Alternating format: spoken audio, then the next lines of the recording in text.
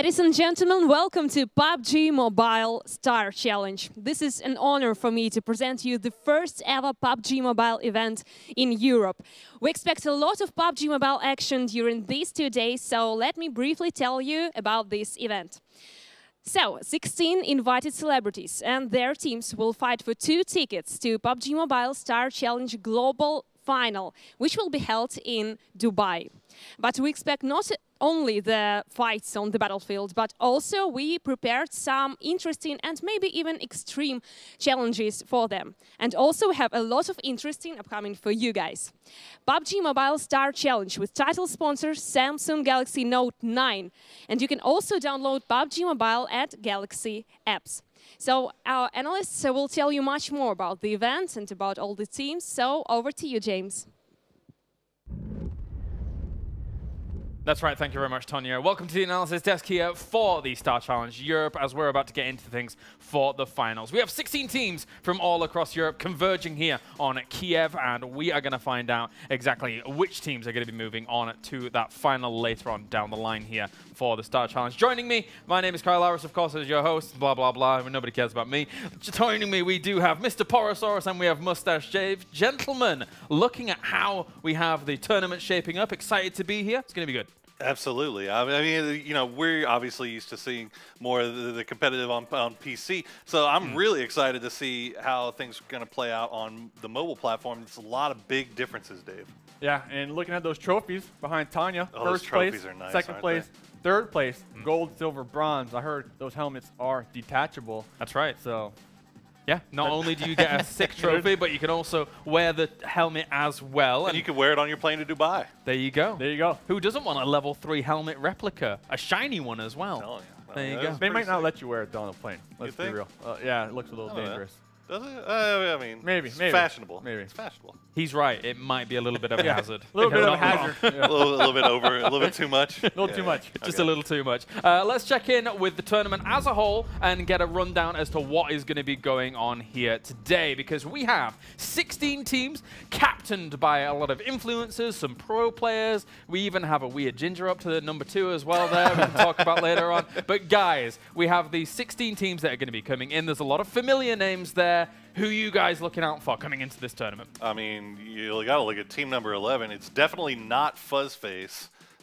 But you know, I think I'm always interested to see how these pros that we're used to seeing play in these high pressure situations, how they're going to play here on mobile. Yeah. Fuzzface obviously playing with Fake and Resu, and is his coach there for FaZe, Ayuki, who told me his name is Ayuki, even though I've always heard it pronounced Loot. He told me it was Ayuki. I don't know if he's trolling me at this point. I'm not sure. But who are you looking at, Dave? Yeah, I mean, a lot of options in front of us right now, but I already know who's going to win this tournament, at least second or first. Okay. All right? Hyro, Team Hyro. That's Chris, Dosh, and Ericon.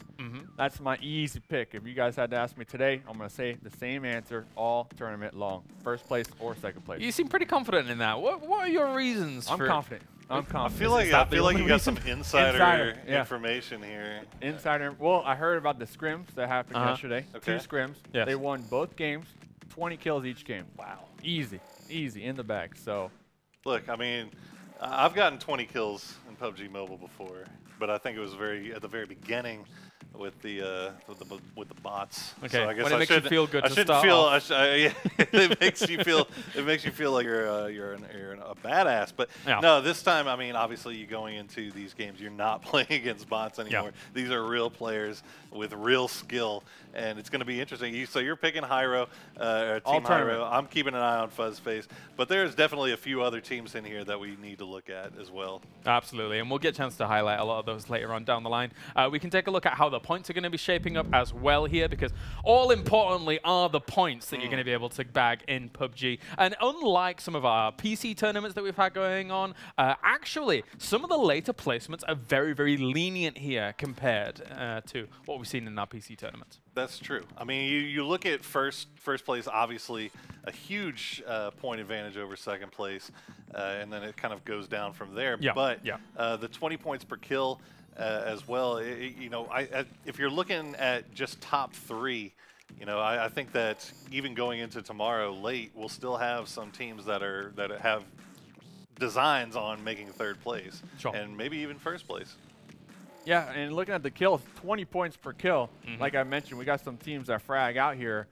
I mean, they're going to get these placement points with just kills alone. So it's going to be interesting to see how that plays out later on, and if we're going to see a tournament where it's top heavy with this leaderboard. Yeah, we saw a little bit of a divide in some of the qualifiers for North America, of course, coming into their finals later on down the line, and we did see some teams that were able to just really rack up huge kills and other teams which didn't do so well. I think one thing that's important about the points, and you can disagree with me if you want, is that even if you do get kind of down towards the lower end for day number 1, at least you're bagging some points to potentially make a recovery tomorrow. Yeah, I mean, I think that you always are in the fight.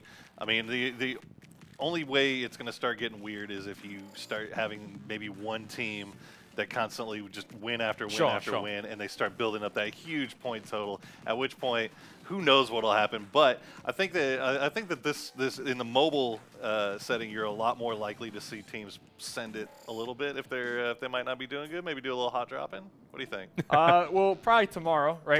We'll see the hot drop in today. I feel like it's going to be more or less teams dropping and just not knowing who's dropping near them. Because, like I said, we had a couple scrim games. But, I mean, that's when teams are practicing. Maybe they're going to drop somewhere different after learning from a scrim game. So I think day 1, we're going to find out where everybody's going to be dropping, where they're comfortable to drop. And I'm actually kind of going to disagree with you a little bit. I think after today, we'll see who's going to be in the lead tomorrow. Like who to look for tomorrow. I think after today's games, we might actually have a good idea. Well, let's take a look at today's schedule, so making sure we have all the games prepared for you and good to go, because not only do we have our 5 matches that are going to be going down for the tournament itself, but we also have a show match later on as well. So our matches for the tournament are going to be played in Erangel, and our show match we're going to be playing on the new map for mobile, of course. It's going to be Sandhawk, which we've had plenty of experience with PC, so that's all nice.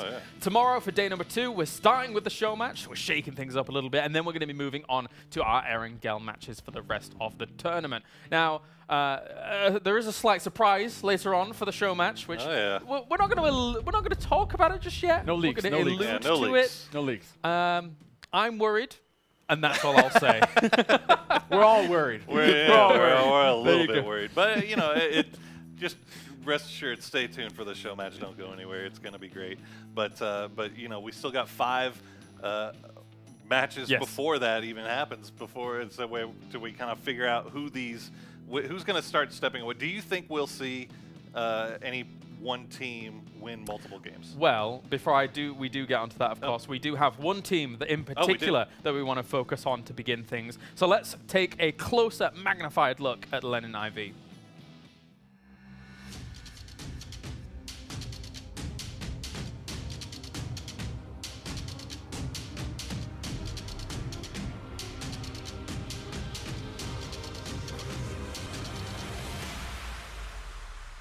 Всем привет, меня зовут Костя Сивко, играю под никнеймом Ленин и занимаюсь профессиональным комментированием шутеров. Я из города Каменец, это в Брестской области, в Республике Беларусь. На этот чемпионат я приехал вместе с командой, чтобы войти в топ-2, заполучить слот в Дубае, дойти настолько далеко, насколько это возможно. Моя команда называется Ленин Squad. Все 3 участника моей команды — это мои хорошие знакомые, которые прекрасно владеют компьютерными играми, в частности данной дисциплиной. Это Олег Литвиненко, которого я знаю уже несколько лет. Он очень много играет в компьютерные игры и просто может раздавать. Это Гомер, он же Александр Лысенко, которого я также очень хотел видеть в своей команде. Он веселый парень, всегда может разрядить атмосферу, что-нибудь вбросить так, чтобы давление не было слишком высоким. Ну и также просто молчаливый парень Александр Богданов, он же Богдас, который просто может раздавать и не задавать лишних вопросов. Самое главное, что мы извлекли из тренировок, не играть по принципу профессиональных команд, потому что мы все-таки не профессионалы, и вряд ли эта дорожка куда-то приведет без серьезных, многодневных и усердных тренировок. Мы расслабимся и будем делать что-то максимально необычное, так, чтобы иметь возможность подняться как можно выше. Я знаю господина Каспера, он же Роман Лепехин. Эй, Каспер, я пришел сюда записать интервью и выиграть твою команду. Интервью уже пишется. Куда потрачу бабки? Не знаю, на все есть. Дорогие зрители, фанаты, болельщики, если вам приятно за нас болеть, то обязательно болейте, приходите на официальные трансляции, и мы постараемся показать все, на что способны, а также подарить вам веселье.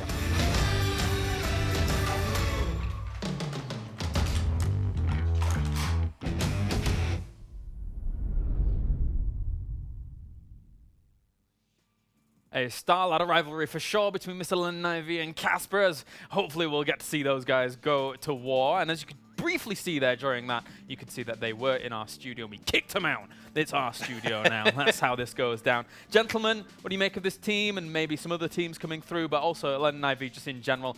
They're a veteran team of gamers coming into this tournament. Yeah, and you know, I think that one of the things they talked about was having that experience on mobile, right? I mean, if you're going to call out a team like Casper and the squad that he brought, you're going to have you're going. I mean, let's just say Casper got a few ringers. Yeah. If you're gonna call them out early, you better have something to back it up, and it looks like they feel like they do. Yeah, I like Bogdas Alexander. You saw in the interview, no questions asked. Just goes out there, does his thing. The team captain doesn't even question it. I mean, you have to be doing something right if your team captain is not going to ask any questions. Yeah. Yeah, I mean, it's either good instruction, right, or just instincts, maybe. Instincts. PUBG mobile instincts. It's like there's something to be said for having that player where you just point them in one direction and they go, and they don't even. They're not going to question. Oh, like, oh, maybe we should go over here. Maybe we should go over here. No, we're rotating there. Even if he thinks it's a bad decision, just go. Are you saying he's the bloodhound of the tournament? He's just let's send him off. I'll take that. Yeah. Yeah. Okay. That's what the team says about him. So, yeah. Not a bad look. Bloodhound of the team. I agree with that. What do you think about some of the other teams? Who are some of your other favorites kind of coming into the tournament as a whole? What are your thoughts? Well, I mean, obviously I talked about Fuzzface and his squad, but Casper, you know, we touched on just a little bit here. You know, they're sitting on, you got Casper, who's a great player in his own right, but he also went and picked up Keen and 54th from Avangar and Samsa from Tornado Energy Battle. So these are really, really experienced players in the realm of competitive PC PUBG. Now, whether or not that's going to translate super well over to mobile remains to be seen. But I definitely think you got to keep an eye on those guys. What do you think, Dave? About your guys or my team? Hey, anybody. I'm going with my team. All right. Let me give you the breakdown. Your guys, I don't really care. I don't really care about your guys' Poro because I already know who's going to win the tournament. And let me break it down for you guys. All right. Ericorn on Team Hyro. #1 right now on the leaderboards for the season ranks. So that's solos, duos, and squads. And #2 on EU leaderboards.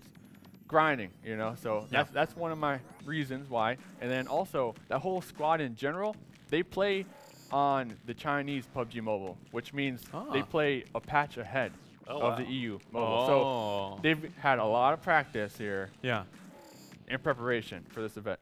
But, you know, you never know. If Team Hyro is running along and all of a sudden they run into the absolute wrecking ball of destructive force and Team Toby-Wan. Oh, you never know. You never know. I can't decide if that's an overstatement or. Look, we'll find out. That's why we're here. We'll find out. Right. I think so. But of course, Toby-Wan is here with his team as well. A very, again, just some ginger, basically. There's only room for a few gingers. Yeah, I don't know. But he is here with his team as well. He did mention that they're not feeling amazingly confident, but they're not, I mean, you know, they're not maybe not feeling so confident about taking home the big win. The big one. Yeah. But they do feel confident in their ability to completely wreck a lobby and cause all types of chaos. Okay. Or feed a lobby, depending on how you look at it. The thumb users is what the players call them out there. The thumb users. They have. We'll just say after talking to Toby-Wan, they have multiple strategies for when things inevitably go wrong. But we'll see what strategies they decide to employ here. Whether it's the four corners snaking to the center. Wow, or, I want to see that. Yeah, you know, they feel like they've got a few ideas of how to counter some of this. So we'll see how it works out. So before game #1 actually begins here, obviously PUBG Mobile compared to the PC version, which a lot of people are probably very used to out there, there are some big differences coming into the mobile version of the game. So let's kind of break break down some of those differences that do occur here, Mustache Dave. One thing to me that stands out is actual auto-looting that you can actually utilize going through the game, which makes things very quick and kind of more accessible for the mobile game, I think. Especially with patch 0.8, right? You can customize it in the settings. Right. You can pretty much customize how many bandages you pick up, how many ammunitions, what guns, and all that good stuff. So all you have to do is just run through the place, run over something, it automatically picks up auto-loot. I don't know if I want to see that on PC. I'm going to keep it on mobile for now because you'll have a full backpack full of stuff. But it also swaps out. Say you have a level 1 bag, you run over a level 2 or 3, it automatically swaps it. I mean, talk about easy. That's easy right there. Sure. Yeah, that's definitely easy mode. But look, there's also things that are different with mobile as far as the aiming goes, right? We talked a little bit about the how it employs not only the thumbsticks but also the gyroscope in the actual phone, so that when you're trying to aim, you can actually use the tilt from the phone to actually center in a little bit. So some players will use this overall, but then they'll also use this on ADS specifically with like an 8x scope, just to kind of make those small minor adjustments to land on a head. So it's going to be really interesting. Yeah, makes sense. I think, you know, when you're actually playing on the mobile, you scope in with the little scope button. Then sometimes it can be a little bit of a chore if you play this way to try and drag around where you want to be aiming. But if you have that option available to you, Dave, it's really cool. We actually spoke to a couple players talking about the gyro. You know, people kind of think, oh, you have to do this to move around. You know, you can still swipe and then do that along with it. So that's kind of one of the main kind of strategies when it comes to using the phone. You got the gyro with the thumbs, right? And then you have the claw, which I find interesting. That's the claw grip, which actually I know I'm going to keep talking about. Hyro, he plays on tablet. He uses 3 fingers. So I'm going to call that the spider. He uses spider. Oh. So now he's back down to the claw, though, on the phone. Yeah. So that's interesting, using 4 fingers. I don't know if there's an advantage or not. We'll find out. Yeah, definitely. We'll see how it plays out in the tournament. And talk to me as well about the roaming point of interest here on Erangel, because if you're a PC player, you are not familiar with it at all. I discovered it during the North American qualifiers last weekend. It was a treat to discover. Talk to me about what I call Carnival. I'm not sure what name it actually officially has, but I call it Carnival. Well, hey, look, we're the trendsetters, right? We're the ones that come in here and set. If we say it's officially Carnival, by God, it's Carnival, and I think that's an appropriate name for it. I mean, it basically, whenever you come into spawn, there's a carnival, and you run around the carnival before the plane takes off and drops, and it stays there during the game. It stays in random places across the map. And when you go there, you find flare guns, you find a boat ton of loot, and it ends up in different places. So it's going to be interesting to see if anybody decides to do one of these flare gun strategies, draw attention to themselves, get better loot that way. I don't know. What do you think? I think so. I think if they're not going to hunt for the flare guns, but if they pick it up, they're not going to hesitate to use it. Sure. Because you get all that loot, all that sweet loot. You were actually mentioning you found a flare gun back to back, and you still popped it up in the air in your public games. Yes. Are we going to see that here though? That's because one flare gun, if you get away with it, okay. But 2 back to back. That might be drawing a lot of attention to you. Also, what's important is depending on where you actually pop it, you sometimes get an armored UAS as well. If you're outside of the circle, outside of the circle, that's going to be moving. So there is that potential coming in if people see the need for it, which is kind of cool. But as you say, it draws a lot of attention, and I think in a game like this, with people that are going to be quite competitive today throughout the days. But still, though, I mean, there are. It is worth dropping or going to a crate. It is worth finding those high-tier weapons, especially. I mean, I feel like an M249 on mobile is probably just the god gun, right? I mean, it's although you know, some people they say, like, you know, is it worth doing full auto on mobile, or is it better to just do the constant tapping, because depends on the gun. Maybe with gyro. You do have a little bit of aim assist there, right? Yeah. That can be turned off, but why would you? I mean, there's no point. So I think you'll see a lot of tapping here, but as far as like snipers go, I mean, everybody's pretty much kind of confirmed this. You know, you need a scope, and once you get a scope, you're just kind of on a whole other level than everybody else. So I mean, I think we'll definitely see people going for these crates. Well, I'm sure that we can talk a lot about it. We've got a ton of time to do so. We're actually just going to go to a short break here before we go to our first game, so everybody can get set up and ready for the first game in as best conditions as possible. So join us after the break here for the Star Challenge EU, as we will be right back. The new Galaxy Note 9 has more power than you need. Like a remote control for a phone. Why would you... Oh, that's why. The new Galaxy Note 9. It's got more power than you need, until you need it.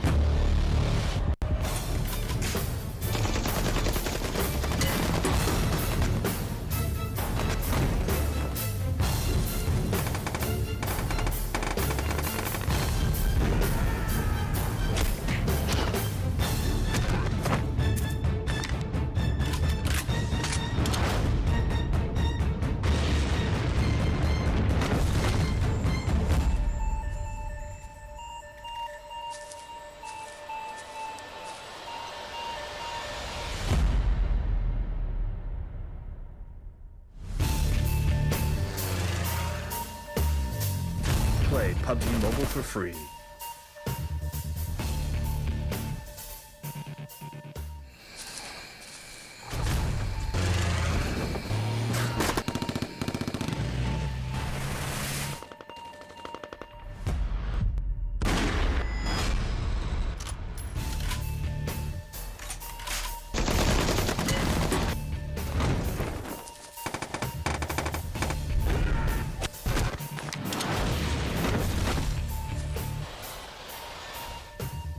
Play PUBG Mobile for free. Welcome back, ladies and gentlemen, here to the Star Challenge EU, as we're just getting it. Game number 1 slowly underway here. But whilst we do, of course, on the analysis desk here, I do have Mr. Porro and I have Dave.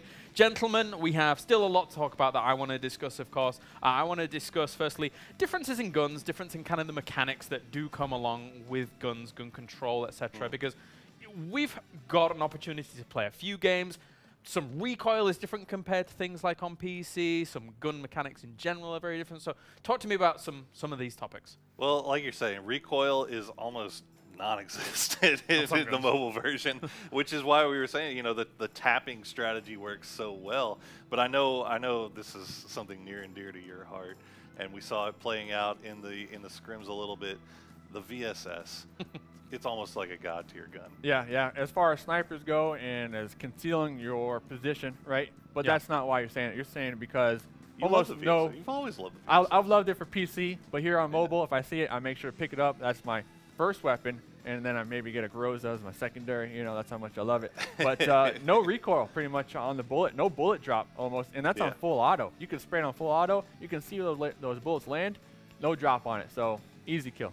Yeah, very impressive stuff. And I mean, some of the DMRs also kind of feel in a similar vein. Mini feels kind of that way as well, but the VSS, obviously, it comes with your scope, it comes with your suppressed shots, etc., and things like that. Mini, you have to equip that out. SKS still has its recoil, so you do have to be careful with kind of some of those guns, right? Yeah, to an extent, right? Sure. Yeah, I mean, if you do have the aim assist on, and most of these guys do, like we were saying, and versus, you know, doing the single tap versus doing the full spray down, at least from the guys that we were talking to out there, it seems like the general consensus seems to be it's better to just do the tapping than to actually commit to a full spray. Now, I don't know, we were playing a little bit last night. What was the impression that you got? As far as like tapping or spraying? Tapping versus spraying. I think spraying comes to play when you're up close and personal. Breaching a building, just turn on the spray, the auto, run in there, pressing the button and you got like 3 kills. And then, you know, from mid-range to long range, definitely tapping, definitely. Yeah. Fair play, fair play.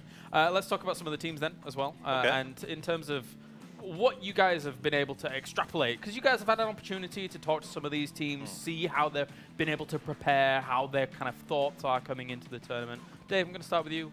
How have you spoken to them and got from them? Basically? All right, so I already know.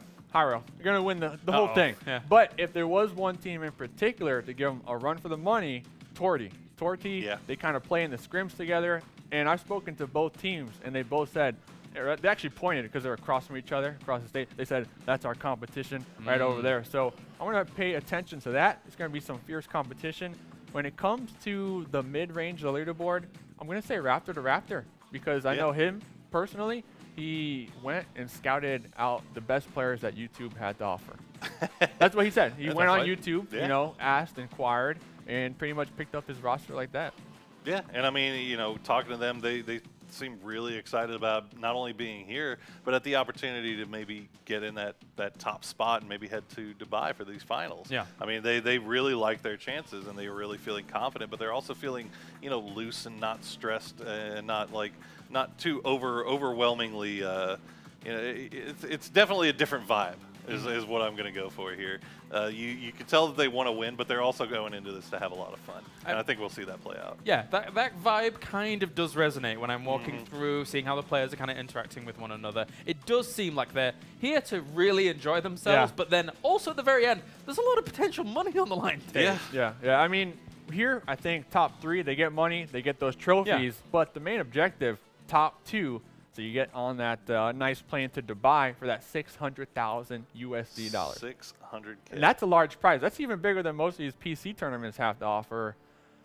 So I'm rethinking. Yeah, I'm rethinking. I should go to mobile. I don't know, but yeah, I mean, first and second place are going to be extremely important going into tomorrow. We're going to have to pay attention to that. I feel like anybody going to Dubai has an opportunity to go, like, obviously you're skydiving from the plane. Yeah. You could literally go up the Burj Khalifa and probably skydive from similar height, and that's what you would be doing at that point. I will be on the ground holding my Samsung Galaxy Note 9 videoing you doing that because I'm not going to do that. You volunteered. You volunteered. You said you're going to base jump off the Burj Khalifa. Fully enough, I did have a friend that did that, and they videoed it. And you can see over the bay as you're doing it, and apparently it's a really good time. I'm not doing it though. Insane. You have to do it now. I mean, the chat. Put ones in the chat if you want them to do it. I don't even know if I'm going. What's this? This is a conspiracy. Anyway, beyond that, obviously, you know, people like Raptor to Raptor, you know, previously known on PC as was on Method for a little while, and then eventually went over to Tiger Mafia, where I think he kind of had more residency than Method. Looking at these PC players, as they are kind of professional players, how do you think they are going to be able to adapt to mobile? Because it is a far different beast, I think. It is, but I mean, at the end of the day, you still need to. I mean, you still need to get vehicles. You still need to transition into Circle in a decent amount of time, right? You still need to find these spots that you can hold safely by either building a car fort or by just kind of building a fort for yourself. So, I mean, I think a lot of the same strategy elements are there. But, you know, at the end of the day, like you're saying, through scrims, it's kills. Kills are king. And, you know, you can get placement and get up there high, but if you finish in, you know, 4th place with 0 kills, you're going to get passed. Yeah. Well, looks like we are almost ready for game number 1 here as the drop is about to begin. We're going to be going on to Erangel for our first match here, brought to you by Samsung Galaxy Note 9, and we are going to have a plane going straight through the middle. Gentlemen, talk to me about these drops. Oh, that is what you like to see in this first game. Anywhere on the map is available. I know we have a lot of teams that like to go to George, so it's going to be interesting to see who goes there. Yeah, North George in particular, very heavy with that loot, so I'm wondering if we're going to have a couple squads kind of duke it out there, as we already see a couple teams actually parachuting in that direction, right, gentlemen? Looks like we might have one or two teams fighting against Stinky and Pachinki as well. So let's see if anybody goes to military or Milta. But it looks like right now North George might be a hot spot. Interesting, because in the North American qualifiers, we had nobody dropping in Pachinki for a long, long time. Really? So yeah, like the entire first day, nobody dropped there. So it's good to see someone already. Nobody at all. Yeah. Nobody. That's free loot right there. There is no meta for this right now. We're making the meta. We're making the meta right now. This is the meta. Other thoughts on drops, boys, as we look at this? Yep, it looks like we got a couple of people going to Yaz. Team 15 going to have the entire side of Lipovka to themselves, but it looks like we should see some early scrapping here, some early fighting. Toby won in Primorsk with his team over there, so we'll have to they're safe. Keep an eye on that. Yeah, no one dropped by them, so that's good. You know, great start. And as that plane goes, obviously, it being through the center, this is going to give a good opportunity for people, wherever the circle may pop, to actually try and rotate, right? Absolutely. And I mean, I think at the end of the day, you still need to get a hold of those vehicles early on like you would normally do that. And there's your circle, all the way off to the east. Good opportunity for a lot of those teams in the East already to establish themselves. But thank you very much, gentlemen. We are heading over to the commentary team for game number 1 here of the Star Challenge EU. Welcome, everyone. My name is Cameron Davis, and I am joined by none other than the man Froz himself. Hey! For your in-game commentary. And right now, it was already kind of pointed out on the drop, but there are a couple of groups going over to George. Yeah. We saw this happen a little bit in the scrims. There were a couple of teams kind of fighting around that area, but was just given a little passover around a bunch of other locations as well. You see Casper's team here in the middle of Razak. I mean, we saw a lot of teams, as you said, dropping towards George area, both south and north. So hopefully we'll see some early action coming on straight away. Yeah. Seeing them fighting together against each other. Also, like, all these teams have their influencer as their first in the name there. So it's easier to actually identify which team it is. Yeah, like you can see here, we got Rammus's entire squad here chilling out. And Razak Suntouch, him and his teammates are over here onto good old Lippy, good old Lipovka. So which team is your favorite team coming into this? Oof. I mean, like, knowing my background, I kind of like have to just default onto Fuzzface. Like, that's really? just, yeah, I don't know. But I will say I'm gonna chime in with Dave here.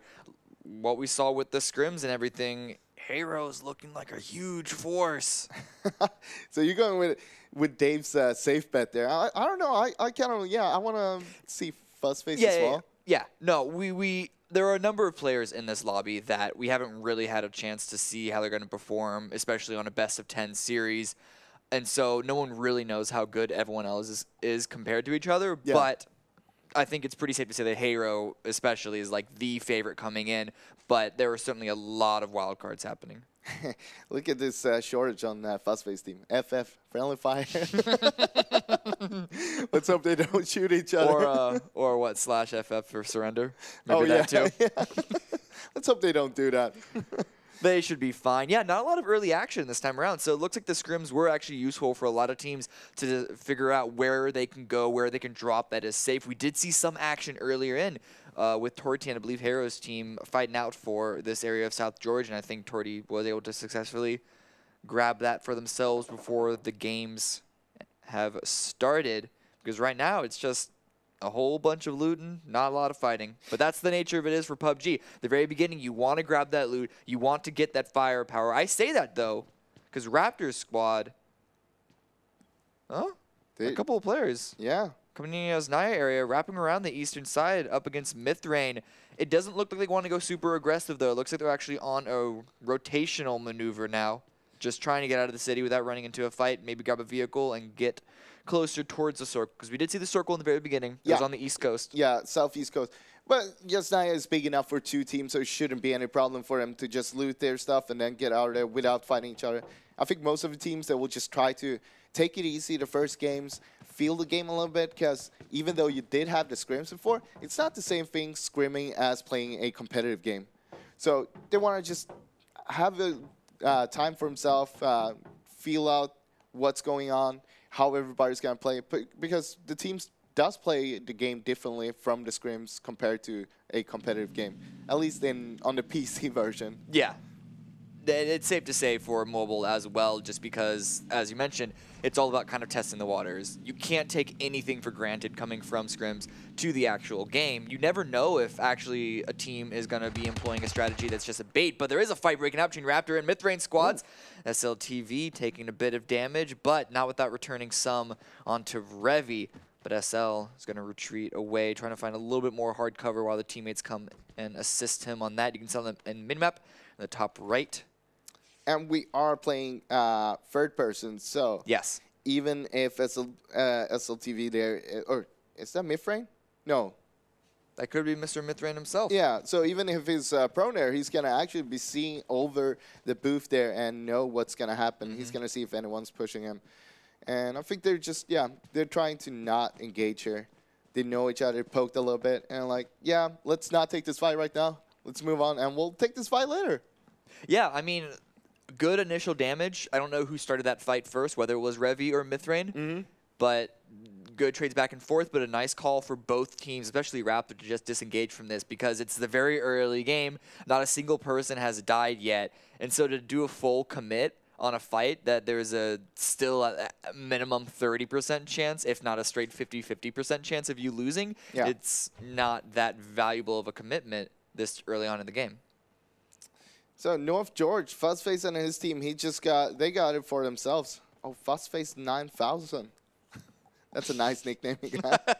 Now, this is interesting. They're going 4 people in one vehicle, or they're just... I don't know. What are they doing? I don't know. They have a US there. They could, they could double up. But so we have seen this in other mobile tournaments, is riding all 4 in one vehicle, which at first glance may seem to be even more of a risk because I suspect that the HP of mobile vehicles is a lot lower than on PC. However, they mentioned this on the desk, spraying versus tapping. Tracking a moving target while spraying is actually incredibly difficult. Yeah, but the thing is that this is squad, so you have 4 players that can do it at the same time, though. So true. Yeah, absolutely. But as long as you're aware of who you're rotating through and you have your rotational paths on point, it's not as big of a risk. It's still certainly a risk, but it's not as big of a risk as we see it on PC. And, I mean, Torty seems to be comfortable with it. Here we go. Put it to the test. Mazzarini taking some sprays on the DP, but didn't really land any shots on anyone from Torty. I can't see the vehicle of the health of the vehicle, but it looks to be fine. No Not smoke much damage so far. there. Yeah, exactly. So we should be okay. So one thing I actually got to know yesterday when playing the game a bit is that it's kind of hard to flip the vehicles. Some people know that I'm pretty good at that. Well, PUBG Mobile might be something. You did at least do it once. Yeah, I did actually do it. I thought we were not going to talk about that. you brought up your ability to flip vehicles, and it's so good that he's even figured out a way to flip vehicles on mobile, which is I will double up on that. It is actually quite difficult to do it. Really it's almost like there's a magnet between the vehicle and the ground where it just keeps you stuck to the ground. I mean, just unlucky. So we see a new red zone coming up as well. That is something we're not used to when we do see the PC PUBG red zone. Now, we do have it throughout this tournament. It's going to be interesting to see because I want to see someone get knocked and finished by the red zone. I would love to see that too. We'll see if that ends up happening. The red zone, it can be a little chaotic, of course. Yeah. I don't know about you, but whenever I end up in the red zone, I just play as normal. Well, the thing is, I don't play that much public games, so I don't actually end up in the red zone. Okay. All right. Sure. But I mean, now we talked about 4 people in one vehicle. What if they rotate in the red zone? Yeah, blown up? That's the definition of unlucky, though, isn't it? Yeah. That's a bit yikes there. So we got Harrow's team here. Only team on the Sosnovka military island. Looting up Novo. And this Novo is in this circle. So he doesn't need to rotate just yet. However, unless he gets hard shifted on like 5 times in a row, him and the rest of his team, they're going to have to cross that water eventually. So we may see when they decide to do that. They are probably going to wait out this first circle on their side and wait for the second circle to appear before they make it their rotate. But it's rotate city right now. Damien and his team all hanging out, just trying to. I guess they're comfortable with this shack right now, or at least 2 of them. Yeah, they kind of did a 2-2 split, I think. And we are playing with standard settings. So what you see here is the same settings as if you would be playing on your mobile. When we do see PUBG on PC, though, we usually have a little bit tweak on the settings. So this is not the case. So we don't have, for example, what we have in PC, the land ratio 1 on circle 4 and 8, which removes the water. So it could still be water circles in this game. Yeah, we'll see if that ends up happening. There's not too much water here. But again, we're going to have to see exactly how this happens. Here we go, Ollie Pocket. Ollie Pocket. Why am I struggling with that name? That's her and her squad. Just hanging out there. Here's Casper hanging out in the warehouse. A bit defensive of a position. Look at these skins, though. The skins in this game is amazing. Those are nice. Those are nice. Everybody's just chilling for what it looks like. No one's actually want to take any fights yet. The circle is still very big. There's no actual need, but it is 20 points per kill. That's a lot. That is. So I ran the numbers on it, and I ran the numbers with the taking what you get like 115 points for getting last place, which is essentially a gimme. Yeah. So really you get, so it's 110. You really get 390 for getting first place. 390 with 20 points per kill means that kill points have just over 5%, like point-wise. So it's roughly 20 kills to get the same points as the first place. If that is a lot. It's been a while since we've seen any event with a point structure like that.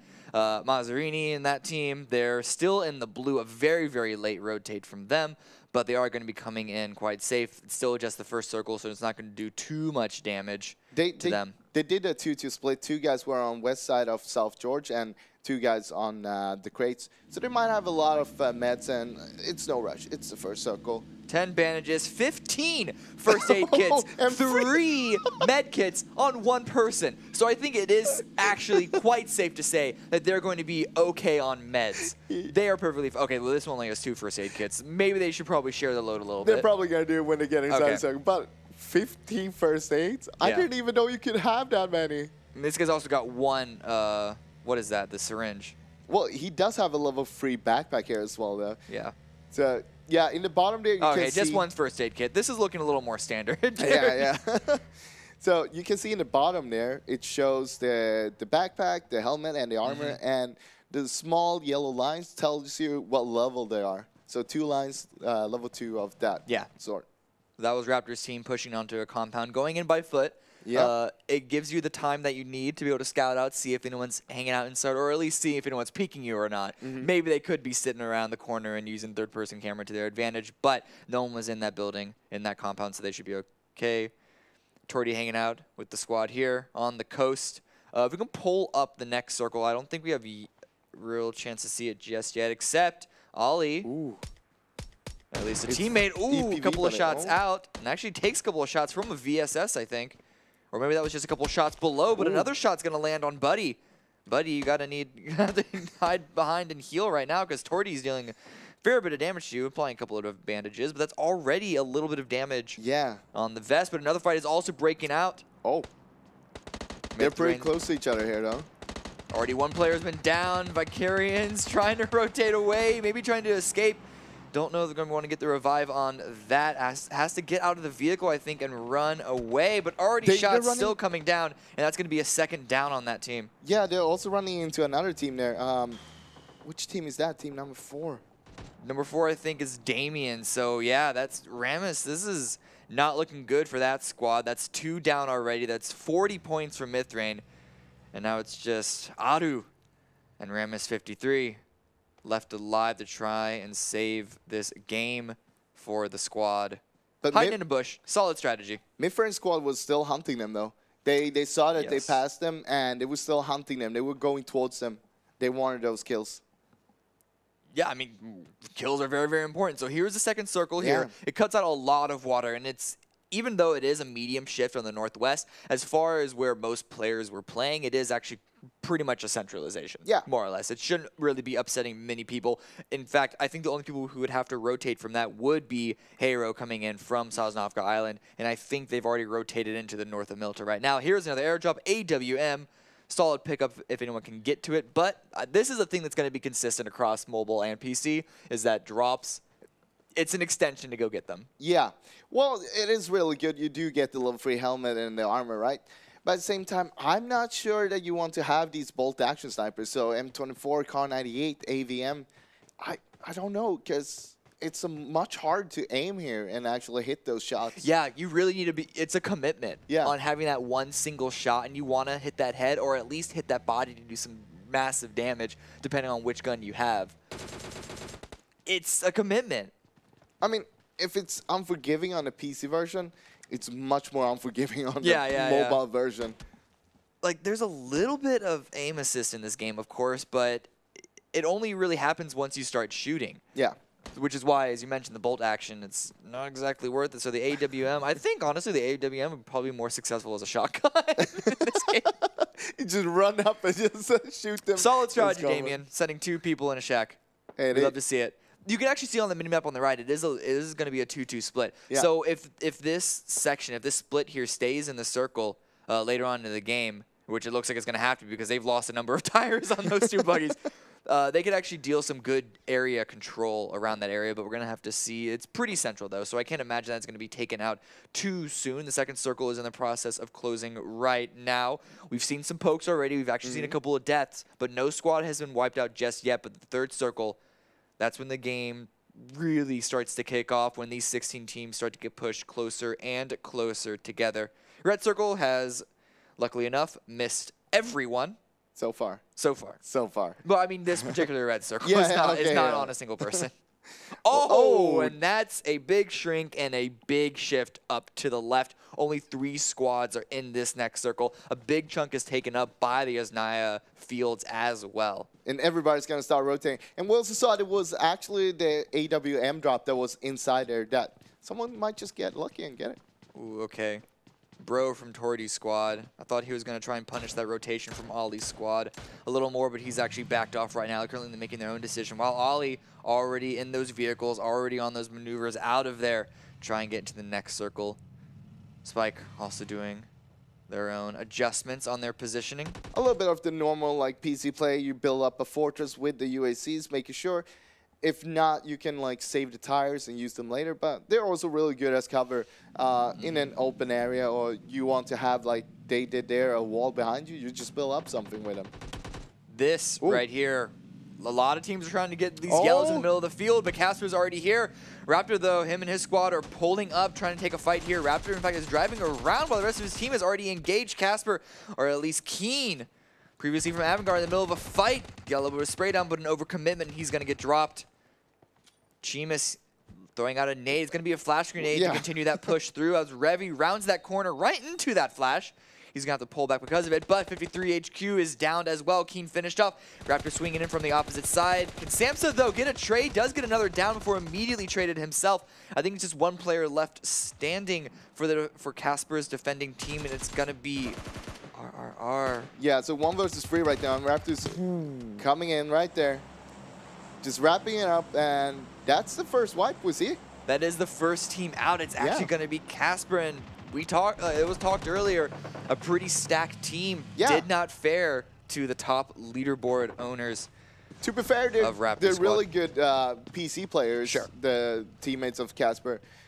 Seems like they might need to play a little bit more mobile tonight. Get a little more used to it. Yeah. Ooh, Mazza, though, another rotation into Mithrain. Barrietta and Face Smoker. Taking a lot of shots. It's actually going to be a down from Tordy's squad from across the way. So they're kind of running into a really bad position. They're just going to try to dip out. I want to see people try to run people over because the vehicles are really easy to drive. And we talked about them being hard to flip. You might actually just try to run people over with I don't know. When you're losing a tire like Face Smoker has lost, it may not be the easiest thing. But he's going straight towards Suntouch team there. Just trying to find some place to hang out, some place to hold up on. Oh, a Groza. Now, this is a good weapon to have in mobile. Is it? I've never tried it so far. No, it's pretty good. It's Groza. It's a late game weapon. It's all about being up close and personal, but it's quite good. Pair that with a VSS, and that is my preferred loadout. Yeah, I like when you breach, you just go full auto and just sprays everything down. It's pretty quite fun to see. So I hope we see some of those actions later on. Some breaching, teams going really head-to-head inside one building. Lennon hanging out here. He has another team in their sights. It's actually going to be Toby's team, squad 14 on the bottom left, rolling past Lennon, hanging out just on the edge. A lot of teams in the red zone right now, by the way. Yeah, a number of teams in this red zone, no, but it just disappeared. Yeah, it seemed to have missed everyone here as well. Damien Split is also making its way into the circle. No one's going to be outside of the circle closing. We're going to see where the fourth circle goes. Is it going to be another hard shift? Or is it going to stay relatively central? Is it going to be relatively kind to the teams here? It's going to be another hard shift back the opposite way. Look at Damien's team. They were split up 2-2. Now they're grouping together, and they got a pretty good chunk of the circle there. They can actually control a lot of it if they play it good now, because most of the teams were outside the circle. They're one of the few teams who actually have a full team inside already. This means that the compound that Raptor fought for, they're going to have to leave, and that means they're going to have to push through Mithrain. You can see just over that little hill. Tordy's squad as well is going to have to leave Yasnai, and it's going to be a long rotation for them. Hyro, get back in their vehicles, rotate out. Did Erica get run over a little bit? Yeah, hitting your teammate with the vehicle doesn't really do that much damage. At least the UAC pushed him a little bit. Yeah, now, if that was PC and me, I would have get knocked. Face smoker. A little bit of damage there. Almost got a knock. But they're by themselves. The rest of their teammates are going to be all the way up on the north. Fuzzface is going to get taken down, but went through the smoke. So does Rezu. So that's 2 down for the FF squad. That was a long shot as well, and they're pulling up right now. They know they got 2 knocks. They want to push on this. Everyone is inside the smoke trying to get the revives as quickly as possible because they hear the vehicles pulling up, peeking up over that ridge. 10K Days, as well as Mithrain himself, trying to spray through that smoke. Fake here's the rotation around from Nursey, but it's going to get taken out, and it's all up to Luke, and that is everyone downed? Yeah, all right, there we go. They finally get finished. Wow, that was a nice execution from Mithrain's team. They get a knock, someone went for the revive, get another knock, and then they just went for it.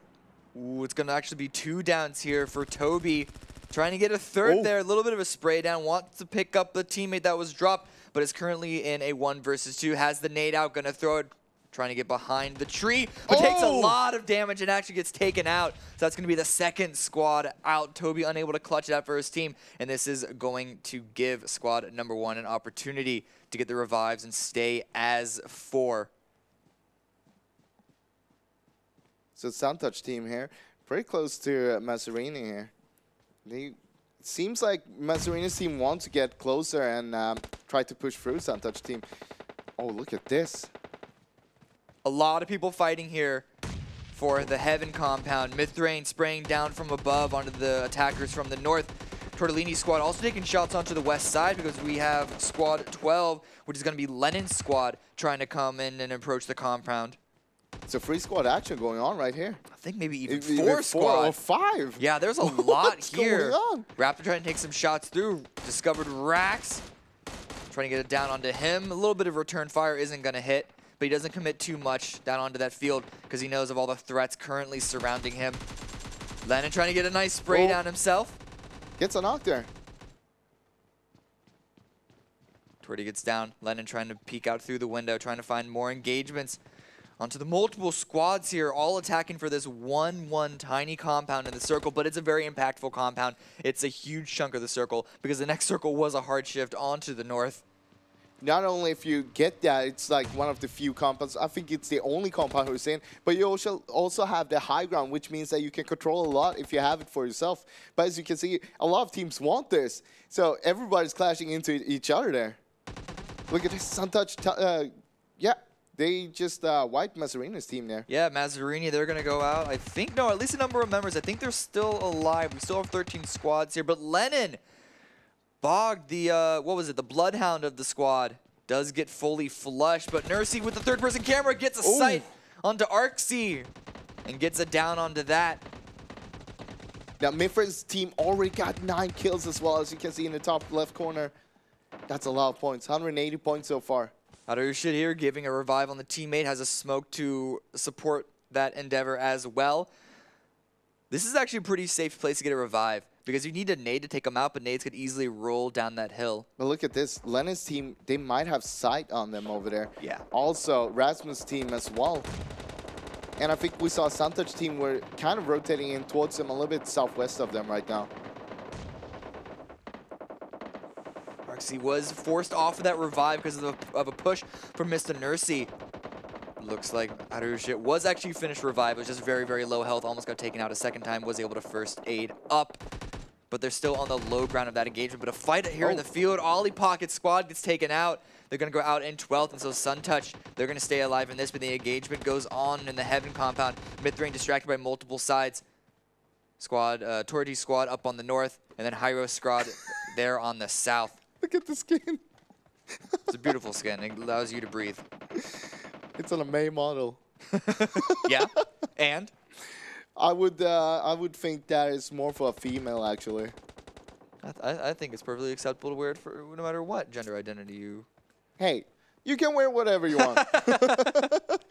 No one's judging. So there's currently 3 squads here in one section. Like basically it's one compound, even though they're kind of separating in 2. We got Rax, I think he's a little bit off in the distance. But there's Hyro squad, a few members there. Then 2 other squads hanging out. But Spike, him and his squad, they've continued to move these vehicles closer and closer, further and further into the circle, keeping them alive. And I don't think they've lost any tires. So it's a pretty safe endeavor for them. They all have their own vehicle, and they can use it for cover up in the late game. And they're going to need it, though, because the next circle has hard shifted onto the Heaven compound still. Kinris from Hyro squad peeking out the side, gets a nice spray down. I don't think he gets a down, though. Varushit pushing up. Slides down a little bit. We still have 11 teams alive, actually. That's a lot of teams for this small circle that's going to be here now. A lot of people are hiding out in these compounds is the thing. Mythrain, 2 downs. Oh, no, it's just 1 down, but a lot of other players in low health as well. Mythrain able to heal up. Nursey needs to do the same, and it's going to be revive on their 4th player, so they're going to stay as 4, and you can see on that minimap just how useful this compound is. Oh, that's a tag there, right? I think it was, but it wasn't a full down just yet. Kinris from Hyro squad still going to be taking their shots through the smoke. Wants to delay any sort of push from these squads in onto their position. Wants to deal as much damage as possible into the late game. 23 alive now. Archie there taking some shots. I don't know from where, actually.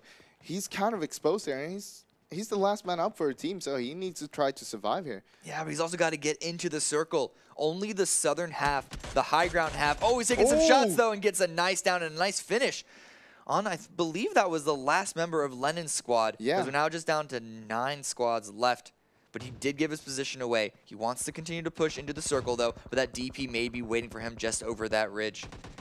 Damien, they're in on the side. It was hard shift onto them, but Spike, they're going to have to continue to push themselves, and they want to take the southeast low ground. I like that. That's really good positioning from them. They also have the vehicles. This is Jansen from Rax's squad just hanging out in the grass. Not spotted at all, but ooh, that's the final down for yet another squad. We're now 6 squads left. A lot of people dying to the circle. As we mentioned, it's getting very cramped here now. But a lot of teams are actually taking some good covers here, using the vehicles. The next circle has continued to center up on the high ground Heaven compound.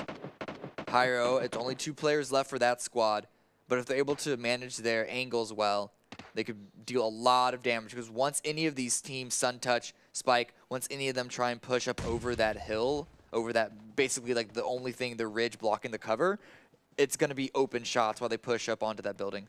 But at the same time, it's going to be hard for Hyro's team to actually hold that by themselves. If people try to push up and they don't get spotted, if they use some smokes, they can push up, get different angles. Look at Spike's. I love this by Spike. I love this by Spike. They're swinging over onto the eastern side to have a 2-pronged attack. Or if they all just decide to attack from that one angle, it does still hide them from the western side and the northern side, which they know is occupied by at least 1, if not more, squads.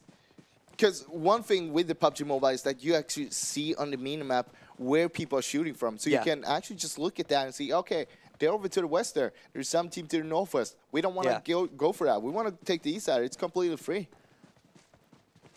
Absolutely. Mythrain up on the north side. Quite close to another squad. That nade, I think it did go in. And he gets a nice down on a Kinres. Is the second follow-up going to go through? Couple of nades already by teammates, and then a second one from Walker as well. Mythrain does get it down himself onto Mr. Nursey. Multiple kills still coming through, down to just 5 squads. And Spike, with that down on a Kinres, are pushing up. They weren't able to get the full kill onto that. Was able to crawl in and get revived by the teammate, but this does give them the opportunity to push up to the building itself. And now they're inside the circle. There's still 4 men up as well. That's huge to be in a late game like this.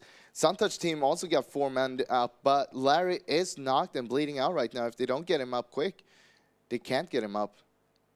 Because I think this is the last circle we're seeing here. It is. It's just going to go to the dead center, I believe, which means that all these squads on the outer ring, it's going to be a hard task for them. But as you said, even though Hyro, they got 2 people in the center, this may be too many people for them to try and wipe out. So there could be a couple of windows for these teams on the edge to find as they push through. They're just going to be crawling in. Suntouch. I like what Suntouch team is doing. They have Reels on the north side there, while they have a 3-man stack on the west side. So Reels can actually play sort of a spoiler role and let the others push up, and then he starts shooting at people that shoots at his teammates. Mm-hmm. That's what you get when you have multiple people in the late game. You're able to use them as their own resource. Ooh, does Doc? He does. He spots Reels, gets the spray down. Can't fully get the flush. There it is. Oh, yeah. It is finished off by Kinres. But at the same time, Suntouch team makes it up because of the smokes and the distraction from Reels. So they're actually in the compound now, or in the house. Up close. Yeah, they're at least on the sides of it. I like this split by Spike. Kinra is going to drop a nade over the side, see if he can't land a lucky explosion. And it's not going to connect because they're on the opposite side of the building. But the blue is currently pushing in. Jansen has to push in. The last member of Rax getting up close and personal with a lot of other teammates. Suntouch does get down. Jansen actually going to the dead center is going to wait for everyone else to fight it out on the edge. It's already going to be another down on someone inside the compound. Spike's team is just, they're watching all the fighting going on here. They don't want to be a part of it right now. They want everybody to get tagged down before they get up close and personal. Oh, he's going to jump in. Nice vault into the spray down. Gets the finish kill and gets a second knock there. Doc, though, heard this action happening. Maybe aware that there are players right below him, but he's too distracted by the other members of Spike on this side. Gets the spray down, gets a nice down on a KKI. And Chris is also still up, and I think he's holding from inside. No, they're actually both on the balcony right now. And it's only one way out to the balcony, and that's through the door. Ooh, a spot with a third-person camera. Walker gets a little bit of damage on a full down. A second commitment by a teammate and pushes him in the blue. Is going to get a down. Another down for Kinres. Has to reload that DP before he commits further. But he wants to finish that kill. Doesn't want to allow a revive to happen. And he is going to push down just in the right time to drop 2 from Spike. The 2 remaining members of Hyro have continued to stay alive. And it's now a 2-on-2-on-2, I believe, with the final 3 teams. It looks like it.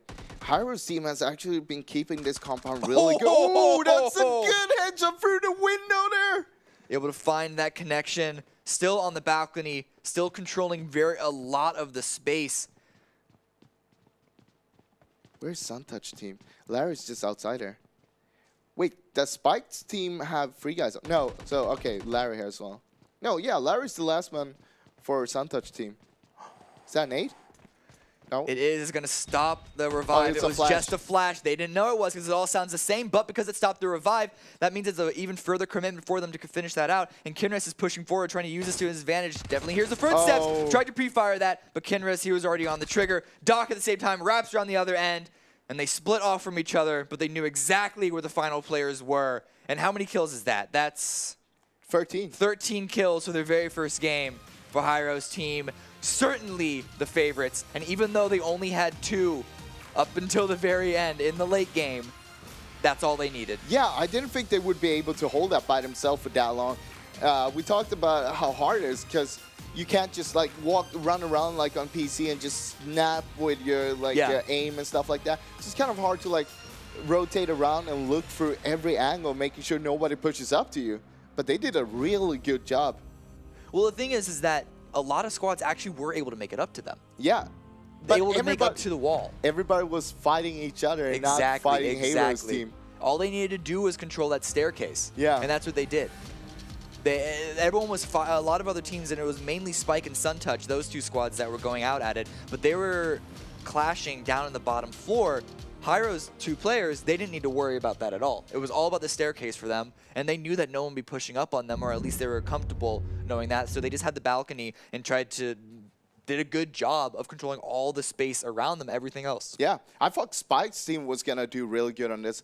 Well, they kind of did. They did get us third place with 6 kills.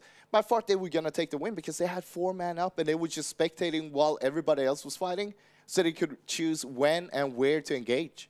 Yeah, no, it was the fact that they had that 2-2 split on the Spikes team. Yeah. They had the 2 players on the northern, the smaller compound, which you'd think would be a really good sightline, a really good crossfire, but it was the balcony control from Hyro once again. That squad just constantly keeping them pinned down. They weren't able to do anything from them. But that is going to be game 1 in the books. We're going to quickly toss it over to the desk where Tanya is going to be interviewing the winners of game number 1. That's right. I'm here with Hyro and Chris. How are you guys doing today? I'm good. Thank you. Thanks for asking. I hope you're also good. Yeah, definitely. So tell me, how does the first chicken dinner taste like? Pretty tasty. Yeah. First victory and the first game of the tournament. Does it feel special, or you expected this result? Of course it feels special because it's also the first official tournament game we had, professional tournament game we had in PUBG Mobile, so together. And it is very special, of course, for us. So what is the secret of your success? How did you prepare for the tournament? There is no secrets. You just work hard. That's it. Maybe you have some different answer. What is the chemistry like in the team? We have a little issue with the communication because 2 of our members are not speaking too well English. So he's kind of translating and yeah, we're making it work. But yeah, it's nothing more. Maybe you have something to say to the fans. Maybe someone supports you. You're streaming these games right now. So what do you want to say to your subscribers? I love them. They are not my subscribers. All of them are my friends, to be honest, because we interactively communicating with them on the streams all the time, and we are talking. And lots of them are already my close friends. So I love them all. I truly love them all, and I appreciate that they bring us over here. You know what I mean? Because we are here just because of them. So I need their support until the rest of my life. So I love them all. This is so sincere. Thank you very much. Maybe you have something to add to this. Nothing special, no. Thank you very much. Over to you, James. That's right. Thank you very much, Tonya. And congratulations, of course, to Hyro and team for being able to be victorious in that first game, as we saw them being able to control our Heaven compound as we know it over on PC. Joining me on the desk, as always, here we will have Mr. Porosaurus and Mustache Dave. Gentlemen, what a game to start things off. Quite a lot of action. A lot of people surviving towards the very end of that game. Yeah, I mean, you were talking about how when you did the North American one, it was very violent and bloody early on. Well, this time, you know, European players playing it a little bit more safe, a little bit more for the late game. We made it to the 4th circle with 15 teams up, 58 players still alive, and that's not something that we were expecting to see. I thought we'd see a little bit more scrapping early. I mean, that goes to show how serious this event is. This isn't like the qualifiers, this is the finals. So all these teams trying to do everything in their power to make it to that late game, get as many points as possible, maybe try to avoid early game fights. Yeah, I saw a few more parallels, I feel like, from PC to mobile compared to, say, our North American counterpart as well. Again, as you mentioned, only qualifiers, so not maybe as, like, proficient in that regard. But a lot of vehicle control, multiple teams taking a lot of vehicles compared to just the one, which is nice because even later on in the game, we saw those forts being set up when you don't have as much cover to be able to kind of keep you alive. Yeah, and especially in that last circle, we saw how handy those vehicles came in. I mean, you had everybody kind of playing the hills surrounding Heaven, not wanting to enter that line of fire of Mithrain, who was just dominating from the top there for a while, ending up coming in 6th with 10 kills. But here's some of the fighting we saw play out throughout the match, and that was a great wipe on the Fuzzface squad there by Mithrain. That's right. Let's take a look at these highlights brought to you by Samsung Galaxy Note 9. Dave, what really stood out to you? Back to that Mithrain play, I liked what they did there. They got one knock onto FaZe's Fuzzface's squad, and then immediately they started wrapping around him, swarming, even though there were smokes going off, reses being happened. They didn't hold back, right? They went in, they got the kill, got the squad wipe. I believe Fuzzface's team went out in 15th place there. Yeah, correct. That's two pretty pretty big name squads going out really early there, and there you go, still fragging out, yeah.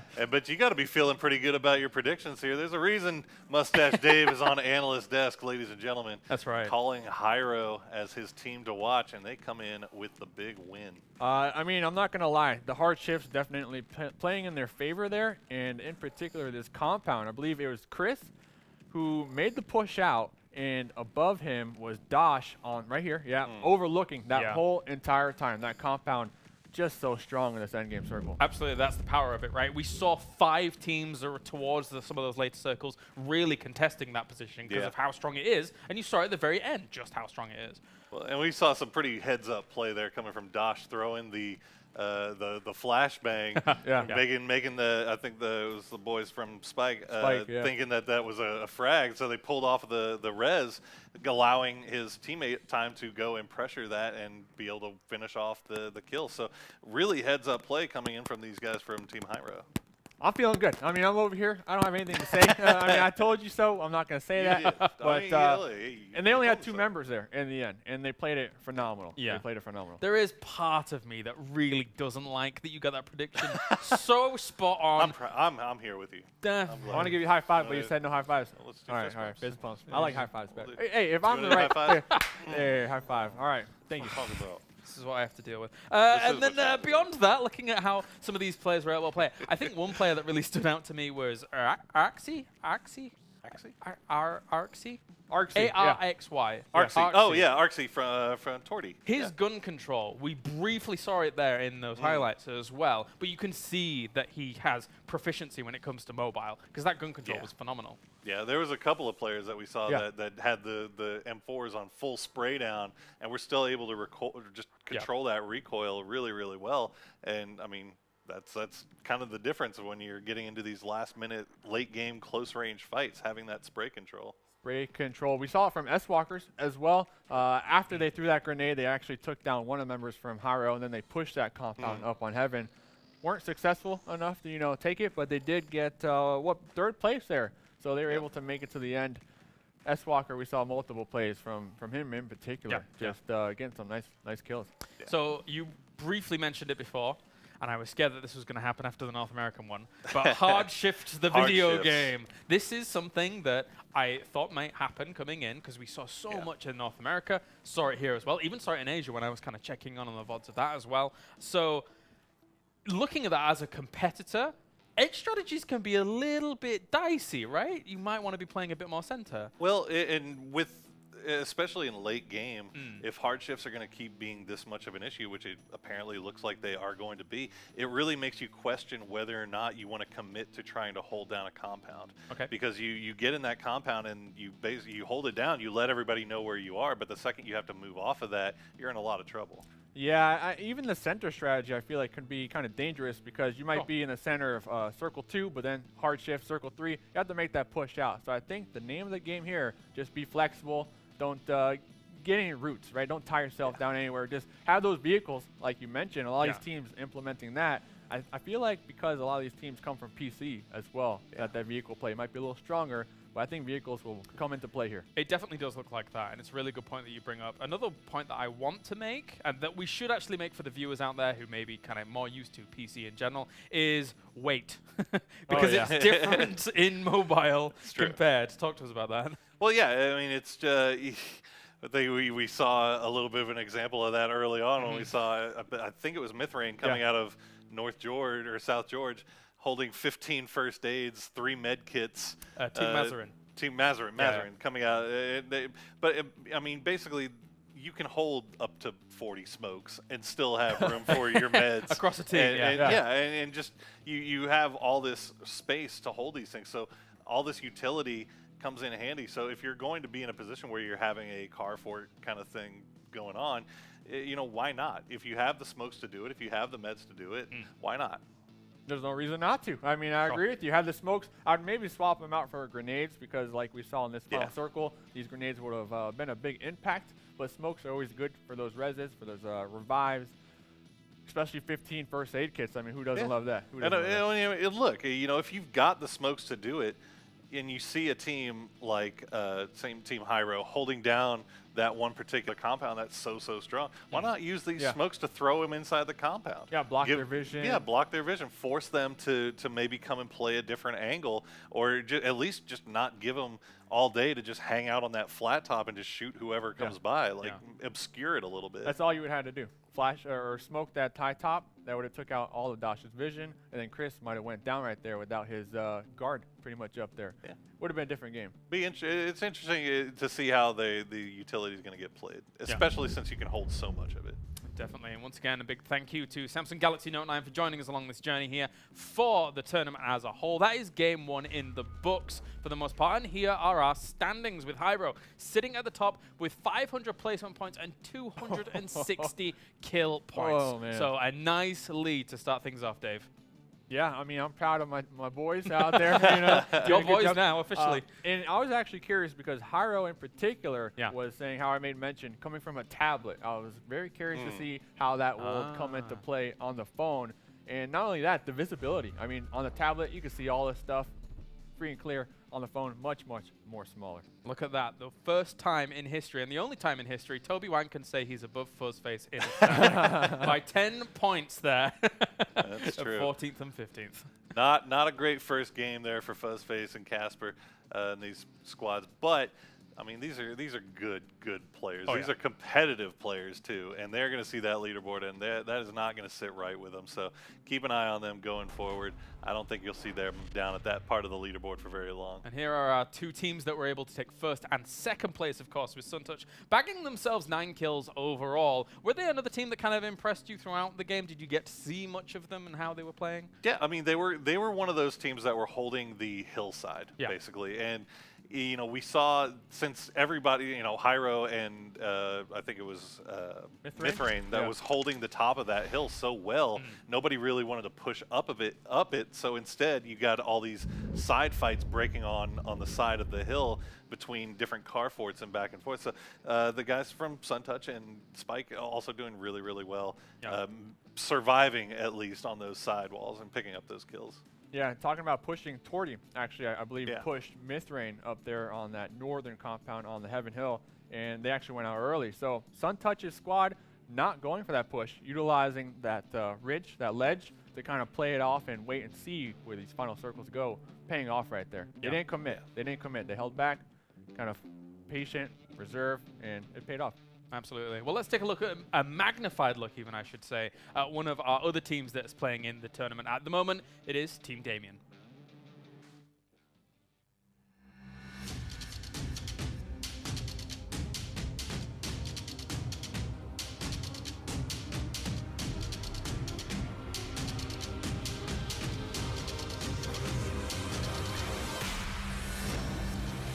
I'm Damien7. I'm mostly playing PUBG. I'm a full-time streamer on Twitch, and I'm definitely here to kick some asses, like I did during the past 2 events. So you can count on us.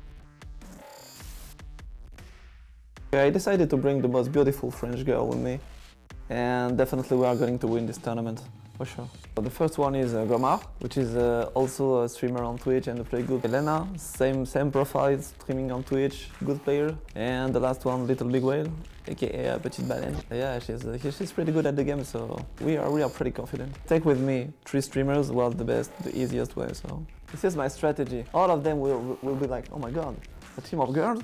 They will be looking at her, and then I will make the call and we will win the game. As I told you, we didn't practice a lot on PUBG Mobile, so hopefully we will do our best and maybe makes a good result at the end. We really want to fly to Dubai, so I don't hate him, but we have a trouble with Whititude. He killed me, I killed him, you know, there is like a challenge between him and I. If I see Whititude, trust me, this one, you're dead. I don't know, because we don't have any return on this PUBG Mobile. I know there is a big player like Furface. Furface is playing for FaZe. It's an amazing player on PC. But maybe on mobile is shit. We can tell who is a really good guy on mobile. So I want to tell my fans that I hope you will support us during all this weekend. We will saw the chat anyway, and every time you're spamming the emote, etc., etc. So thank you for being a part of our adventure, and merci beaucoup. Merci beaucoup, les gars.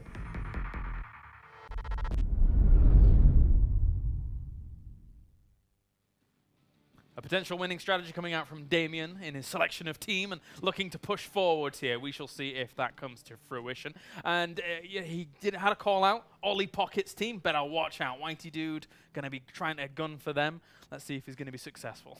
Well, both of these teams kind of finishing right around that middle of the pack area in this game one. So not finishing too poorly, but also got to improve on the strats a little bit going forward. But I think they have something to work with definitely going forward here. What do you think, Dave? I mean, Damon, he said it here to kick some asses. Let's see if he can do so. I don't know if I agree with that strategy, though. You know, bring out the hot girls and have the competition get distracted, right? Because, I mean, with so much on the line as far as making it to Dubai, $600,000. I don't care how beautiful the girl is. I'm going to be thinking about that money. Well, I mean, I think that they're all look. They're good players in their own right. I mean, they made it to the middle of the pack in this game one. So no, yeah, exactly. So we'll see how it goes. But I'm hoping that these girls come out and beat the absolute crap out of everybody else. So that they can stop doing this bull nonsense of you know, they're gonna be there to look. No, they're just gonna actually kill you, bro. Like that's it. Bruh. Yeah, bruh.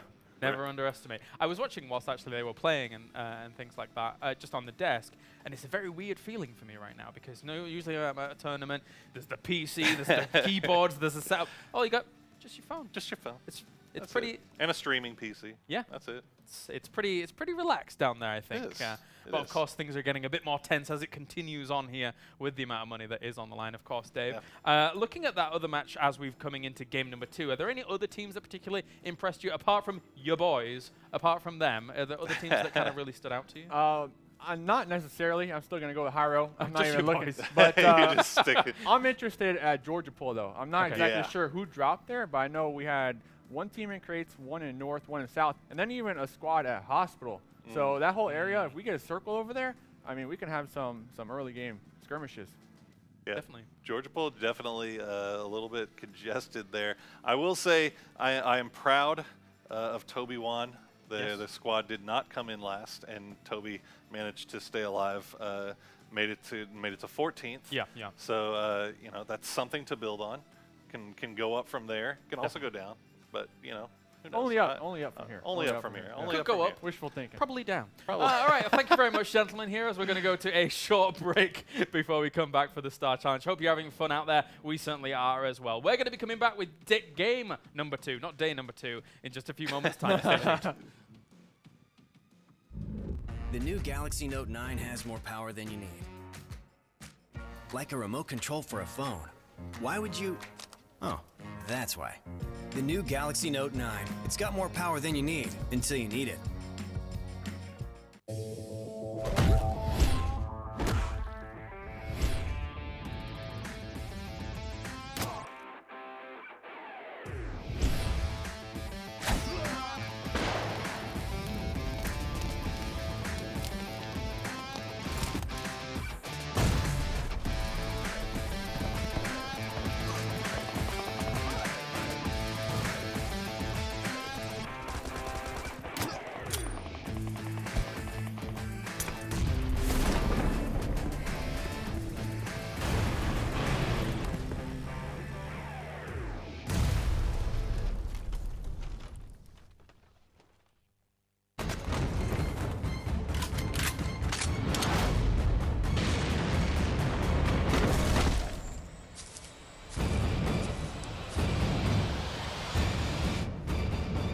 Play PUBG Mobile for free. Welcome back, ladies and gentlemen, here to the Star Challenge EU, brought to you by Samsung Galaxy Note 9. We're here for PUBG Mobile to try and figure out which European teams are going to be moving on to the grand final in Dubai later on in the year. Joining me, as always, on the analysis desk, and will be for the entire 2 days, it's going to be Mr. Porosaurus and Mustache Dave. Gentlemen, we saw a great game so far. Hard shifts abound. Cars abound, thankfully. And looking at it, what did you take as an impression from these teams coming into mobile in general? Were you impressed? Were you disappointed by some teams? What were your thoughts? I mean, my first impression was that, you know, when looking at the map overall and seeing kind of how teams transition into that first. So it looked almost exactly like competitive PUBG. I mean, it looked like you saw people getting into their vehicles and they're making their way into the circle early and trying to find these compounds to hold down. I was expecting it just to be kind of like you get in there and you try to go and search for people and kill whoever you can find. But it looks like they're actually playing this with a more strategical mindset. Yeah, I mean, I agree with you. Very competitive here, not like your normal pub. As you mentioned during the game, phase 7, there's maybe 15 alive. Yeah. This game, totally opposite of that. We had 15 teams. 15 teams, let alone, out here. So moving forward, I think we're going to see some of these teams, since they did have such a successful game 1, probably going to drop the same location, maybe. Sure. And we're going to see the same thing. Most teams surviving into late game. Yeah, it depends, I guess, on obviously where that plane goes and how these teams are going to be able to kind of change their strategy from there. Of course, we've seen some teams having to adapt, but I think it's probably fair to say that there are a lot of PC minds here that will probably reflect upon the mobile game and say, okay, this is going to be our drop point for a while, because that's how people do on PC. Yeah, and I mean, you can loot so much faster in this game. So, and you don't have to really take that much time to make your way in, really. I mean, especially if you have the auto loot on, you just run through there, pick up whatever you need and whatever's there, and you're on your way. You don't even pick it up. It just pops up in there. It just pops up, and you're just, oh, loop, loop, loop, loop. You're decked out. You're ready to go. So, I mean, talk about easiness. One more thing I want to talk about, if you don't mind. Red zones. They're on. They are. You did NA. We're here in EU. Are we going to see any deaths from the red zone? I think we may have seen like 1 or 2 deaths in NA from red zone, but it was very infrequent, very rare. And actually, red zones interacted a little bit differently on mobile compared to how they do on PC, right? Because PC, they kind of follow people around a little bit. They'll spawn where people are. Yeah. But here, they can spawn anywhere in red zones. So that's something that people have to consider as well. Yeah, and you can see this is what we were talking about with the empty desks, boxes. That's all they got. That's all they got. And this is Team Toby1 here. You can see that they're all thumb players. Well, without further ado, let's take a closer look at Team Toby1, of course, coming into the tournament. Hey, there he is.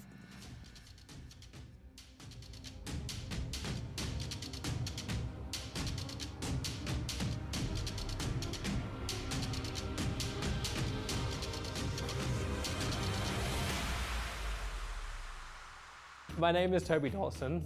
World knows me as Toby1. I'm famous because a whole bunch of people seem to like me talking about computer games. So I'm a commentator, mainly for Dota, but I've done a whole bunch of games before that and probably after it as well, if Dota ever ends, which it never will. And so yeah, I'm basically full-time caster. I was casting a PUBG event a couple of weeks ago here, and some very nice person walked up to me and said, hey, we're doing this really cool event in a couple of weeks' time. You should probably come back and be involved. And I'm like, sounds like fun. And that's why I'm here. I definitely want 16th position. This is what I've always dreamed of ever since I was a young boy. Killing Fuzzface with a car is on my to-do list, but really just having some fun. That's the primary thing. I feel like Emilio Estevez right now, like Mighty Ducks. We just want to have fun. That's what it's all about. I have brought a team of professionals. So first up, we have the elven eyes of Yu Yu Poo. She sees enemies from a mile away. We then have our Grassmaster. He's very, very good at cutting it. This is, his name is Baka Punk. And then our last one is our Sharpshooter from a mile away, which is Maya. He's also pretty handy with an AR. So that's our team. And then me. I don't know what I do. I tell people to go in certain directions and they ignore me. We came up with a whole bunch of tricks and realized they probably wouldn't work. So we're gonna wing it and just see what happens. Personally, roadkills for me is a critical factor of how I play. So we'll see how many of those we can chalk up on the wheels. I know Casper. I've known Casper for a very long time because he's old school Dota, just like myself. So we'll look for each other on the battlefield. I'm certain there was moments of inspirational words that came after me saying we are going to be wiped out. And it would all be in a very sarcastic tone. Actually, I think we're not going to do that bad, but nobody target us. We're the underdogs here. This is the way Australians like to play from. We come from behind and then we destroy all. We're gonna be like that ice skater who did this thing around, everyone fell over and we come into first. That's what we're gonna be. We're waiting for our opportunity. My subscribers should all unsubscribe. I am the worst Twitch streamer out there. All my fans, keep following my social media, or at least do something on that. And I apologize for anything and all you will see during this competition. A long-lost brother from another esport, some may say, for myself, as we do have Mr. Toby Wan coming in here with his team, and they beat Fuzzface in the previous round. They didn't get the kill, or Toby Wan didn't, but maybe he'll be able to throughout the course of this tournament. Words of wisdom from Toby Wan. A car is bigger than a bullet, and it works. Yeah, works. He's got an odd obsession with wanting to try to take somebody out here with a vehicle kill, and. You know, first of all, you got to get more than one car, which I think is all they managed to find in game one. I think what's very important is as well with his tenure in esports, he managed to do something that people that have been in esports for that long are able to do really well, which is he filled there about 3 or 4 minutes, but he actually didn't say anything. So it was brilliantly done, wasn't it? Don't you think, Dave? I mean, he did say his favorite strategy, coming in from behind and destroying, so I agree with that one. I think he's trying to get into the competition's mind, though, saying we're just here to have fun, get 16th place. Yeah, don't take us seriously. Don't look at us. Don't look at us. Don't even drop by us, right? I mean, they were happy that Primorsk was pretty much solo for themselves. Yeah. But I think that's just him trying to get into your mind, or the competition's mind. Really deep down, he wants to frag out, wants to win that cash. I think so, too. I think so. He's competitive. Coming from Dota, I mean, sure. He has to be competitive. It's in his blood. Yeah, it has to be. And again, I think that, looking at the potential for them to move through this tournament, he was mentioning some of his players, professional grass cutter. Maybe that implements in the snaking tactics later on down the line, and they can kind of wiggle their way into those later circles. I mean, I could see them getting placement. I could see them getting placement. But I need to see them getting some kills as well to go along with that placement. And they found themselves in a good spot last game. They just unfortunately got ran up on. But depending on how the circles play out and how they manage to get into the position, maybe they could find themselves in a good position. Well, I think something to kind of reinforce your point here is that from that game #1, we saw that there is actually some really vicious competition here. Yeah. I mean, even teams like Team Spike that are currently in 3rd place right now really impressed me with their gun controls. It really shows that someone like Spike, that we've seen at charity events for Gamescom constantly and things like that, he's in Broadcaster Royale, is a very versatile player, Dave, with a versatile roster at hand. Yeah, and not only that, Spike, he's in here against his arch rival, his team member over there at other tournaments, Mazzarini. So I wonder if there's a little rivalry amongst those two gentlemen in which team will frag out. Now, one thing I am surprised about, Torty right there in 6th place. I'm wondering if it was just game 1 that kind of set them back. I mean, do you guys think that they'll bounce back up that leaderboard moving forward? I mean, what are your thoughts? Yeah, I mean, I think we saw some amazing shots coming out from DGR and Arxie in that game. We saw some fantastic spray control coming out from that guy. So I wouldn't be surprised to see Team Torty. I mean, look, they're already in 3rd place as far as kills go. Yeah. It's going to depend on the situation that they find themselves in. What can they do with it? Absolutely, and we've got 4 more games today for the main tournament as it continues on, and then later on, of course, we have that show match, which will not be played in Erigel. It will be played on Sandhawk, so stay tuned for that as well. I feel like the person who has come in and done most research and done so well is Dave. Dave, he calls who's going to be doing well at the beginning. He's got Hero up there. They win. He's saying Torty's doing well. They're 3rd on kills right now. Like, what's going on? Are you an oracle? Is this? Well, let's see. If Hero can get at least 2 more wins and get 3 wins of the day, then you can call me oracle. Okay, that's fine. So I mean, 2 more wins. 2 more wins. So they have to. I gotta see Hero's face there 3 times. Three times. And I think it's because he's from Turkey, and in their culture, if you're not from Turkey, when you say hi, you like shake the hand, like you gotta give 2 kisses on each cheek. Which I found out. He said, well, Turkey is 2, European is 3, supposedly, from what they told me. Not sure. So I was out there kissing him on the cheek, maybe giving him some good luck. There you go. I mean, I didn't get any cheek kisses. Oh, you're missing out. I'm missing out. What are you gonna do? It's unfortunate. Unfortunate indeed. We are getting ready and getting loaded up. As you can see, our players getting geared up and good to go for game #2 as well. So what are your expectations coming in, guys? Do you think that anybody may go to our roaming point, as they're all currently spawned in it, and it looks like it's near Mansion? Yeah, we didn't really start.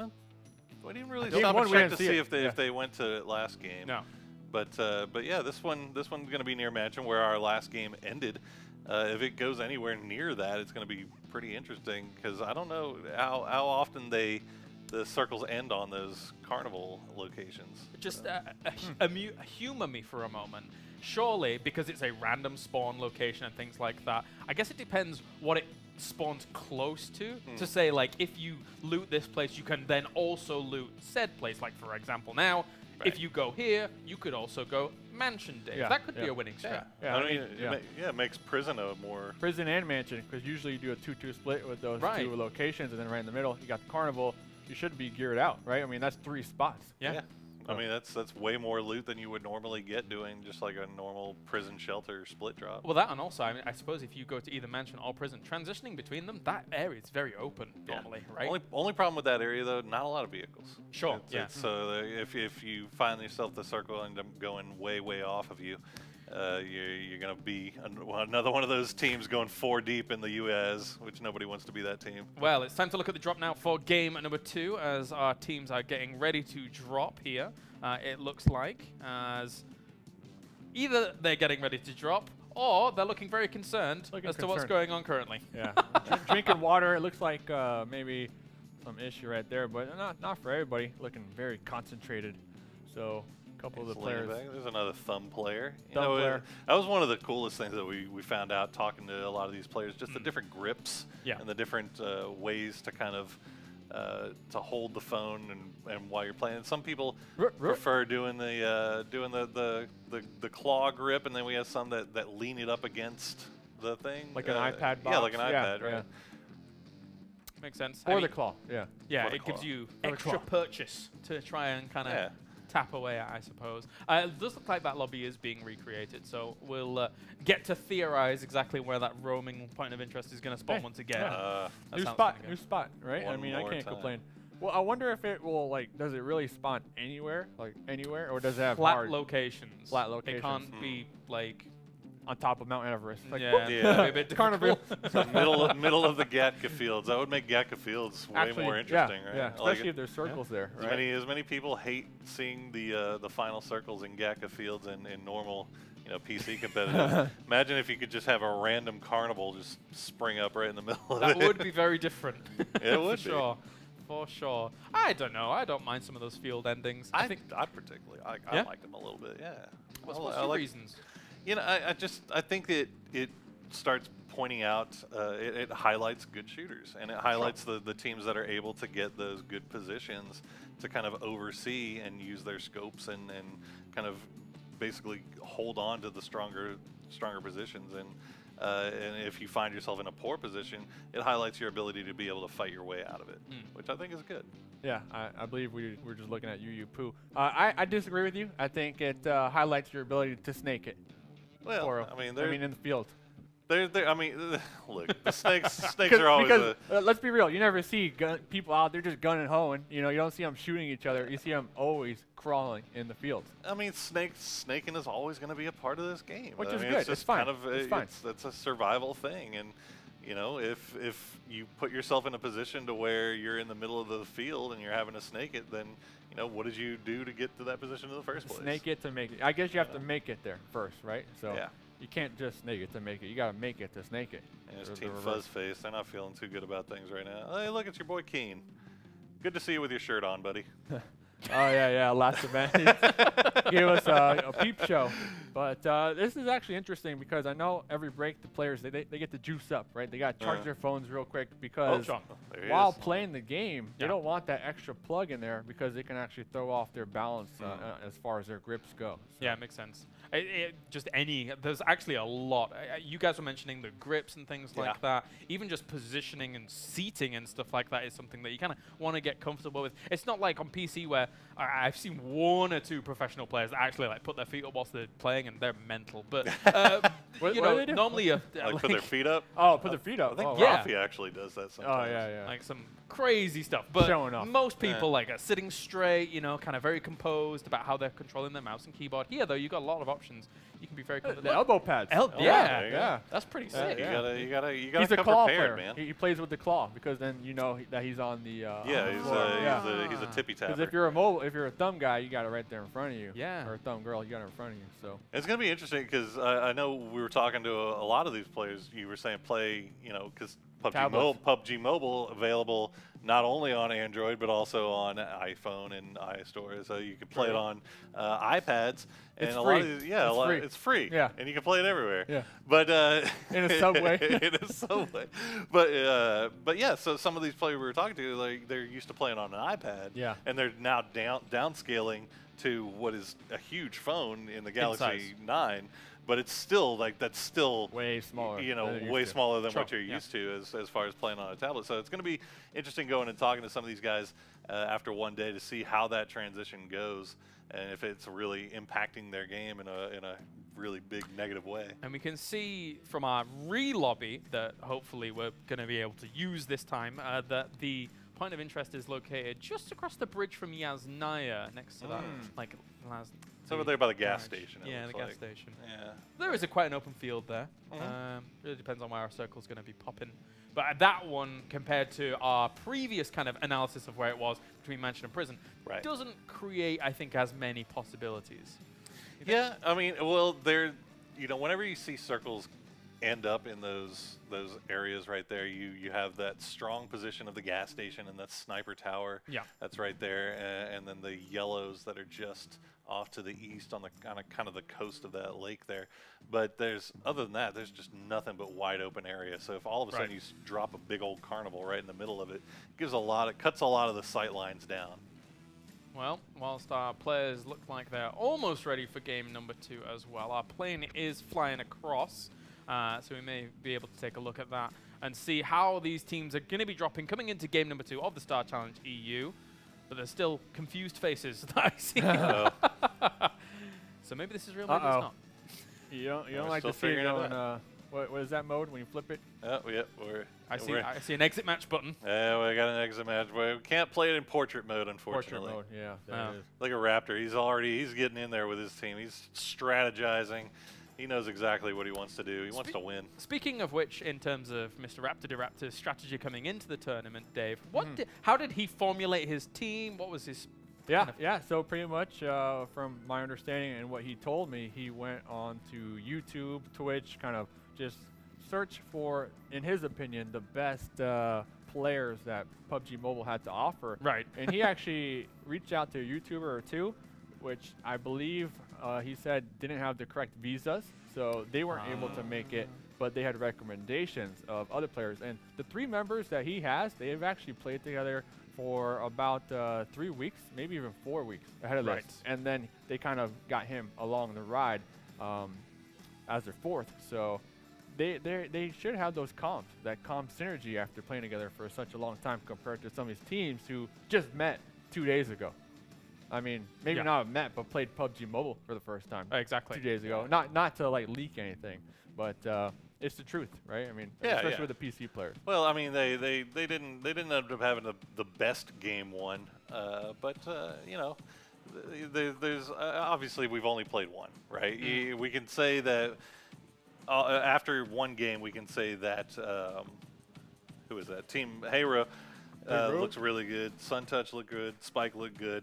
And everybody else was just kind of like screwed by the circle, essentially. They're not screwed, but like they basically lost the fight. Towards some of those end circles, the Eastern teams edging were having a much difficult time compared to our Western teams, which were benefiting from that hard shift with the circle, as we saw over towards Heaven, right? Yeah, I mean, we're going to have hard shifts pretty much all games long, pretty much. What you said from AA, so just get used to it. And one thing you actually mentioned, water circles might be into play. I mean, if you're coming from PC out here enjoying today's games, thanks for tuning on in.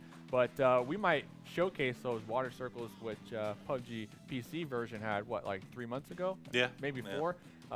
that everyone would just see a circle, go dive for a dip, cool down, and get some higher placements. Well, especially when it came to competitive settings, right? Yeah. As you're saying, like so in the North American qualifier last weekend, we did see a river ending. I think it was in the second last game of the tournament itself. So it didn't quite, we didn't have a lot of people jumping in the river per se, but there is still that potential that could go down. It was basically just two teams on either side of the river battling each other with rock cover. Right. So that was how that played out. I think the server admins from here are being distracted by D-Man's beautiful women and not setting up the lobby correctly. Oh, no. Ah, that's it. Yeah, the strategy's working on the server admins, not the competition. It's the wrong target. Yeah, the wrong target, D-Man. That's a yikes for me. Tell your squad. Well, oh, yeah. I don't know. I wanted to say something. I wanted to go somewhere, but I'm looking at all these players, and it's look, yeah. You also wonder. I mean, you like we said, these guys are kind of more loose. It's a more relaxed vibe. Absolutely, this time around, and I think that helps when you're in a situation like this where you kind of have a couple of scuffed lobbies where you have to go and replace it. And, you can see a little bit. There's a little bit of not frustration, but they're kind of getting a little bit upset. But you're not seeing that same kind of stress that you see when you're in like a really highly competitive event. And some of our players as well, kind of using the Galaxy Note9 as phones, looking like they're talking on it, but we can see the screen. It's like when you want to ignore someone, but not necessarily. It's not sure. It's like, no, we can see you're not on the phone. That's fine. Like, that's a good looking phone.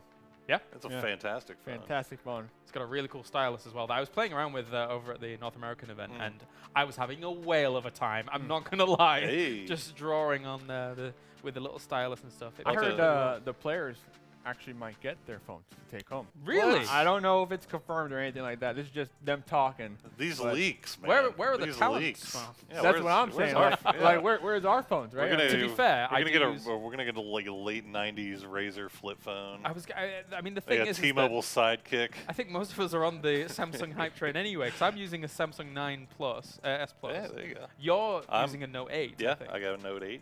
Google Pixel 2, best camera on the market. So not sponsored, but if you want to sponsor me, Google. I got a Nextel. Nice try, I got a Motorola SeaTac. Those are durable, though. Yeah. So looking around, Nokia brick. I guess we're still setting up again. I mean, we see on our other screen the teams are starting to funnel on in. But like Poro said, I mean, that relaxed kind of attitude, it's kind of what we're seeing here. I mean, you have to be flexible. I mean, this is the first LAN for PUBG Mobile as far as the players coming out. So somebody is way too relaxed. Holy I God. can't wait until 15 seconds in the future where he realizes that was on camera. In fact, I think he just realized now that that's on camera. Perfect. Thank you very much, Mr. Toby Wan. Yes. yes. All of us can now look and enjoy the fact that Toby did this to himself. I mean, that's a gift right there, if I ever saw one. Oh, absolutely. That's, Hey, we always Avenger is always the one who gets his face memed the most in PUBG. Wait. Before this phases away, power of the internet, I implore you, GIF that moment. There we go. Thank you very much. Give us that Twitch clip as quickly as possible. But yeah, it's everybody looking very relaxed.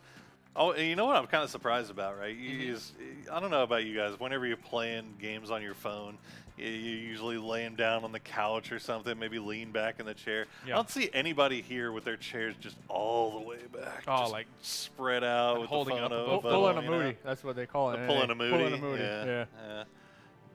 Moody definitely known for getting comfortable. Well, everyone is. Hypoc as well. Hypoc leans back. Yeah, he's a leaner. Everyone looks getting ready. They're getting pumped. They're getting pumped. Yeah, We're see getting that. Excited. Is it third time lucky, gentlemen? I believe so. Well, let's not call out the point of interest quite yet. Maybe we're jinxing it. Maybe. But, yeah, let's not talk about it. Let's not talk about it. Let's not talk where it's at. But even though we're not talking about it, it's in a really cool spot. It is a cool spot. I've had it spawn here before, so there are set random positions. I guess so, yeah. But yeah, it would have to be. Yeah. I would assume, right? So. But it's we'll wait to see what their faces look like as they get in the plane before we talk about this location. But we'll gauge from the players. Are they concerned or are they fine? Looking very serious over here. Maybe thinking where they should drop the flight plan. Not even out yet for these players, so definitely on edge right now. Well, I wonder if in between games, I mean, you've obviously had a little bit of an unexpected gap here. Sure. But I wonder if any of them have had time to maybe look at the VOD of where people were dropping earlier in game 1 and maybe make adjustments based on that like you would see in a normal competitive game, right? I think so. Maybe. I think so. We did see it from day 1 to day 2 in NA for sure, because day 2 people dropped in Pachinki. When I was mentioning that nobody dropped in their day 1, and then they realized. So very, very clear they were able to kind of make those adaptations. Will we see that in this tournament? That's another good question for a tomorrow, of course, as it looks like our plane is going. I see 64 in the game. Yeah, we got 64 players, 16 teams. That is a step in the right direction. They look concentrated on their phones as well. Yeah, I think we're good in the game. I think we're good. So once we actually look at the plane, we can start breaking down exactly where people are going. And we got another good plane again, to be honest with you, as long as everything seems okay. Almost pretty much the exact flip of game 1. Where this time, I love this. Here we go. So cool, oh, that's beautiful. Gentlemen, it's time for game number 2 as we're getting into things here for the Star Challenge EU. Thank you very much for your patience, ladies and gentlemen, out there. Brought to you by Samsung Galaxy Note 9. It's time to see where everybody's dropping and where they're going to go.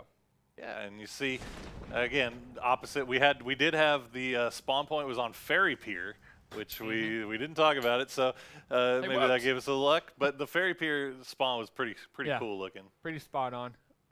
You're going to be able to get the Primorsk loot Ferry Pier. So if you are Toby1's team and you do drop there, which they might be in that direction, I don't know, I can't tell yet, but you'll be pretty satisfied with that extra loot. I believe they were team 14 in game 1. They look like they might be going yes. Nice, that's interesting. If they've maintained their previous numbers, which it looks like most of them have. Raptor to Raptor. Toby is actually 11 in this game, and they're over in Lipovka because they've changed numbers. Oh, of course they did. Numbers. Yeah, sorry, boys. They can't make it easy for us. No. But first circle would have landed on Primorsk as well. If you're Toby1, you got to be regretting that drop decision. Well, gentlemen, it's time to go over to the commentary team to bring us all the action from game number 2. Cam and Froz, take it away. Thank you very much, guys. Yes, game number 2. Currently overlooking Toby's squad in good old Lippy. Yeah, I'm surprised why didn't they go Prim? They had the carnival down there by Ferry Pier as well. Yeah, that's true. Like, it's not even like they know where it is. It's not completely random because, I mean, it's random in the game, but when it starts. The game starts and you spawn there, you're there in the, I guess, lobby you'd call it, even though it's technically on the map.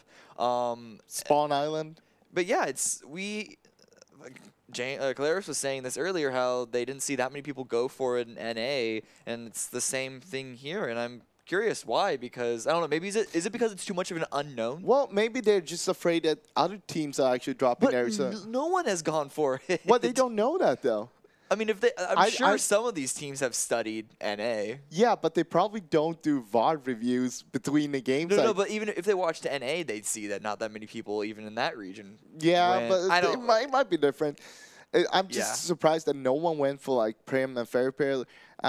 Really good loot spots. The plane was good for it. Yeah. And you have Quarry, you have the Carnival, and it's totally no one there. Yeah, I mean, so the rotations from that area can be a little janky. Yeah. So I guess that's the reason why people decided to not go there if it wasn't, super reliable.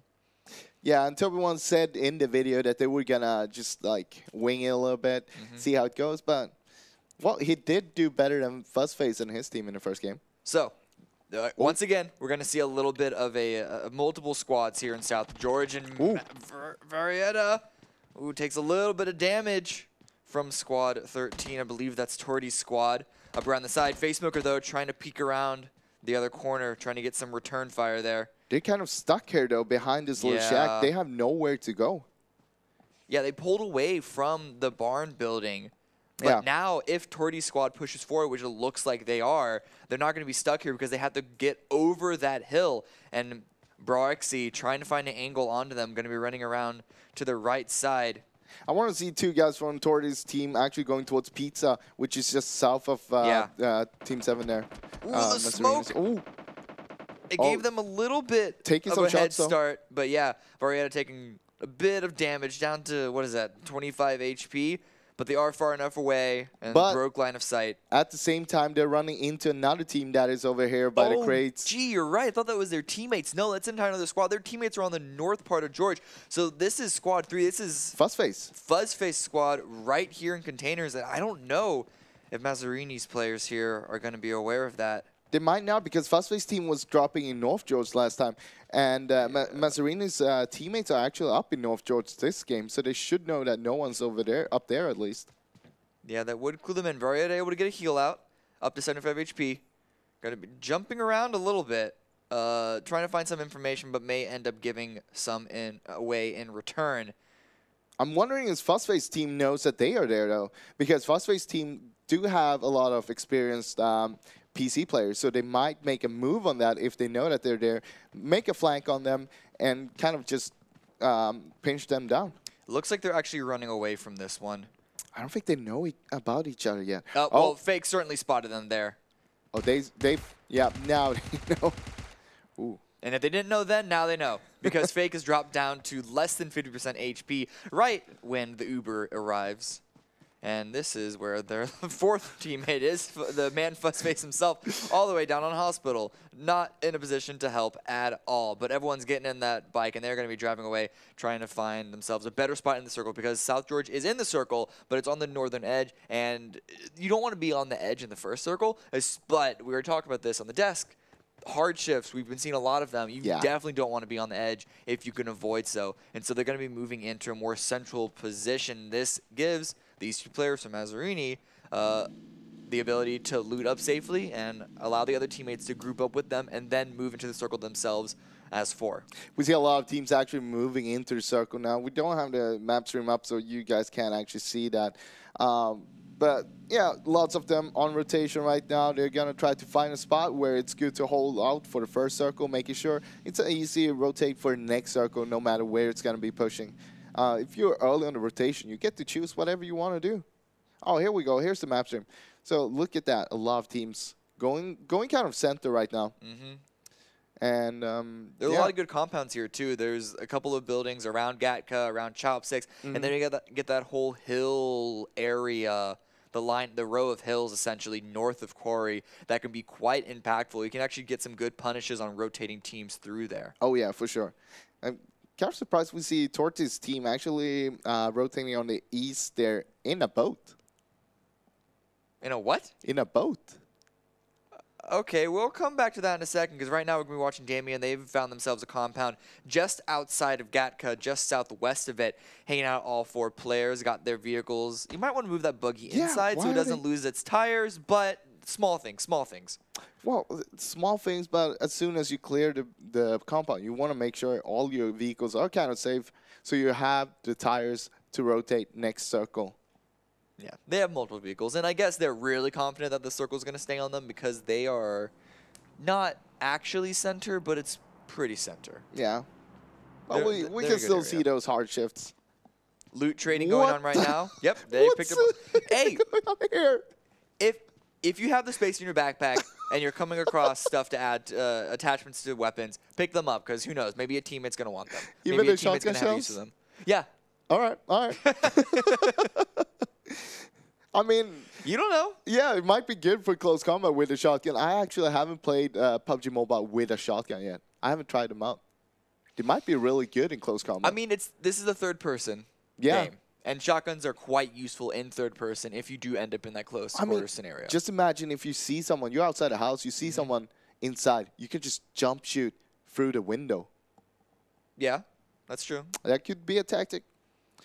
A strategy. Well, we'll see what happens with that. I do want to see Toby1 using the vehicle and run someone over now, though, because he was talking about that. Yeah, that was definitely one of his goals. We're going to see a drop fall out in the distance, not too far from Damien's squad, but it looks like Fuzzface's squad have their eyes set on that, and they're going to want to go for it. You can see a couple of players going out for it. It's going to be an M249 as well as the full stacked level 3 equipment. That's going to be very, very good. Here comes Fuzzface players trying to drive in and take it. Oh, no. This is going to be Suntouch up on the southeast, though. Going to be rotating in themselves past this compound that's already held by Spike. But this is going to be this fight for this crate between Damien and Fuzzface. Damien wanted to go for it, but he's going to be pulling off of that because Fuzzface, they took control of that hill just above them. In the meantime, Suntouch, driving past Spike's building, is going to take too much damage from that, but he is still deterred and forced to try and go somewhere else. Yeah. And this is going to be a clear compound for them to take instead. Yeah, but you don't know that it's clear right now. You might be thinking, all right, there's the doors are closed.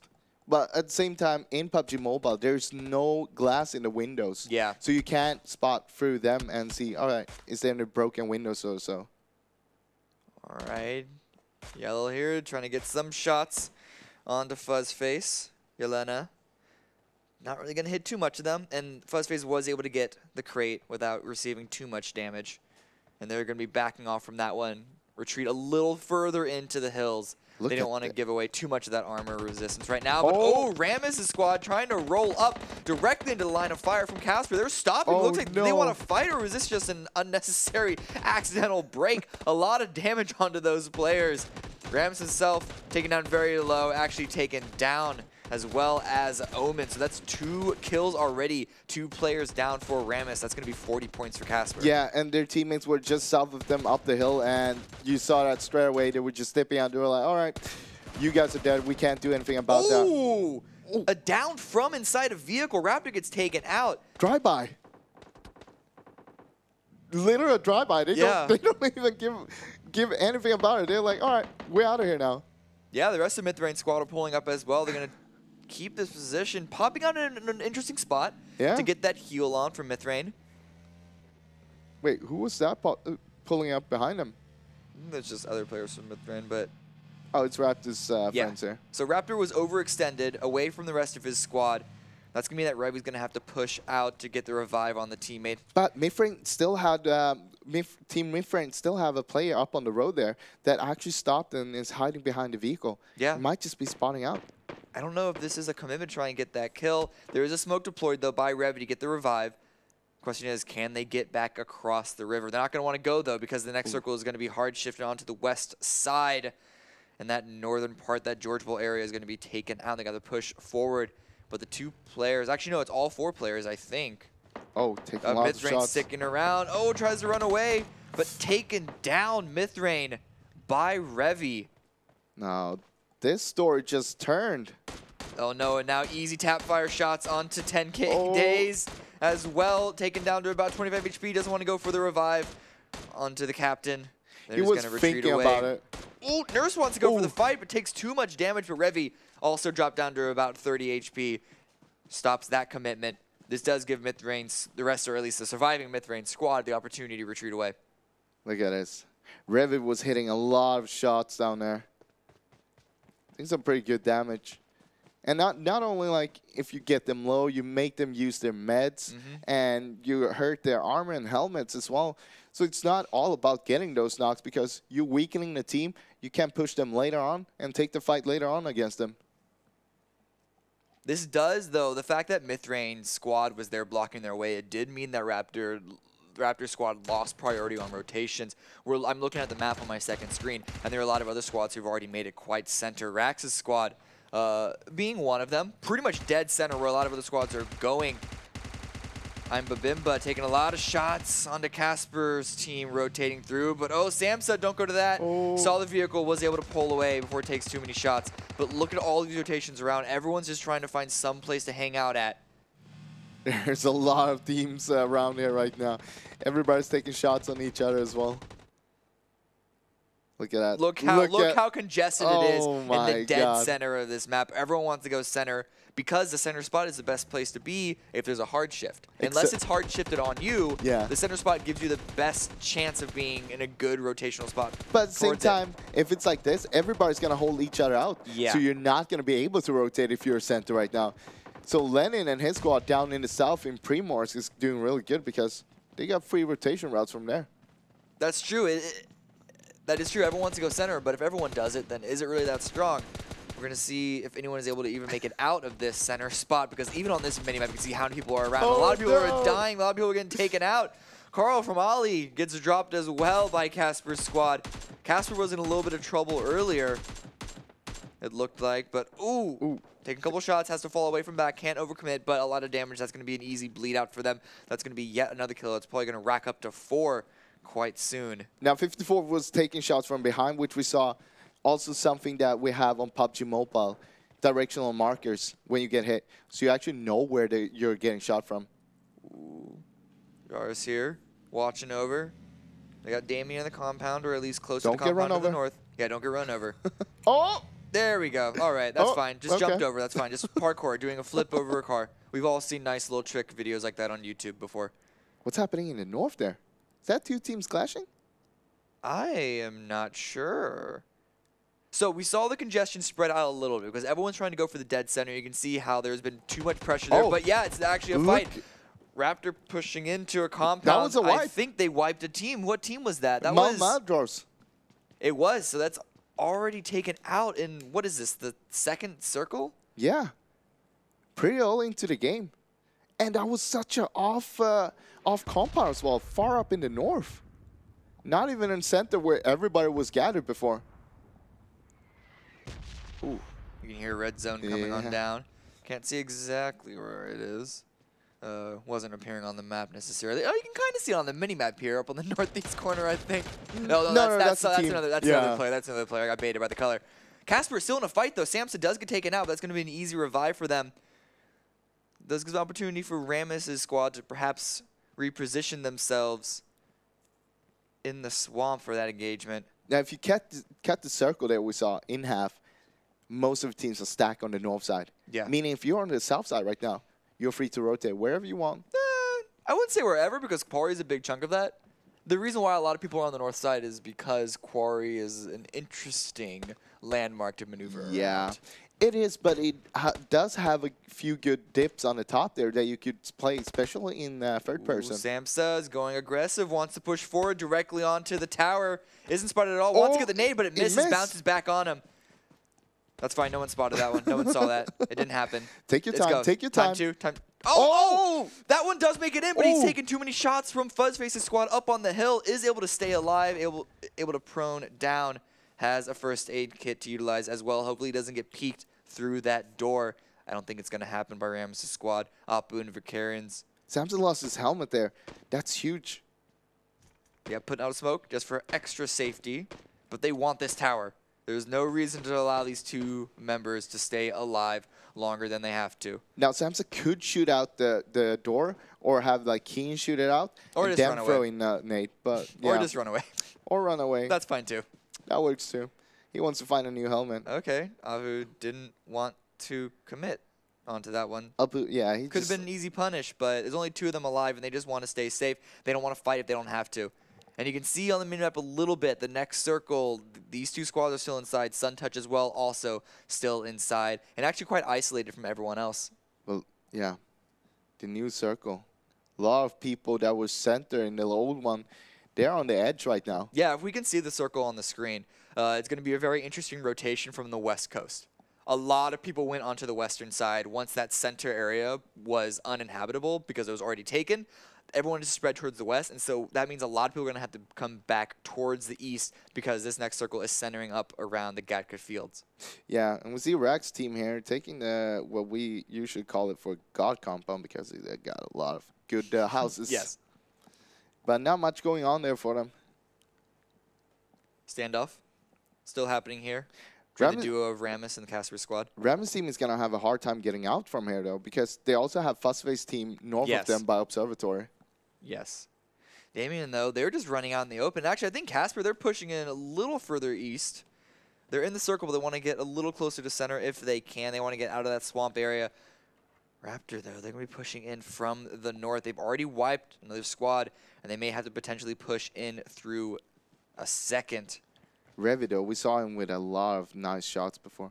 Damien looks like he knows that there is a team there. Yeah. They've spotted him out, and they're trying to figure out, all right, how do we approach this? Or do we want to approach this? Because I think they were down to 2 people only. They're playing low and slow for now. They don't want to overcommit. They don't have to. And they have that hill to block the line of sight from that compound, so they just need to worry about their backside. They're on a soft edge position that they can continue to play out from here. The circle is getting small enough that edges aren't too terribly punished. shorty popping into a compound of their own. Is that a level 3 helmet? Oh, yes, it is.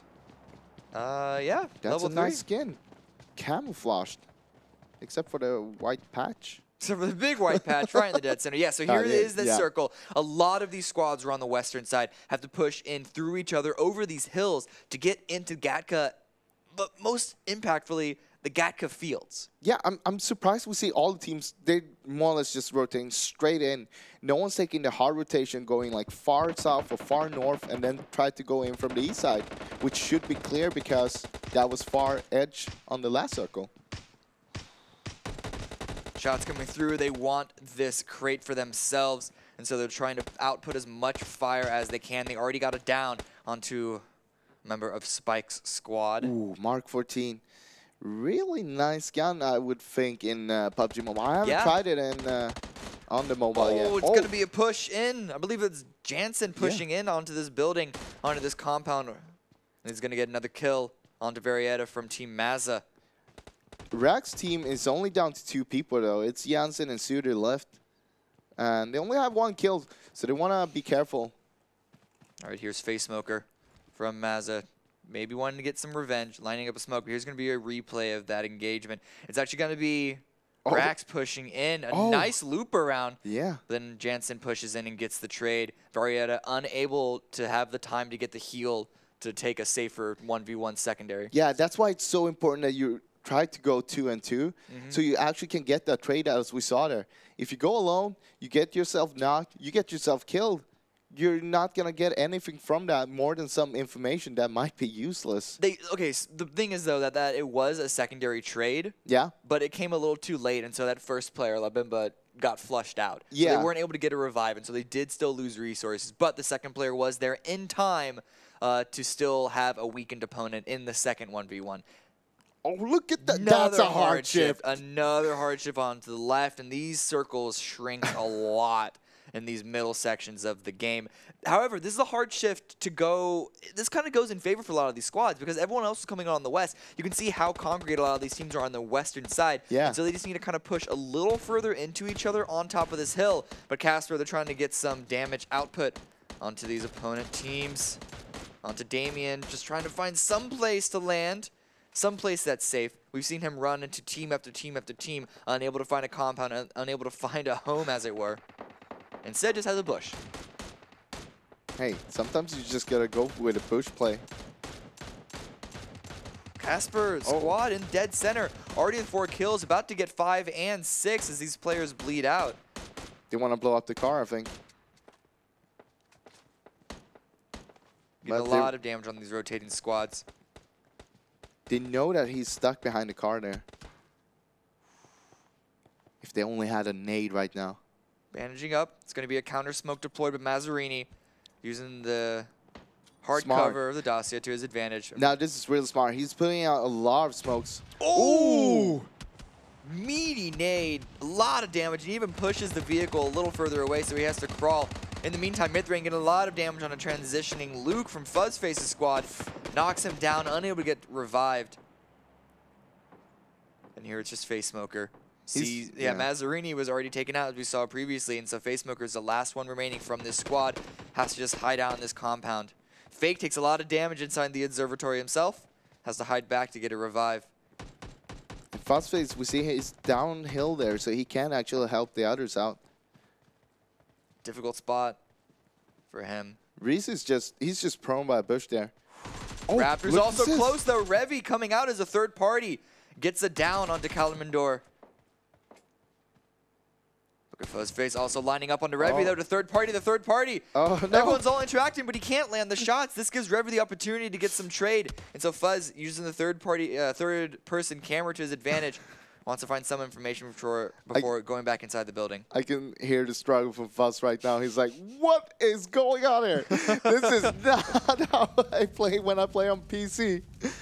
That was a secured kill on PC for sure, but a little bit hard on God Compound's getting a little hot as more and more squads are coming in. It's members from 4 different squads, and up rolls Hyro, all 4 players. Sudi knows how close a lot of these members are, and is just proning down to try and at least get the first kill. Ooh, unscopes at the worst time and actually sends out a shot, gives his position away.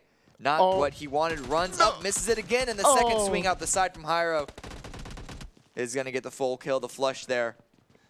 That was really unlucky with the timing there when he unscoped both of the times. Now, Team Rax isn't down yet. They still have Jansen there on another compound.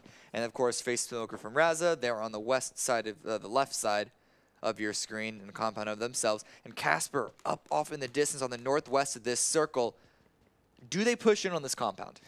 No, I wouldn't do that if I were them. You have a really good ridge over there by the swamp where they're holding. And you know that you hear all these shots here, so you don't want to engage on this. You can't. What you can do, though, is keep their position and just gatekeep all the other teams. Erican blows up the vehicle. Also uses this time to use a first aid kit because there is a push from Torty. At least a couple of players. He already did some good damage onto RXC. Wants to get some more onto the team captain. Gets a couple of shots through, but no down just yet. Now Chris is knocked, but he got revived there. So they're all 4 up on Hero still right now. It's getting tight onto this compound. The levels, though, that this compound has makes it a very interesting one, but Jansen lends a shot. It was only into the shoulder, so Erican doesn't get down, even though it is a big old chunk of damage. That's interesting that Jansen is actually going for a shot since he's the last man up for Rax team. You want to just take it very passively there. At the same time, though, if you have an opportunity for damage, that player was standing dead still. Yeah, it was. But we'll see if that does come back to bite them, though, because he does give his position away. Not only that, but also, even if you get the knock there, he's the guy you're knocking, he's going to be safe inside the house. He's going to get rest up, and there's going to be nothing more to gain from that. Yeah, it's true. It's true. So this circle is relatively central. In fact, that God compound is the only compound in the circle, save for maybe a shack or two on the edges. But Dosh trying to get some shots onto these rotating vehicles. Going to be Suntouch, all with their own UAZs. Trying to roll up hot and heavy. Another squad coming in onto this compound, but they may get third party by Lendon coming in from the south themselves. They're aware of this potential, but Torty gets an initial down onto Suntouch. Now, what Suntouch team is doing here is they're trying to play this dip, which means that if people peek from either north or south, they should be peeking each other. But right now, there wasn't enough teams to actually peek each other, so they weren't safe there. They're getting shot from the side here. Yeah, this is an ambitious engage here by Torty, but they're getting the damage and they're getting a couple of kills from it as well. Blue's pushing in. It's actually dealing some heavy damage to a lot of these players. In fact, Lennon is going to fully bleed out there in the blue, and I believe that's the full Lennon squad. No, there's Homer still left. Homer right here, hiding in the grass, not yet spotted by Flexi. Can he see him? No. He's too distracted by another angle, it looks like. He's just chilling, waiting for the right moment to do something. In the meantime, though, Samster from Casper is going for yet another engagement. Has the third-person camera to his advantage, wants to peek up and get the spray on the Vicarins. Oh, no, but he pushes too far forward, takes a lot of damage himself, has to start applying bandages. Yeah, he didn't have any first aid left. And that's crucial in a moment like this. Oh, Casper, though, coming up for the assistance. Vicarin's trying to find some opportunity. Loses the teammate, throws out a grenade, but it took too long and he gets taken out himself. Will that nade do anything? Doesn't look like. It delayed the revive for one of Casper's teammates. Now, Casper's teammate, they were staying there, as we talked about. And look at this new circle. You can see it on the minimap on the top right. They got a really good position from there to actually move on. They do. The impactful thing is also it swings off of the God compound. Yeah. So all those squads that were fighting out for it, in fact, a lot of them have already rotated up. You can see on the minimap, a lot of these squads rotated up counterclockwise against it. Look at this. Buddy from Ollie Pocket's team. He's going full snake mode. He dropped his backpack, so his body is less visible without the backpack on the back sticking out. Raptor squad got 3 up against 10K Days for Mythrain. Can 10Ks take this fight? Revy's trying to get the shots, but he peeks out once Revy overexposes himself. Now it's just down to applying bandages. He's waiting for the follow-up push, but he's going to push back himself to try and get the revive on the teammate, Mr. Nurse. Suntouch rolling up in the vehicles, trying to get a center position, trying to use the vehicles, but no. Dosh does get an explosion kill. Playzone also takes down Larry. So it's going to be 2 left for SunTouch, the 2 that have made it to the central spot. Now, they tried to push into the center with the vehicles and use them as cover, but there's too many teams on the edge here, so they're getting shot from every direction. There's nothing they can do about it. Cheemus from Raptors team gets another kill. They're up to 12 kills now. That's a lot. Yeah, definitely making themselves known in this lobby. Hey, they could get 20 kill. They could, yeah. There's 16 alive. That's certainly enough for them to pick up more and more to get to that 20 position. Raptor, though, taken down by Tordy. That's not a good start for that endeavor. Cheemus is running up, trying to get a trade onto this one. Has a smoke in the way, though, between Tordy and Arxie. The nade comes out, doesn't land on anything. Hyro still 4 strong on the, what is that, the south side. Going to be rotating up counterclockwise into the 2 remaining players of SunTouch, Reels and SunTouch himself. They're just going to bomb push this. They saw all the smokes. They know that there's going to be people around. Look at spray this. Down. There we go. SunTouch gets 1 knock, but immediately traded out by the teammates. And it's about to get flushed as well. It's just Reels left. Hiding. Oh no, this is Buddy from Ollie Pocket. Guz taken out by Samsa from Casper squad, but here's Reels on SunTouch. Using the 3rd-person camera to the advantage, peeking around the side. Guz get the spray down. Right when Erican, I believe, just got picked up. Can he get another one? No, he's hitting the US. Oh no. And spotted out from the other side. So Hyro with the final kill on the SunTouch squad. They're going to go out in 6th place. They only have 1 player down. Should be able to get the revive, especially if they use the Blues closing in, though. They can't get the revive up. You got to go. Hero, you can't do this. Yeah, he's pulling away from that. He's giving his teammate up. Sorry, man, there's nothing they can do. In fact, I believe Chris is also knocked. Yeah. I think. Yeah, he's just crawling over there. This one can't get the revive, though, because the blue is just now closed. And the next zone, I think, has swung onto them. You can see a little bit on that mini-map. It's really hard to see it on the minimap, though. Yeah, it's quite difficult, but we got 4 squads left standing. Got Hyro, got Damien, but no! Cheemus running forward, gets the final shot onto Damien, so they're going to go out in 4th place. We're now into the top 3 squads. Raptor, Hyro, and Casper. Casper and Raptor both have 4 members alive, I think. I don't know about Raptor. There's only 7 in the server left. I think it's just Cheemus. So it's 4 from Casper, 2 from Hyro, and then 1 from Raptor. We saw that Hyro could win the game last game with only 2 guys up. So this is true. Chris and Hyro himself were rushing forward. They heard the shots earlier, and they zeroed in on Cheemus' position. Now it's just a 2v4. Casper himself was already getting taken down, but Keen gets the trade onto Chris. It's just Hyro himself. The full flush is going to come out. Can Hyro clutch this 1v3? The play zone is pushing in, and he does have the high ground. But with the wide spread that Casper's teammates are on, it's going to be hard for Hyro. Samsa's pushing forward. Does give himself away. A couple of shots out, and actually a knock from Hyro. Can he keep on going? Keen just lighting up something. Hyro's trying to go for more lands. Does finally land a shot. Ooh, may have been a fat finger on that. They're both down to 30%. He may have just revealed himself with that. A nade's going to come out, though. This is going to be huge if it lands. Is King going to be aware of this? Came back as well. What? What? No way. Did he just got a double kill with that nade? What? What a nade. Okay. Wait, did he just clutch that 1 versus 3 by himself? Because Casper's team had 1 guy that was knocked there. And he was 1 versus 3. He got the knock, the initial knock, which is needed. And then he Kobe'd 2 guys. 2 guys. I didn't realize that, okay, so yes. Casper had 2 players left, both with 30% HP. I didn't realize they were so close together that 1 nade could easily take them out, but that's all they needed. Yeah, and they also got himself 15 kills. 15 kills, 2 wins in a row. Dave, you may be en route to being called the Oracle of EU PUBG Mobile. I mean, right. Hyro's team right now, they're showing us, hey, we're going to win this. Can you imagine the lead they're going to have after this? Against all odds, 2v4, and then in that initial engagement, just 1-for-1 trade, making it a 1v3.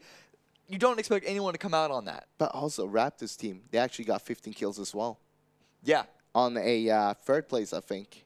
A third place finish with 15 kills. That's a good number of points for them as well. But that's really good. 2 wins in a row. You already saw the point lead that Hero's team had after even just 1 game. It was over 100 points between first and second place. Well, that's 2 chicken dinners and 28 kills so far. Someone's got to stop them already. Yeah, this is... They were down to 2 players again in the end. Hero's team, 2 players down to in the end in the last game. They clutched the game. They won the chicken dinner. Same thing happened again. No, and remember, they were actually part of that initial God compound kind of cluster there, hanging out. Yeah. So it's not like they were avoiding combat the entire time. Oh, no. And they weren't just picking people off. Like, they were in the midst of things, dealing a lot of damage and controlling space. Yeah. And the fact that they stayed for alive as long as they did, it wasn't until they had the 2v4 against Suntouch that they lost 2, and the only reason they lost those 2 was because the blue zone was coming in. Yeah, exactly. Like, they are definitely a force to be reckoned with. For sure. We got to keep an eye on them. I mean... yeah, well, I mean, we've been talking about them so far because they've really surprised us. So let's continue to talk to them on stage with Tanya while we get another winner's interview. So actually right now we're discussing everything that just happened in the game. Hera, tell me about this last moment, 1 versus 4. What happened there? That was very tension moment because we were 2 of us. He got killed and I was on the a little bit of a hill, and a whole squad was in front of me. I saw one guy, I knocked him out, and then 3 was proning and waiting for me to make a mistake, I guess. I throw a grenade towards them, and all died from the grenade, I guess. They're just all dead. That happens. Happened there, but I think they died from the grenade. That is incredible. Actually, 2nd victory for you guys. Chris, tell me, what do you think right now? Did you expect this success? No, I didn't think we would win that many, or the 2 firsts. I didn't. I believe these kind of highlights, these kind of moments might motivate you on the other games, right? Or do you feel too emotional right now? Yeah, it's great to have 2 wins in a row, you know, at the beginning of the tournament. So we are so excited to continue and see what's going to happen, because we also need to settle down and keep our tension too. And what we are, well, we will see together what's going to happen. Actually, really, I don't know what's going to happen, but we will see. Chris, tell me, who do you see as the toughest opponent after these 2 games? Torty is probably the toughest opponent. They have 3 really good players, so they're our biggest threat. Okay, thank you very much, guys. I hope to see you here on this stage once again, at least. Thank you for the interview, and over to you, James. Thank you very much. I think that we were all bamboozled and shocked in the very ending moment there of game number 2. Hey, Ro. Hello, that was amazing. I don't think any of us really kind of saw that coming in those final moments going up against Casper's team. I mean, he was in a 4v1. How often do you see 4v1s get won by the solo? I mean, and to their credit, I mean, it was, you know, it was an amazing play, but it wasn't the only thing that won them the game. I mean, back to that 4v1, I expected a 2nd place. I'm not going to lie. I mean, Sure. I'm on the Hyro hype did. train. You know, I expected a 2nd. He got the 2 knocks. I was okay, at least try to flush them, get those 40 points. But that 1 grenade, it surprised us all. We all screamed when we saw it. It surprised everybody, even the caster. I think I was in disbelief for about 15 seconds after. I was kind of just like staring at the screen. I just did not expect that coming out of nowhere, but that's how that goes down. And Hero, 2 wins in a row now in the tournament means that they find themselves with just a swath of extra points, way ahead of the pack. They're building themselves a very, very nice lead. And of course, we still got, what, 8 games to go. Yeah. But you got to appreciate coming out game 1, taking home the win with 13 kills, following that up with a 15-kill game 2 performance. Well, let's take a look at some of the highlights here. Once again, brought to you by Samsung Galaxy Note 9. And from the very word go, there was a lot of action everywhere, Dave. Yeah, everybody utilizing that 4x scope. Extremely powerful here on the mobile app. Looking around here. Keen, we saw frag out a couple times. Nice little vehicle. Oh, no. Oh, you hate to see it. 54 HQ going to get some easy kills right here. Saw a lot of interesting plays this game. A lot of breaches, to be specific, that we're looking right now. And this one, yeah, I remember that. Yeah, that was interesting. Breaching on mobile is breach and then circle your prey. Oh, this feels bad for Sudi. Sudi had the crosshairs, you know, that staircase ready to go, but every time he just happened to pull back up for a half a second, that was when somebody ran by. Twice, ultra unlucky, poor guy. Yeah, you know, and we had a couple of snakes that tried to make the most of it here at the end with Suntouch and Ollie, but you know, good on the remaining teams doing a very good job of spotting out these snakes before they could do too much damage. Torty, you can see Arxie again coming in with a great performance. Seamus, Raptor to Raptor squad, ending up with 15 kills in that third place. That's a really good performance for them. I suppose him going and hunting out his YouTube stars certainly there it is. Uh-oh. That radius, on 54 HQ. Oh my gosh. It was perfect. Look at that. You know what the stupid part about it is? If that had been a second later, you saw the grenade that landed right next to to Hero. So if 54 HQ had not gone down to that grenade, it's a very good chance that Hero goes down to the grenade that they threw. I think it's knock-on effect as well, though, right? Because you saw the grenade go out from him, and as it's blowing up, as the grenade's coming in for him, he is moving. You can see him getting up, moving, just in potentially to try and get away from the grenade. But also, it's the next thing of, whilst the grenade's going off, you want to potentially relocate, try and get another angle if you've done damage, right? Yeah, I don't think, like Poro said, I don't think he really thought he was going to get them all right there. Because, and like you mentioned, he was already kind of creeping and crawling, trying to get that other angle, try to avoid that damage from that grenade, but just happened to win the game. I'm starting to catch on to Hero, though. I'm thinking around phase 4 to 5, they find a compound, and they sit in that compound. If it's favored, they're looking good. If it's not, like this game we saw here, they had to push out. So they were actually pushing out the last 3 circles every single time because of the hard shifts, still able to win the game. So pretty good job. I think a lot of our players that may not have been as familiar with mobile PUBG may be also catching on to the fact that these hard shifts are kind of familiar now throughout this. So looking at that, how it's been playing out, obviously these teams are going to have to consider that and work through it. We did see some of that come in through that game there as we take a look at these point standings once again. And look at this. This is just from match 2 alone. 800 points for Hero. They are not slowing down. No, they are not at all. And you can see Raptor, even though that squad finishing in 3rd place with the kills, are going to go ahead and take 2nd. Casper, after having a really rough game 1, finishing in 16th, coming back with a strong game 2. And Damien's squad actually making their way up there as well. Absolutely, and you can see Suntouch getting himself a few kills down towards the bottom here to try and get a few more points working on up. And we do have our 9th through 16th place as well. Toby1 from game 1 in 14th to game 2 in 14th. Actually, they lost 3 of their members very early on whilst they were trying to rotate from Lipovka the boat. I tried to snake in a little bit. Fuzzface this time, though, the revenge on Toby1. Just 1 place out of it.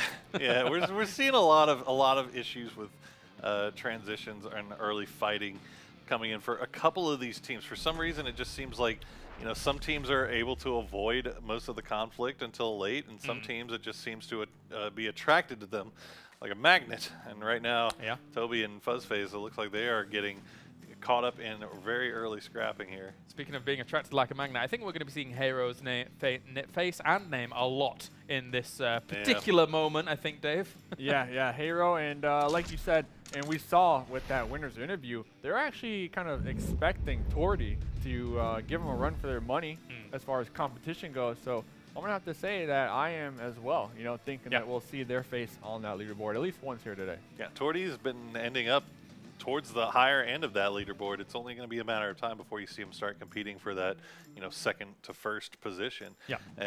But right now, I mean, you got to look at these leaderboards and the score, the kill counts that are coming out. I mean, the top 3 had 40 kills between them. So if you're wanting to pick up points here at any time, you're going to need to start really kind of getting in there and getting those kills to go along with the placement, because these guys that are in the top of the leaderboard are starting to run away with it. They definitely are. As you mentioned, though, there are a lot of games still to play for. There is still time. But when you've got that kind of cushion early on, that's got to fill you with confidence. I mean, even when we were listening to that interview there with Hero for a moment, Dave, they were saying they want to kind of calm themselves a little bit because they're getting kind of a little bit excited, a little bit happy about where they are. You don't want to kind of let that maybe creep in for potential complacency's sake. Exactly, because right now they're riding that high, right? They're feeling good. They're coming in both games pretty much fragging out of their minds, and not only that, winning the game. So, you know, next time they come into this team fight, maybe a 4v4, they might push it just because they're feeling so good and not do what they normally do, and that's kind of remain calm, kind of scope the area, make sure that they won't get third-partied or whatnot. Yeah. So he even admitted they need to calm down because maybe that game, a few mistakes were made. Right.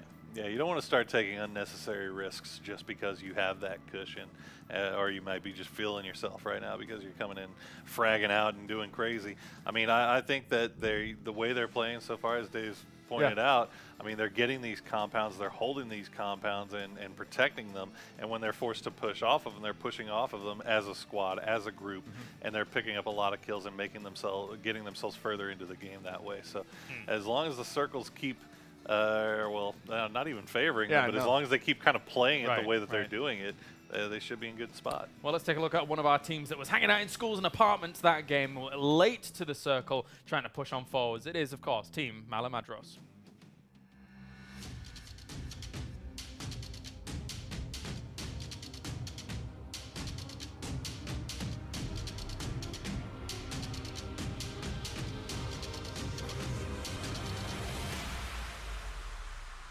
Меня зовут Макс Маламадрос. Я ютубер и контент-мейкер по разным играм, не только даже мобильным, компьютерам различным. Но как-то так совпало, я проникся сильной игрой PUBG Mobile. И очень большой пласт контента делаю именно по этой игре.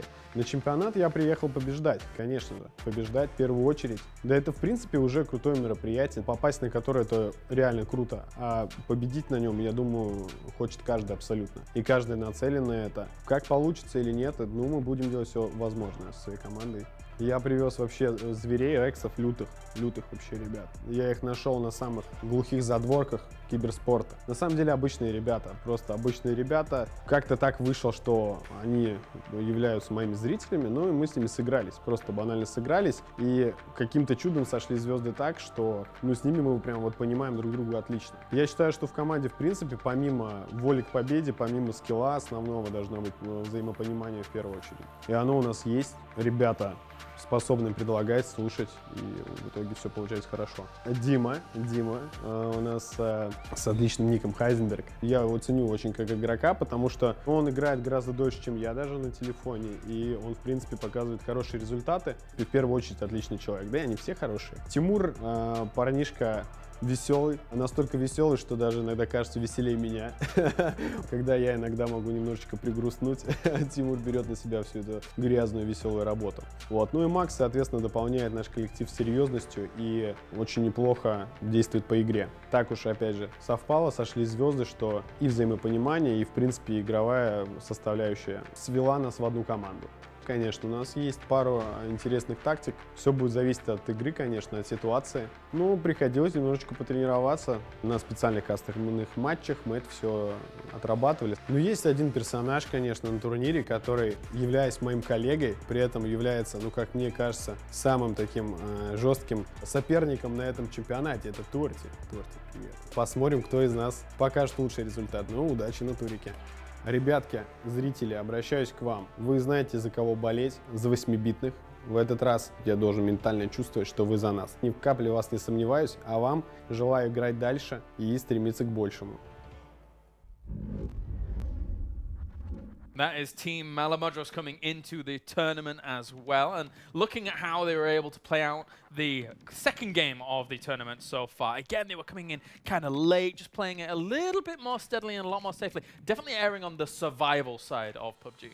Yeah, definitely. And you can see, as you talk to all of his players, you can see each one kind of serves their own role. But having that communication that he's talking about is so very important. And the ability to have a group of guys that you're playing with that all are kind of on the same page, I think that's going to help them going forward. I mean, he did say that he found his team members in the darkest dungeons of the internet. Curious to where that is or what that is. But you never played Darkest Dungeon?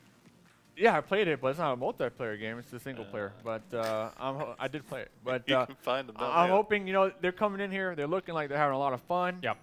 I'm all for that. Yeah. Trust me, I'm all for that fun. But there's part of me that just wants these guys to come in here and have that competitive mindset because I mean, there's a lot on the line. I can't stress that enough. Right. I mean, there is so much on the line as far as making it to Dubai. One of the teams that came in with, I feel like they came in with a competitive mindset. I didn't talk to them, but he almost always does when he builds a roster and tries to go to a tournament, is Spike. Yeah. We saw him go to 3rd place in the first game, but this last game, 16th place, which is really going to be hurting the standings there, but I think they definitely have the potential for more than that. Yeah, and I mean, that's one thing that you got to be kind of careful of is you don't want to have these huge swings, right? If you have a game where you come in 3rd or 4th, that's great, but you can't afford to follow that up with a 15th, 16th. You can't afford to come in that low on the leaderboard because, like we're seeing Hyro, we're seeing Casper, we're seeing these teams that are starting to pull away. Yeah. And the more often that you find yourself on that lower part of that leaderboard, the harder it's going to be to kind of get yourself back in it. Yeah. And talking about swings, Casper actually game 1, 16th place. This game, 2nd place. So I'm curious, are we going to see more teams kind of doing that swinging action out here, or are we going to see these teams swanging? Or Toby won consistent, 14th place 2 times in a row. Consistency is key for Toby. Yeah. I'll tell him after the break for amazing consistency that he does have here. Thank you very much, gentlemen. It's time to go to a short break here now for Star Challenge EU. And when we return, we're going to have game number 3. Don't go anywhere.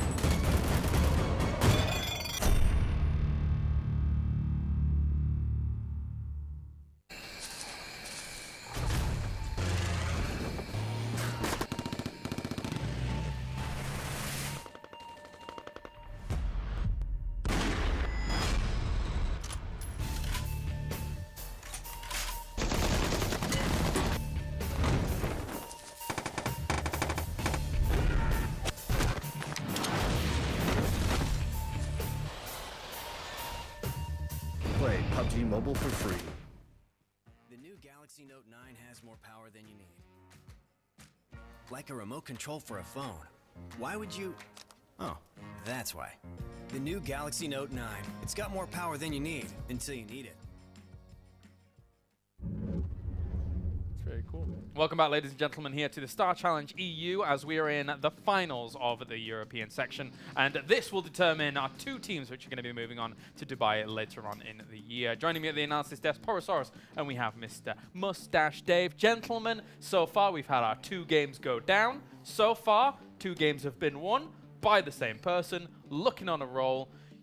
Your boys, but you don't think they're going to win every game? No, one more at least here, you know, to be confident with my you said pick. 3. I said 3. I'm going conservative. Now, going into tomorrow, I might have a different answer for you, but here, I definitely think Torty will win a game. I don't know if I have a 3rd pick, though. I don't know if I have a 3rd team to look for that might be getting those chicken nuggets. Well, the chicken nuggets. The chicken nuggets. That's why I call it chicken. That's why I call it chicken with PUBG Mobile. Trying to brand it chicken nuggets. Chicken nuggets. Well, and I mean, I think you make a good point, right? We haven't really seen a whole lot of consistency coming out of anybody besides, you know, Toby Wan and Hyro. Yeah. I mean, very, very, very.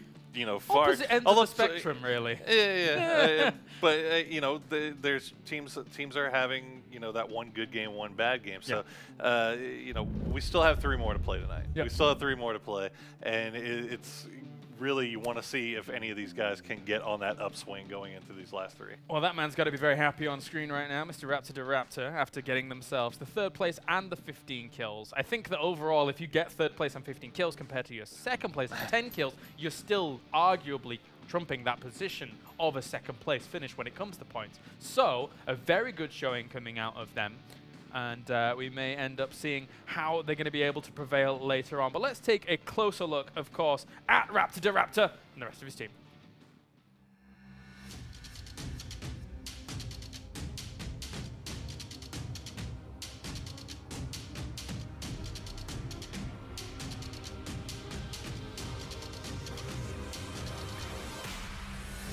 So my name is Raptor, or Mario, that's my real name. I'm from Belgium, and I'm a PUBG streamer. I used to play PUBG Pro, and then I got kind of out of the scene, and ever since I don't really know what I'm doing anymore. I'm just playing the game every day. I'm literally here just to get to Dubai and win $600,000. I found a team. I might invite some friends or some other pros. I just found a YouTuber and I was like, hey, and it sounded super sketchy to them, but I just said, you want to go to Ukraine next week? I want you to select me some other teammates. My team exists out of, well, 3 other players. First is Expectation. He is from Belgium, just like me. We travel together. He's a really chill guy, very down to earth. He used to play MOBAs on the phone. He got invited to America and stuff, so he has some experience in mobile gaming. Then second of all, we got Examus. I have problems saying his name properly. He's the crazy guy in the team pretty much. We just have to make sure that he stays calm, and when he does that, he's gonna kill everybody up. And him together with Revi, that's the last person, he's just gonna frag out. Last time I played with him, he made mad amount of kills. I am very confident in this team. I am their backpack now. I've always been an IGL and an Indian leader, and I think that I can be doing the strategies. So I'm gonna try to do the strategies because they're less experienced in strategies, but I know they out-experience me in aiming by miles, and I cannot keep up with them. And I've had 1 week to train, and I've tried hard, but it's impossible when people train like every single week. So I'm gonna be doing the tactics, they're gonna be shooting it up, and hopefully it's the formula to win. I have high expectations. Like, I don't like to set high expectations, but I always aim to win. I honestly think we have a chance. Like, I've spoken to some of the other teams and some are like, yeah, we played 1 game, and I'm like, whoa, 1 game only? That's good. The only thing I can say is that I hope that everybody is down to take 2nd place, because we're here for 1st. We want to get a trip to Dubai, and I'm sorry guys, but you're gonna lose this time. Raptor bringing out the big guns here potentially for the tournament, but he's going to have Hero in his way if he wants to take that 1st spot. Guys, what did you extrapolate from Mr. Raptor? Obviously, we've known this guy for quite a while now. Oh, absolutely. And, you know, I think you could see the confidence in his voice there in saying that, you know, everybody, it's a competition for 2nd now. You know, we're coming in here going for 1st. You know, how much he believes that is one thing. But, you know, after game 2, the way that they were kind of holding down the edge of that circle, picking up 15 kills, I gotta say, they're looking pretty strong. Yeah, and just for you people out there that might be curious on their play style, I got that low key down low for you. So Ravi uses the claw, and we made mention he's actually one of the players that uses the claw, but props up his phone while doing it. So it's propped at an angle, easy claw access. Yeah, he was a tablet player. Yeah, yeah, and then Expectation uses thumbs gyro, and then Zemus right next to him right there, we're looking at him, just uses the thumbs. I gotta get used to using this gyro. I think in my mind, I would like using the gyro. Just gyro, when ADSing at least, right. And trying to do it that way. How do you do it? How do you personally enjoy? What do you do? Do you claw thumbs on? I think I've got it set up to where it's just on ADS on scopes. Sure. Just for that, you know, obviously you're going to use your thumbs most of the time, but just for those tiny little minute adjustments whenever you're trying to get the aim down. But I don't know. I think it's one of those things that it's so different, and it's something that you're not used to playing with that. It takes a little bit of time to get used to. But once you get it, it's like it's night and day difference. For me, it's kind of, I've done some VR tournaments lately. So it's, in my mind, it's translated easily because you kind of, gaming is slowly getting to that point now where movement is actually like really becoming a thing, especially with things like VR and stuff. And obviously this, you know, gyro ability on the phone and stuff like that. How do you like it in general, Dave? Do you think it's cool? Like Poro said, gyro, something that is probably better to do, but you need to get used to it. There's that learning curve. But honestly, from what the players have been telling me, I gotta go with the claw method. I feel like that might be superior to both gyro and thumb action. Not exactly sure. It's kind of the hot debate right now within the PUBG mobile scene. Yeah. But coming from Hyro himself using the spider method, you know, with 3 fingers on each side, you gotta say, like, obviously they're doing something right. Absolutely. That's insane. I'm trying to, you know, as we're talking about the club, trying to get used to it. Figure out like how you would do it, and I just, oh man, that takes some getting used to dexterous fingers. I really wish somebody who invented this at the very beginning didn't call it the claw. I wish they called it the clamps. The clamps. The clamps. The lobster. We're gonna get it with the clamps. Exactly. That would have made my day. Because every tournament I would come along to, like, these mobile tournaments, and it's like, oh, he's using the clamps method. I'm like, wow, that's amazing. But anyway, we're just getting geared up. That was a bit of a tangent there. I do apologize. The clamps. By all means, more tangents. That's why we're here. You know, having a good time, watching some good games, and watching these players frag out on those Samsung Galaxy Note 9. Absolutely, yeah. And we are almost getting ready into our 3rd game of the night, of course, here. As people are getting into the lobby, you can see them all getting ready and good to go, sitting up and getting, whoa, hello. Hey, he's determined. Look at that. That's game face right there. Oh, yeah, we're coming back to you. Can you hold the stare? I mean, the thing is, not blinking. He committed. Don't blink. He committed. Right. He can't commit. Sit it down. Nope. Sit it down. Now look how you know what? He tried to play it off as well. It was the little nod. Yeah, and he's like, okay, we're done now. No, buddy. No, we're not. Here's some guys. Gotta not be feeling too great about how things have gone so far, but you know, we have seen late game phase in the past. Will it transition over to mobile with our awesome nighttime playing? It's time for it. Game number 3 here of the PUBG Mobile Star Challenge, brought to you by Samsung Galaxy Note 9. And we are going to be jumping into where the plane is going. It's looking like it's going to be going at Millie up towards between Zaki and Severny. So, gentlemen, what are we making of the drops to start things off? I'm not sure how that little vehicle's there. Let's ignore that for now. Well, I mean, I think going back to what we have been seeing, Georgia Pole is going to be pretty hot, right? Pretty hot. And we could see some military base. Military base. Yeah. It doesn't look like it. Looked like we only had 1 team drop though, and then the rest of them kind of spreading out here over the southern part. But we've seen some teams head towards Yaz. I don't think Yaz will be in drop distance in drop range. Yes, this time. Parachute. Yeah, I mean they might drop early, get a vehicle, and head that way. Yeah, after the Raptors team. Something that we saw in North America was people stealing cars from, say, Rozhok and just making that transition. Because you then kind of cripple a little bit of the position. Even though Rozhok's good to transition from anyway, right? But taking cars from there is good. Yeah, and you know it looks either way. It looks like you're going to get a nice spread here. And we got one team on Tiggy. Ooh, there comes a Zarky drop. I like it. drop. I like it. So who's in Team 12? If there's going to be 2 squads dropping Zarky. The Lennon boys. I don't think I've ever seen this. 2 teams dropping Zarky. Lennon and Malamadros. No, that's Malamadros had a little bit of a bad game last round, coming in I think 15th. So they definitely want to pull a. Hopefully, they were probably try to drop Zarky and hope that maybe they'd have it to themselves. Right now they got Lennon dropping right on top of them. Good to see a military drop as well. But overall, there is our circle as well. Gentlemen, it's time to head over to our commentary team. Thank you very much for your insights as we head over to Cam and Froz once again. Thank you very much, guys. On to game number 3. And yes, it does look like we have multiple teams trying to go to Zarky. It's rare enough to see 1 squad go, much less 2. But right now, it's an engagement here in Rozhok. Casper sending some shots over to the current leaders, Hyro. Already dealing some damage to a number of those players. Look at that teddy bear helmet there. I think it's a helmet, right? He's so cute. Why would you want to hurt him? I think we saw a few teams actually dropping close to Rozhok. Not just, we have 2 teams there, but a few of them more close, I think, as well. So these 2 players from Hyro are actually off on themselves because the other 2 were able to find a vehicle and they're driving into Yasnaya.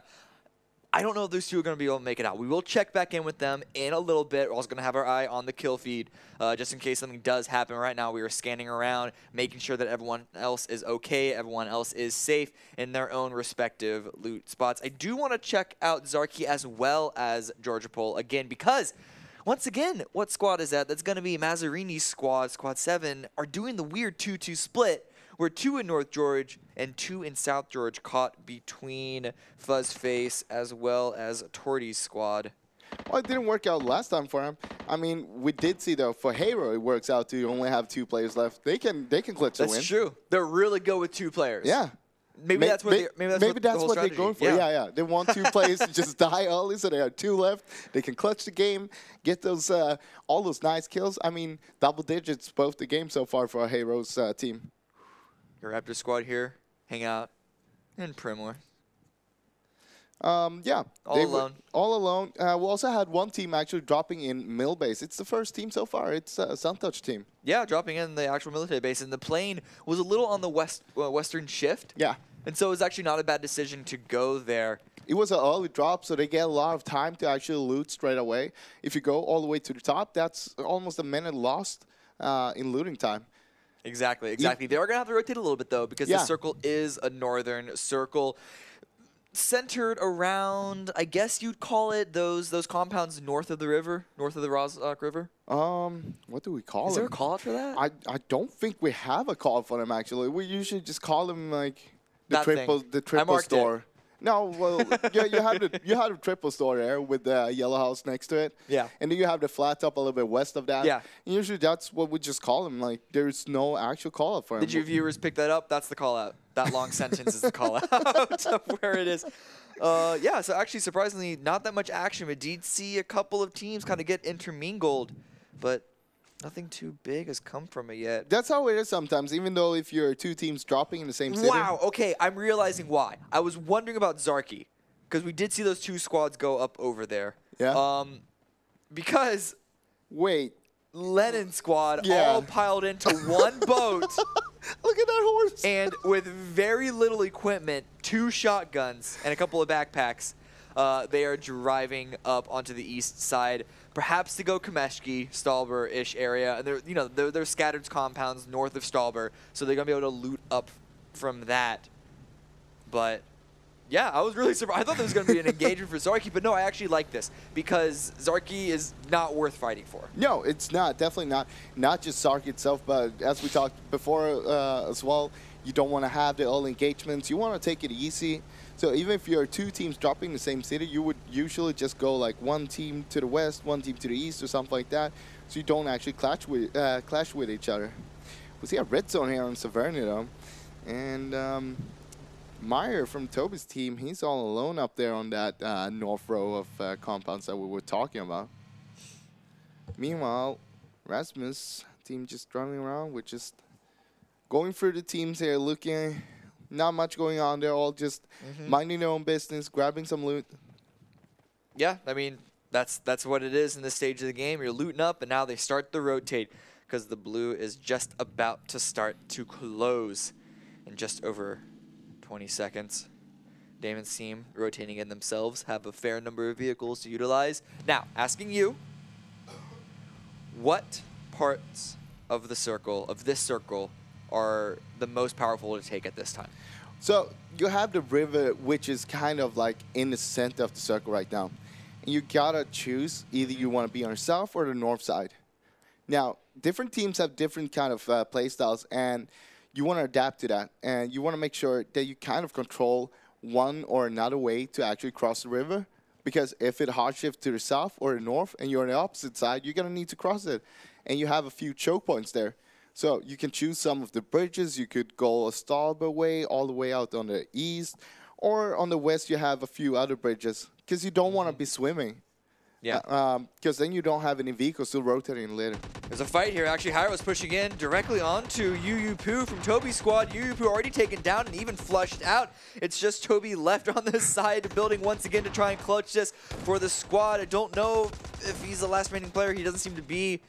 But he's already down to 30 HP. Pushed up on and cleaned out easily by Hyro, still running over these lobbies, not letting any other team room to breathe. Now, Toby's squad, they still have 2 left, but such an unfortunate start for them, losing their captain and another member so early. And Hyro's team, again, they already got such a huge lead. 40 more points, yeah, well, yeah, you know. Why not? Why not? Just keep on snowballing on that. I mean, David said it, right? 3 games in a row? He said 3 games total. 3 games total? He didn't say 3 in a row. Okay. Like, he was trying to be conservative with just 3 games total.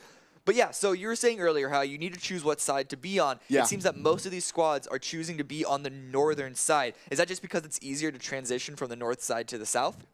More the opposite. That's why you want to be there. Easier, I should say. It's not easy either way. It's easier to go from the south to the north. No.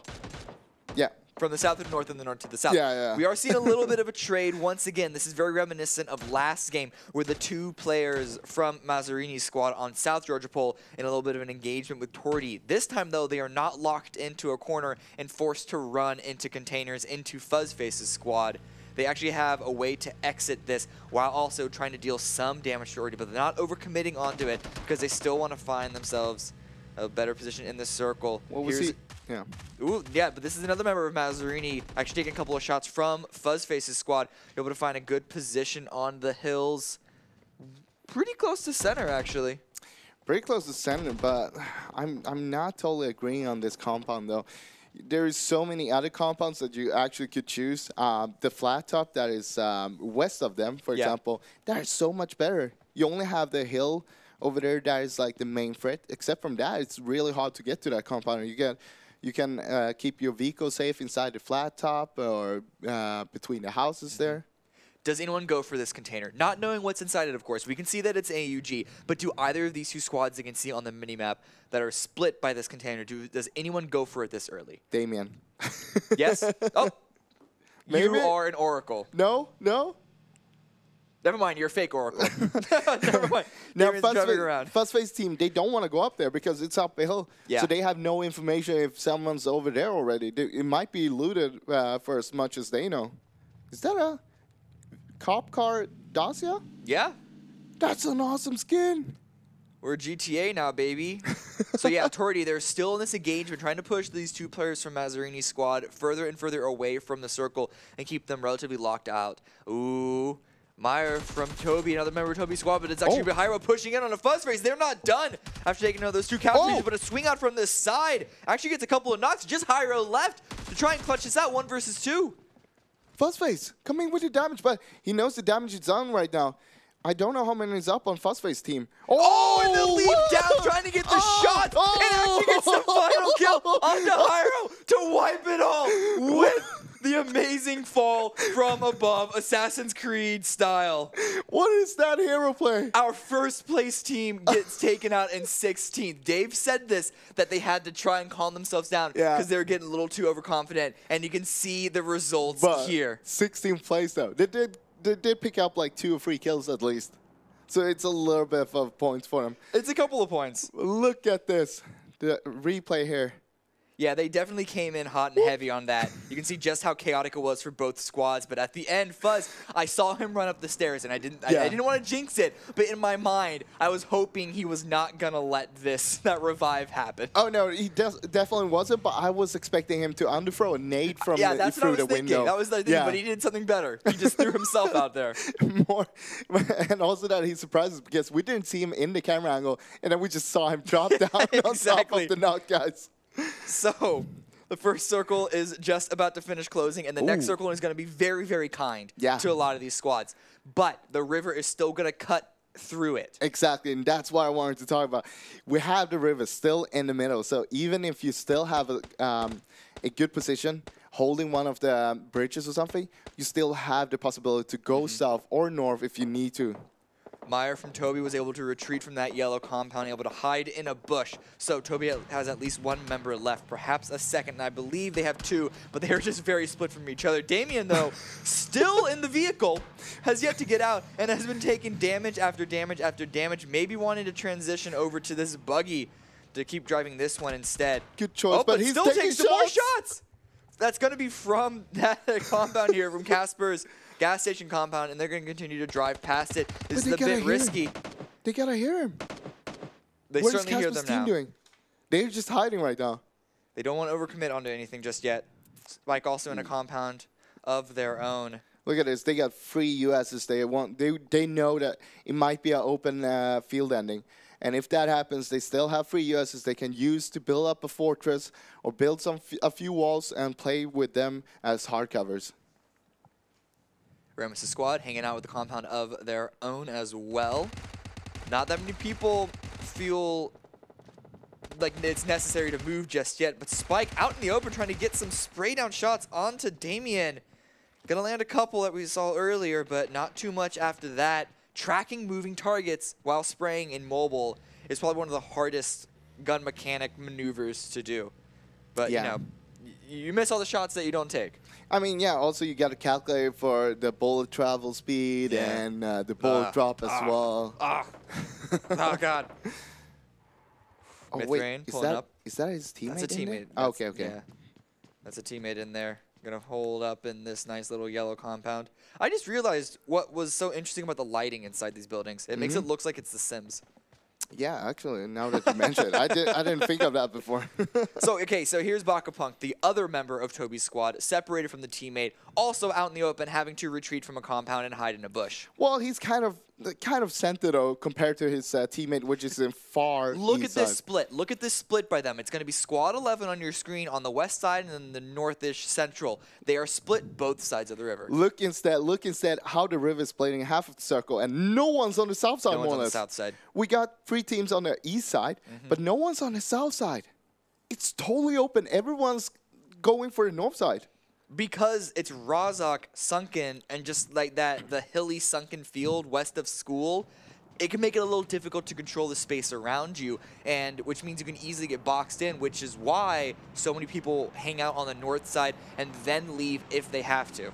But that's also, that's one of the things that might be the fault for a lot of teams there, because they're all cramped up on the north side. If it gets a hard shift to the south, we're going to see a lot of them starting to rotate at the same time. Some of them might just stop and start shooting at all the rotators. It is certainly a big skill in this game to be able to read the map and be able to game sense where people are going to be. But what's difficult about that in this lobby is that a lot of these players, you haven't played with against that much, or you haven't been able to scout them out that much, because a lot of these teams, they're mixed teams. A lot of these team captains, the shot callers, aren't that veterans of this game, and so there's only so much information out there and you have to just take a lot of guesses. Yeah, I like to see what Katarina is doing from Mazzarina's team. She's holding down Cube right now, which is on the left side. She got bridges and a lot of rotations goes through there, so she can shoot out a lot of people, but at the same time she's holding one of the rotations for her teammates later on if needed as well. Another AUG going to be on the map. I don't know if anyone's going to go for this one because it is dead center in the field, and it's starting to get to the point that any open area is way too dangerous to even attempt to go for. Raptor, though, they're going to be hanging out in a triple stack of their own, as well as Garage. This could be a very impactful compound if the circle continues to center up. Did he drive in a buggy into the plane? Yes. Yes, they did. So there's no seats in these planes there, which we do have in the PC version. So you can actually park your car inside and have it safe, I guess. Hide the wheels. Yeah, that's really smart. It would keep that vehicle safe. Looks like he's protecting the buggy with his life, though. He's protecting the buggy with his body. He's like, no, you can't touch this. Yeah, priorities. You might want to work on your priorities there. Ollie Pocket, this is another potentially impactful compound, but the only thing that this is going to be really important is if we get a hard shift up towards the north. The circle is about, what is that, 27 seconds before it closes? That's not counting down. There we go. Well, that count. Okay, those timers are weird. Yeah. The blue is still moving, though. You can still watch the blue tracker. That is still moving. That seems to be fine. That works. At least we got that one to work with. Still 15 teams, 52 people alive, coming into soon the third circle, right? Mazzarini is again outside in the blue still. One of the 2 players that was in South George that was kind of pushed to the side, shepherd over to the edge by Tordy's squad, still has to hang out in the blue. Ooh. I think we seen this earlier, but yeah. Look at this. As we talked about before, no one's on the south side. Yeah. If everyone's going to try to get on the north side now, because as far as we've seen in the earlier games, no one does the long rotations, taking the south one, the long rotations to the far edges and try to get into the circle from there. So I think a lot of them will clash in on the north side of the river here. Yeah, it's going to be really interesting to see how these rotations work out with this one. Because you could rotate, if you wanted to free rotate, you could rotate counterclockwise past east of Georgia Pole, but that's not an easy path because it's really rocky. Once you hit the south of the river, it's going to be really rocky, really hilly, and even though it's more difficult to flip a vehicle in mobile, it's still possible. But it looks like a lot of people are just trying to go dead center, take the hills north of Razak. Bakapunk here, hiding out in a bush just on the edge. Gets a little bit of information from Rammus' squad. He likes bushes. We've seen him throughout the whole game. Yeah, both numbers of Toby. Casper taking some shots on the rotating vehicles, not landing too much damage, just trying to tap fire onto that. A buggy from Lennon, though, going down, not going to the water, actually stopping out in the open because it looks like they want to take this fight. This could be quite risky, though, because it means that they could get shot from the south side as well. They're getting back in. They're going to try and rotate elsewhere, but taking a little bit of damage. Not too many shots are landing on them, though, so they're safe for now. They're going to go back over towards the bridge. Looks like a few teams actually are trying to go into Razak on the south side. You don't want to go into Razak too early because then you're sacking your vehicles. As soon as you get there, you might get the wheels popped, you might get stuck there. You don't want that to happen too early into the game. But right now, it's a pretty good time to actually crash into Razak and take a good position in there. Lennon, one of those players, is so low with 1 HP. And it looks like they wanted to cross the river, but it took them too long to do it. And the compound just south of it was just taken by an enemy. Mazzarini is taking a little swim in the blue. He's got a lot of meds on him. What is that? That's 8 first aids, 1 med kit. I think he'll be fine. I'm not too worried about him. It doesn't trump the 15 first aids, though. Yeah, it doesn't. There's still, we still hold the record on that. But another rotation across the bridge. Spike is running out. And actually gets multiple downs onto Lennon's squad. Wait, did Swalker did he press F on his mobile and jumped out of the vehicle? I don't know. He may have gotten taken out as a trade in return. And the smoke's going to be deployed for Jarvis to get a revive on his teammate. But that's still multiple kills for them picked up, or at least 1 for now.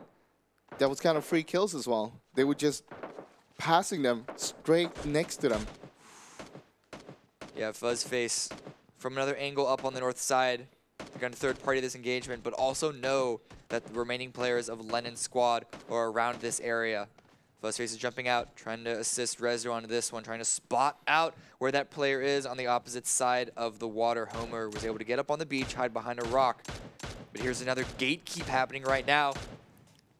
It's actually Malamandros held out by Ollie Pocket on the edge. Or, no, that's not even a gatekeep. That's just someone hiding out in the bush. I was looking at the minimap. No, there's just someone hiding out in the bush. Wow, Malamandros. No, they did kill, knock and kill Carly, though. Okay. But Buddy's just, he's trying to play spoiler here. He's waiting for the others to actually engage and try to get a knock, I think. Or he's left all by himself. Yeah, I think he's just by himself. Where are the teammates? Yeah, the teammates aren't close to him. The teammates are east of him. Oh, no, poor guy. So he's by himself, just trying to stay low, stay quiet. He got 36 bandages. Okay. All right. That's a lot of bandages. I don't know if you need that much. It looks like some people just likes those bandages. We've seen a lot of people with plenty of them. Look at that hard shift. It is keeping the river cut directly in once again. It's Razak and then the north of Razak River. That's all you have. There's nothing else on the south side. And so all these squads that have tried to swing over onto the south, a lot of them on the eastern side, they're going to have yet again another rough rotate. Yeah, and I mean, still river in the middle. We all know as a PC player, that's one of the circles you hate to see. You hate to see it. You hate to see it. You hate to see it. Because you don't want to bet your life on, all right, is it going to go north or south? More rotations immediately pulled by these teams on the eastern side. Spike, him and his squad, they want to get into the center of the next circle, or at least into on the edge as quickly as possible. This is a hard circle, though. Most of the playable area is inside Razak, meaning a lot of teams might try to crash into it. But at the same time, after a few teams have crashed it, you're just going to get shot if you get there late. Yeah, Rax is rolling up. Raptor squad certainly heard the vehicle, but they didn't have an angle to keep Jansen from pushing in. He's getting inside, going to be going up slow. Looks like he's preparing to peek this. He's aware that someone could be on this angle. Mazzarini still driving in. if you're confused, they're not just staring into the wall. They're actually using the third-person camera and trying to just spot through the window there. Nazrini, he's just using bandages. Yeah, he's still got 9 first aids, but he's like, nah, I don't want to waste them yet. I want to keep them. Yeah, I mean, use the bandages now while they're actually useful, because once the blue starts to tick up more and more. Meyer is up in the bridge. He's below here. There's a small angle that he can hold, and this is a very, very nice cubby to hold into. The problem is, if he is discovered, he's going to be kept out here. This is in the circle, though. Right now, he's not spotted yet by Midframe's team, which was on top of the bridge, and they can actually help him out by holding the bridge. Without them knowing it, they're actually helping him out to survive. So Torty right now, they rolled up with a boat further west from there, and now they're pushing up on the beach, just trying to stay slow. They know Suntouch, they spotted out that squad, using the third-person camera to their advantage, but Larry may know what's up. If he has a couple of nades, he could land them. Come on, Larry. Show us the nade. His aim. Oh, he's going to pre-fire through. That was a nade, right? I don't know if that's a nade. Oh, that was a nade. It didn't land past the rock, though. The rock's going to be blocking it. He gets a couple of shots, but gets immediately taken out by Ushit. And now Bro DGR is going to be pushing forward. They got the down, and they're going to be taking the positional advantage. Flexi, though, peeks up over, gets the initial down in return. But DGR is already inside. The spray does come out from Reels. And so DGR is going to be taken out. I like what Torty's team did here. They got the initial knock, and they decided, we're going to push on this. This is the opportunity. But it didn't go too well for them. Right now, it's just trades back and forth. It is Reels can get a revive on Suntouch and Larry, but Torty already got a revive on his own teammate. So he's going to be pushing up, trying to punish the damage that they've already dealt. But does he want to push over into that room? He sees that Larry is still down. Larry's just spawning for information right now. He knows he's dead. Now they got the info. Suntouch has been picked up. This gives Reels the opportunity to hold this doorway. He's not peeking out, though, but smoke comes in, and actually going to run out, try and take the fight directly, but it was an over-engagement, and this puts Suntouch in a bad situation. Doesn't have time to heal up, and I think he just ran out the window to try and run away, but immediately... No, it's actually... Who is that taken out? I think that was Casper. No, Suntouch goes down there. Okay, so I think that's the whole entire Suntouch squad taken out in 15th. There's still 14 left, though, but look at this next circle. It is finally on the made a decision, and it's going to be on the north side of the river, which is bad for a lot of these teams because so many of them were forced to commit to the southern side. This north side has very little cover. Yeah, we had one team, I think at least, that had a good position. I think it was Raptors' team that was up there. Actually, it's Casper. They're kind of centering the circle. Team number 8. You can see them on the minimap on the top right corner there. Raptor here trying to punish swimmers. Gets a little bit of damage on a Jansen, but isn't able to get too much right now. The thing is, if he overcommits here, he can easily get punished because he has virtually no cover of his own. He only got a little rock to play with. I wonder if Jansen has any friends left. He does. You can see him off in the distance. The Rax squad out there on the side, but Jansen he's just continue to go for breath. Breath management, it's a really hard thing to do. It's Aquaman. Raptor, he's just trying to go for these shots still, and I'm surprised that no one's been able to get a sightline onto him. He just wants a kill. Oh, we finally got it. There we go. Finally gets the kill right when his teammates roll up. No, the other two teammates are actually in a fight of their own, trying to take this little dip area from Casper's squad. Samsa's down. Casper himself is also down. So that's going to be 2 more kills for Raptor's squad. It is. Trying to get in. Look how much damage this blue is doing at this point. The first aid is going to go off just in time. Ooh. But only 1 left and still has to run inside the circle. And you can see all these players in front of him. It's going to be really hard. This is a rough one. He sees everybody there as well. He's like, all right. Well, there's nothing much I can do here. I got to make a try at least. You got to go for the first aid. Oh, too late. Too late. Too late. Way too late on that. Yeah. Does get dropped. Not the last player. Other player is still inside. Buddy is still alive, still in the circle. Able to crawl in. Not the first time we see Buddy snaking around. Nope. Able to actually avoid, I believe it was Malamadras up close to them. Able to snake it past. Yeah, he's pretty close to the circle, so he might be able to just sneak in just barely inside the next circle and just stay calm there, passively. Look how close all these players on the eastern side are with each other, and they have to deal with each other before they continue to push in, because we see another northwest hard shift. That's a rough circle right now. It's a real rough, because most of the teams are actually on the east side, or the northeast side of the circle. But look how much cover is here. That's why we're not hearing a lot of gunshots. It's just a couple of nades thrown every once in a while, because they can hide behind this cover. Oh, Rax is discovered. There is finally a push by Mithrain. Rax is found out. It's going to be a full flush from them as well. Is he shooting someone else, or is he missing every shot? He was missing every shot. It's about sandbagging. It was hoping to find someone else to peek and try and get a trade before he committed onto the flush. Now, Buddy here, he's actually on the high ground as well. So he can actually crawl a little bit more. He can get the information and without getting spotted as well.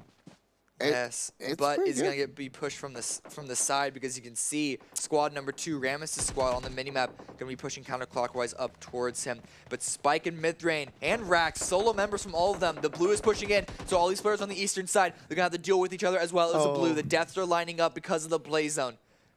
And everyone's just trying to rotate in. You can see a number of people still outside the circle as well. Spike has to run in, has a vehicle for himself to use. 26 bandages, though. He has to start bandaging himself right now. No time. He's dead. He's gone. He's gone. He just noticed himself. Nothing to do there. Still a teammate in the circle, though. And the circle is closed. And we see the next one. It's another third hard shift in a row up towards the northwest. Look at Buddy's position, though. He's on the top north side there. He doesn't need to move far to get into the next circle, so he can actually get a lot of placement from this. Fuzzface peeked up, got it down on a Raptor squad, but his teammate wanted to peek up after him, and Rezu does get taken out, but it's going to be an easy revive for them. It does give an opportunity for Raptor to get a revive of their own, though, and both of these squads want to finish this engagement quickly so they can move into the circle, but they're going to have to deal with each other before that happens. Still 15 alive, 7 teams left in this circle. A lot of players hiding behind soft cover, and you can see Fuzzface squad, they're actually rotating away from the angle that Raptor have on them. They're going to try and rotate up clockwise along the circle's edge. That's going to be hard for them, because there's a lot of open ground they need to cover if they go that side. Hopefully they have the smokes to utilize. Rammus are pushing in right now, just over the hill from Swalker. He's got to stay quiet before he's not peeked, and hopefully he's not discovered by Raptor or Fuzzface's squad. You can see him just in the dead center of the circle. But look at these smokes deployed by Fuzzface. They're going to make a smoke tunnel to be able to crawl into the dead center. But Raptor, they're going a different route. They're going to all hop into a vehicle and try and get center. Hope that it doesn't get blown up. Haven't taken too much damage so far. It's just expectation in Raptor right now. And they have a little bit of cover from that. And they're actually taking Revy, actually a couple of downs onto Rammus' squad. Buddy. Buddy. Buddy. Buddy. Okay, okay, it's fine, it's fine, it's fine. Stay down, stay down, stay down. Crawling. But a lot of trades are happening just across the way from him. He's avoiding this engagement, trying to stay out in the blue for whatever reason. But look at these trades. Expectation and Raptor both taken down by Fuzzface's squad, and Revy's going to be coming in. Perhaps the last player of the squad. Buddy may have an opportunity to get a kill here. He's going to go for it, but the hipfire is going to land true and immediately taken out. We're now down to just 6 alive, 3 teams. Fuzzface's squad particularly has 3 up, and then Swalker, and then 2 from Malamandros' squad. Now we saw Raptor's team going to the center here, into the little radio tower. Doing that early actually hurt them a lot, because they got shot from every direction. There was no reason to actually commit that far into the circle. Nades come through.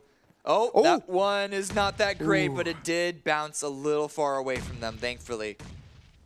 But Swalker, he's going to deploy one. I don't think he's seen just yet. Deal some good damage. Easy follow-up spray from him. And he's going to get the full flush as well if he can land the shots once he gets the reload. But Mobile proned down with the final shots onto Rax's squad. Now there's just going to be 2 left. It's a 2 versus 2. Smokes deployed by Malamandros. Heisenberg and Riki left.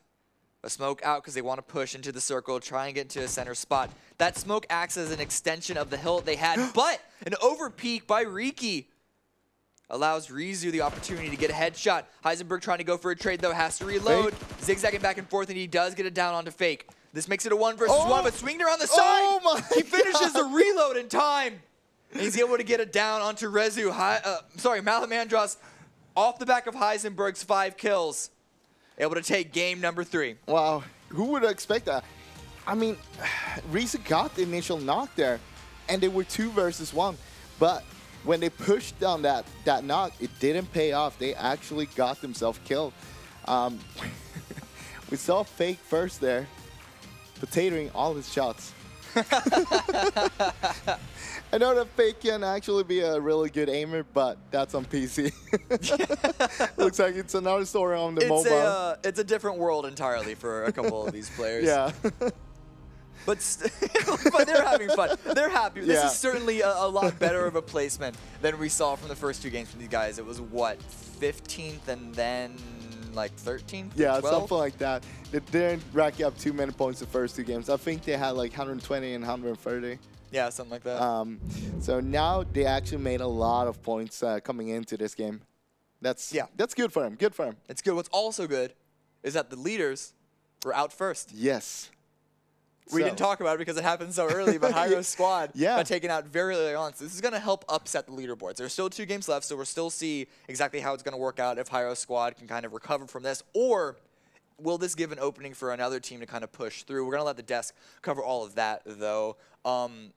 This was a good game, though. We saw the river. The river played such a key role into these rotations. And you can see just from this game alone how important it is to be able to understand rotations. Kills for a lot of people honestly should come second. Yeah. I mean, at the same time, the kills are worth so many points in this tournament right now.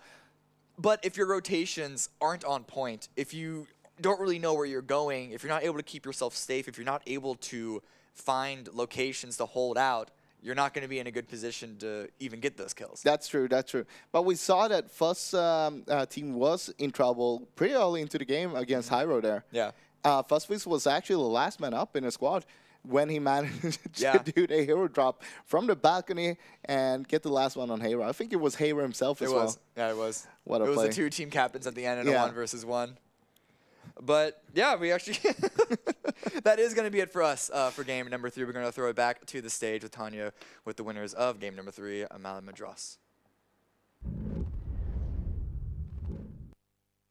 Okay, thank you guys. So we're here after 3rd game of this day with Malamadras. Here with me, Max and Dima. I will be translating also into Russian, so we can communicate. Ну что, ребят, первая победа. Что чувствуете? Вообще не передать словами, просто шок, радость и наслаждение.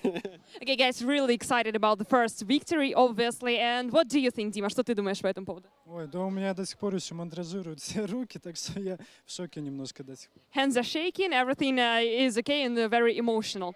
So, I wanted to ask about the toughest opponents and maybe principal ones for you at this tournament. Кто для вас принципиальный оппонент или самый сложный здесь на турнире? Ну, я думаю, все уже сейчас поняли, кто прям самый жесткий оппонент. Это ребята из Турции, насколько я помню. Но мы все равно получаем удовольствие от любой игры, и мы не видим здесь соперников, мы видим здесь коллег и товарищей. So Max says that obviously guys from Turkey are the best right now in the tournament table, but overall everyone are very strong and tough opponents. What do you think? Что ты думаешь, кто самый сильный оппонент? Ну, я тоже так же думаю, то, что Турция, точнее, вторая команда у нас очень сильная, но мы все-таки смогли вырвать топ-1.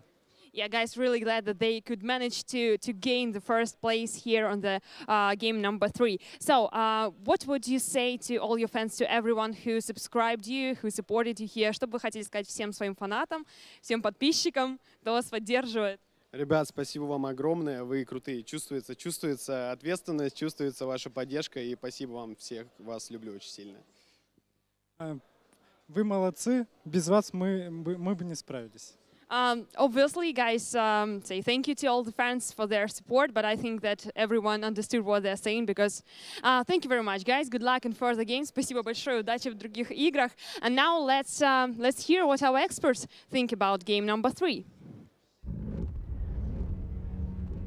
Thank you very much indeed, as we are back here at the analysis desk. A big congratulations, of course, to Malamadras and the team for being able to pick up the victory from game number 3. A very different game to our first 2 games that we've seen so far here. And overall, in those clutch moments towards the end, mad props to Heisenberg in terms of that 2v1 situation that was going down at the end. Yeah, absolutely. I mean, not only in a 2v1, you're in a 2v1 against some pretty formidable competition there with Team Fuzzface, but Malamandros, the Heisenberg coming out on top, but that was just a wild game from beginning to end because of these circles, Dave. Yeah, talking about the circles. Talking about we're talking about circles here. About all right? circles?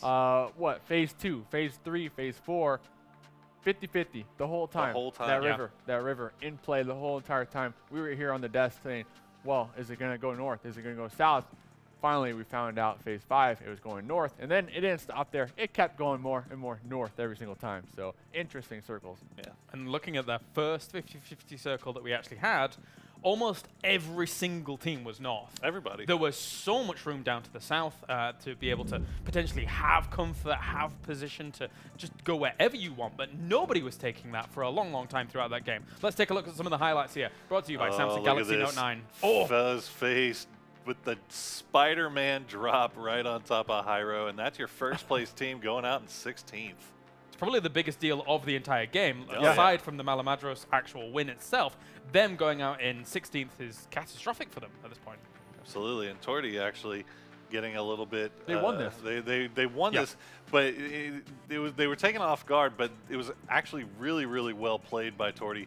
Once again, I mean, we keep seeing them just really coming to play today in some of these fights, and Raptor managing to go do a little casual fishing there right before Casper goes down. That fishing paying off because they actually had 15 kills that game. They did finish off in like 5th place, but with all those kills, probably be able to buffer them on that leaderboard.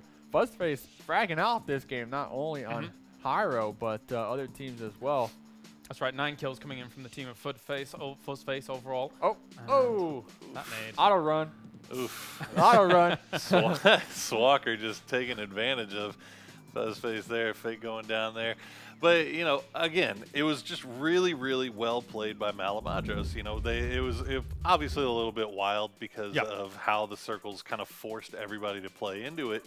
But, you know, they still ended up with the 7 total kills. Fuzzface coming through with 9. It looks like those boys might be starting to get used to this game a little bit now. You know, they're getting a little bit more comfortable. I don't know. You know, I thought they looked a lot better that game for sure. But I like the differing opinions, to be fair, though. Exactly. He's just saying that because of Fuzzface's Spider-Man moves on Hyro. But I mean, come on, that was one it's of the coolest plays we've seen so far. But yeah, you said it, Raptor to Raptor coming in 4th, but 15 kills. Exactly. That's a big deal because that actually bumps them up to technically 2nd spot for the points from this game as a whole. And they were already doing pretty well off the back of getting the 3rd place and 15 kills as well, Dave. So far, they must be in really good standing. Yeah, and actually with Hyro being taken out so early that game.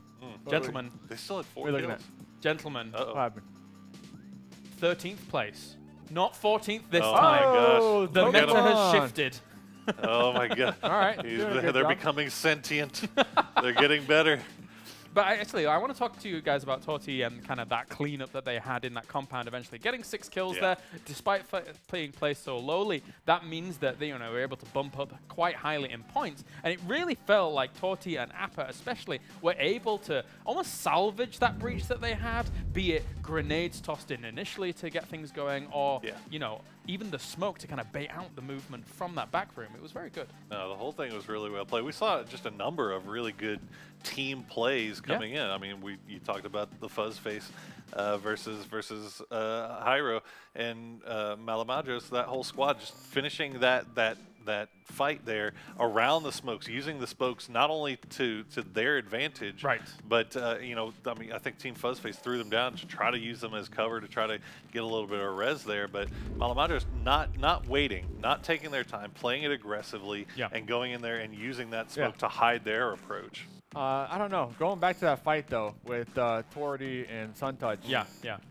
These guys, all these players, they were outside. There were a couple of throws there. There were a couple of throws, but not only that, the whole situation was outside of the play zone. I believe at that time we did finally have our shift to the north, and they were on the southern part of the river. So you got to think, remember, Torty, they were on the river kind of creeping and crawling before they took that fight. So maybe they thought they had to take that fight if they wanted to cross that water safely.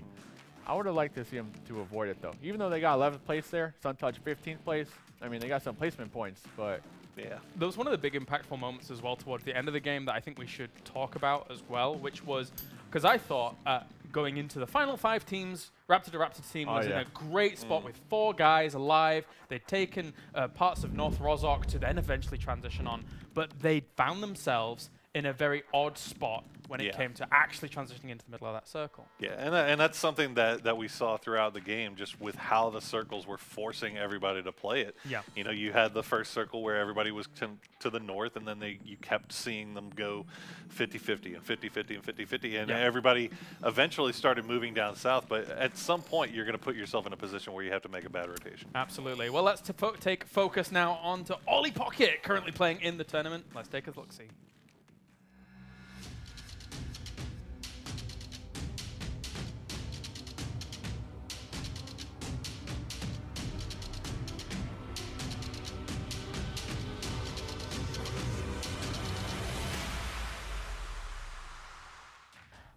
I am Ollie Pocket, like Olivia. I am from Germany. Normally I stream on Twitch, mostly PUBG or first-person shooters. I'm 29 years old and I am here now to represent, of course, Germany with my great team and to have a good time. Of course, I was looking for people that are used to play PUBG. I like each player in my team really much and I think that this is a good start. In my team there is Max, aka Alimente. He's a really good friend of mine. The other player is Whitey Dude, who I know from the streaming scene. And he's really, really funny. He will play on Sunday, and on Saturday his awesome girlfriend Princess Kali will join us. Really nice girl. And last but not least, there will be Super Buddy, a German competitive caster. Dropping in the middle, not getting shot. This is our winning strategy. I'm afraid of Raptor the Raptor. I think he has a really good team. That's, from as far as I heard. But I'm not really afraid because I think it doesn't matter if you win or lose here, but you will always have a memory of a great time. Now I would like to talk to my viewers. Ich hoffe, dass ich auf jeden Fall im Mobile besser im Fahren bin auf dem Handy als auf dem PC.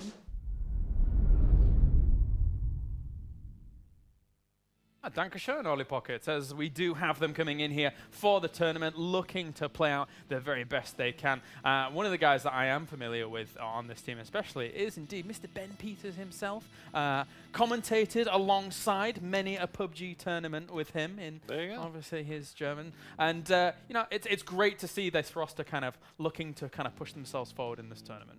Yeah, and I think one of the things that she mentioned was just the importance of having fun with the event and just, you know, using it as something more than just, you know, trying to get to Dubai, but also using it as an opportunity to just get to play some competitive games with some friends. And it looks like they're having a really good time while they're playing. And they used that, and they actually came in 5th this last game. So a good performance by them as well. Yeah. And doing some research on Ollie Pocket, actually didn't really notice a lot of PUBG Mobile on her stream, but I did notice DayZ, Fractured Lands, Ring of Elysium. So I'm wondering if all those shooting games, do they help? I mean, more variety, does it help here on PUBG Mobile? I'm not sure compared to maybe the PC PUBG players. Like, who has the advantage? I guess it's up in the air. Well, you look like you want to say the something. eternal question, isn't it, right? I mean, there's obviously multiple Battle Royale games, but are those strategies all transition between them all? I don't think so. I think PUBG I think PUBG you need a lot more. It's a little bit more cerebral. Right. Can we call it? Cerebral. You've got to think about your tactics, think about how you're going to approach things. I like it. I mean, tactics, we're talking Fuzzface just jump off the balcony and win. So, I don't know. That was a sledgehammer of tactic, I think. But hey, sometimes you got to do what you got to do in what the moment presents you with, and Fuzzface coming out on top of that one. You know he was laughing to himself as he pulled it off. He's like, there's no way this is going to work. Holy shit, it actually worked. He was especially loving that, considering he knew who everybody who had been knocked down there, and from that point on, they knew they were taking out #1 team. Thank you very much, gentlemen. It's time to go to a short break here now for the Star Challenge EU. And when we return, we're going to have game number 4 here from Europe. Don't go anywhere. The new Galaxy Note 9 has more power than you need. Like a remote control for a phone. Why would you... Oh, that's why. The new Galaxy Note 9. It's got more power than you need, until you need it.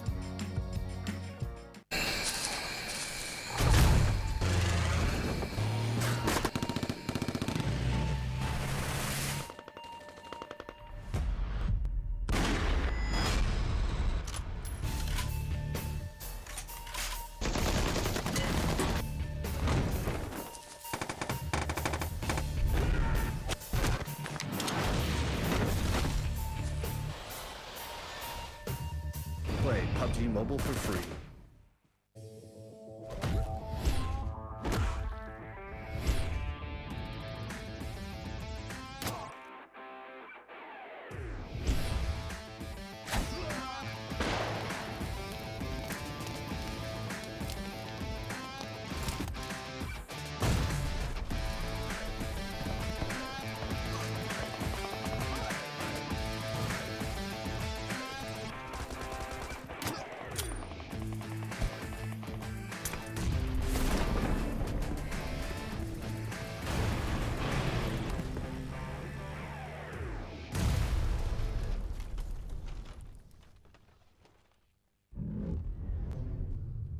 Welcome back, ladies and gentlemen, here to the analysis desk, as we're going to be getting into game number 4 momentarily for the Star Challenge EU, brought to you by Samsung Galaxy Note 9. Joining me at the desk, as always, Mr. Porosaurus, Mr. Mustache Dave, and looking at how things are going to be going down here between these teams. Obviously, I think we're still seeing Hero in that solid number 1 spot. We haven't seen the standings just yet, of course, but they've racked up so many points earlier on. But they still want to keep that consistency going. They don't want to be a 1-1, 16-16. They want to have a bit of a better performance than the previous game. And we were talking about it before, that you don't want to have that crazy, come in last place bookend. And if you're in first place, you definitely don't want to have that, because you want to keep padding this lead. You want to keep getting further away from the competition. And right now, Hairo's got to be feeling a little bit nervous, because after the first 2 wins, big wins, but then coming in that 16th place, other people might be catching up to him. I don't think so at all. You don't think so? I don't think so at all. I don't think that game's going to affect them at all. Moving on into the next 2 games, I think they might have even done it on purpose. I mean, the competition is just too easy out here. They looked around. They said, listen, Hero they intentionally came in 16th, guys. I mean, you heard it here first. Think about it. 16th place after back-to-back first places. That's kind of fishy. That's kind of fishy. I mean, it's kind of... They're sandbagging. They're sandbagging. I feel like we need to take away your Oracle title and give you conspiracy theorist title. Oracle's still take there. Away his magic ball and give him a tinfoil hat. I got 2 more games to go. Okay. They just need 1 more win out there. there. You're looking for the 3rd. I'm looking for a 3rd. We got 2 more. There you go. I mean, you did call 3. So yeah, 3. In your defense, I'm going to play devil's advocate slightly. I'm not saying the conspiracy theory is there, but it's very rare that we're seeing like squad-on-squad action that early in these games. So kind of a little bit unluckiness may have played into that kind of factor. Fair to say? They're not a 16th place team. No. I mean, they've proven that in the first 2 games, and I don't think we'll see them. I don't think we'll see them in 16th. I think it's more likely that you see them in 1st than you see them in 16th. Unless they want to be in 16th. Unless they want to be. Then we'll see them. I'll make sure to go get them. Intentionally sandbagging. Those 2 kisses and ask them, hey, did you really throw that game? I want to ask you guys, though. We're seeing a lot of umps here. Are you surprised with that? I mean, I'm a little surprised about how much ump play is coming in. I think that one of the good things about the ump is ammunition is plentiful. There's very little recoil on it. There's very little bullet drop, and it's one of those weapons that you can put on that full automatic and still spray down people from range and have it remain pretty accurate the whole way. Yeah, exactly. May also be a symptom of us watching so many PC tournaments, though, as well, because in PC tournaments we get like 1.5 times AR, that kind of stuff. Here, there's not really too many of those settings changes, right? So maybe that's one of the factors. Yeah, possibly. I mean, I'm just surprised because we're not seeing it only in close range. We're seeing it in those middle range fights, which kind of catches me off guard. But it's working. I mean, every time we look at someone frag out, they're using an ump, maybe a suppress ump, red dot 2 times, whatever. Oh, the ump is in a really, really good place right now, as far as on mobile at least. On mobile especially, but I mean it's in a pretty good place in PC as well. Yeah. I mean you still see people using ump ever since the weapons change. Ever since the weapons change, right? And you still see the DMR DMR SMG kind of like loadout that you see a lot. I mean, I think that ARs are kind of now in a better place again, so you might see more DMR, sniper, and AR. But I mean, the UMP is not a bad weapon at all, and it's kind of providing these players with a little bit more range to work with something that has more ammunition readily available. I mean, you were mentioning the ARs before. Something like the M4 stood the test of time, right? Yeah. I remember when the weapons change came in, everyone's like, 5.56 rifles are dead, and then all of a sudden it's like, actually no, they're still really fine. So yeah, it lasted for about 5 minutes. Yeah. I'm actually looking for some Groza plays because I know that's a high fire rate weapon. Yeah. We haven't really seen that either. So a lot of things that we have been seeing and haven't been seeing. Are these global? These are the current standings. Wow. 1,750 points to Hero right now. Raptor to Raptor with 1,500 points. And notice, gentlemen, that gap between the top two, which are the all-important points, and number 3 is quite big so far. So looks like they're 420 well. For Toby 1. Yeah, I mean, look, 200. He's right where we wanted him to be, expected him to be. But you know, like 250 points for Raptor after 2 first place. I mean, high kill first place wins for Hyro, but that 16th place really kicked them. Raptor, obviously, they haven't gotten a win just yet, but they're getting a boatload of kills and high position placements. You heard him in his interview that he just DM'd people from YouTube, hey, can you come to Ukraine? Yeah. What would you guys do if you received that message? Just DM? Just a DM. Hey, would you want to come to Ukraine with me? You don't know them at all. Yeah. But they asked you to come to Ukraine. Just get that random DM. Random DM from a random person asking to go. I'm an adventurous soul, Dave. I'd be there. I mean, these three. Yeah, these 3 individuals are. For me, it's not that far a flight. It's like an hour and a half. So yeah, sure. Yeah, there you go. Easy. That'd be all right.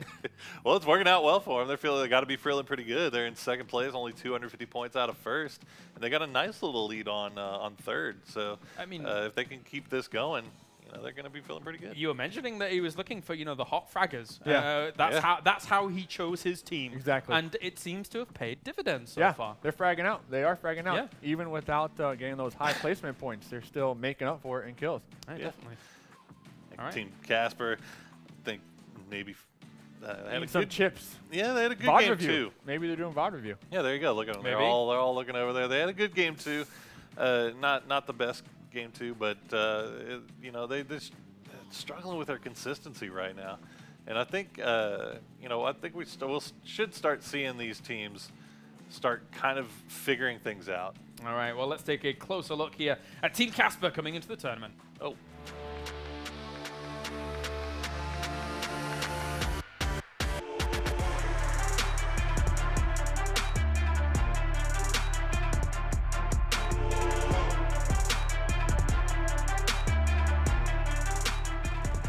Как мне сказали, я инфлюенсер, значит, один из более-менее известных людей в киберспортивном сообществе.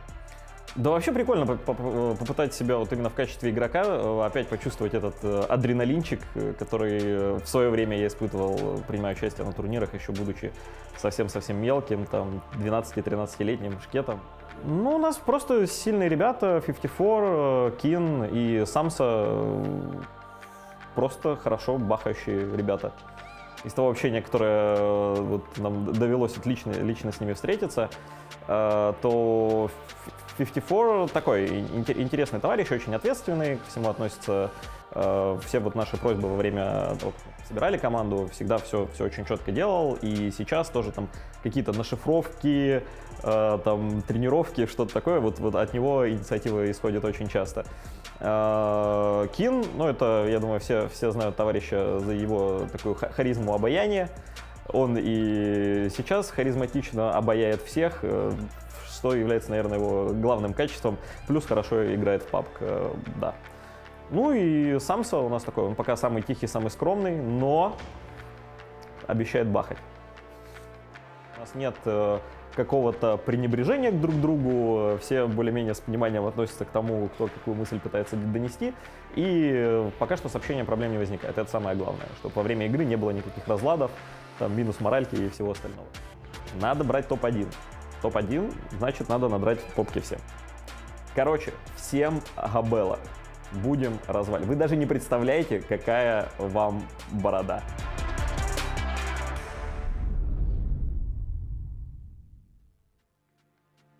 That is Team Casper. 7 worlds worth of skill, you may say, here when it comes to the abilities of some of their players, especially we're very familiar with someone like Keen, of course, coming from the PC background.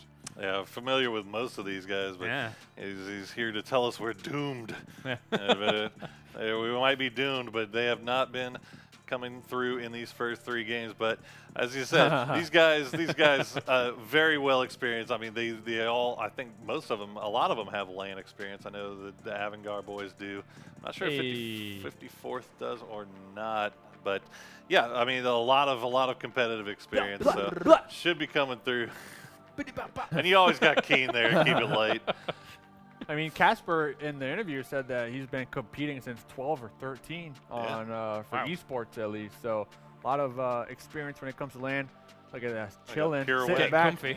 I wonder if a lot of players play with their shoes off for that comfort level. Maybe they do. Yeah. I mean, hey. Wait, you have your shoes on right now?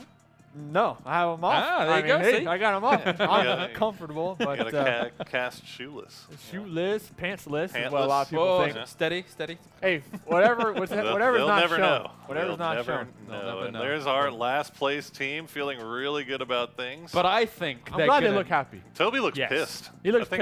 I think he was expecting to be a lot higher. Raising the roof. 16. There you go. 16. That's lucky number. Doing that good finger math there.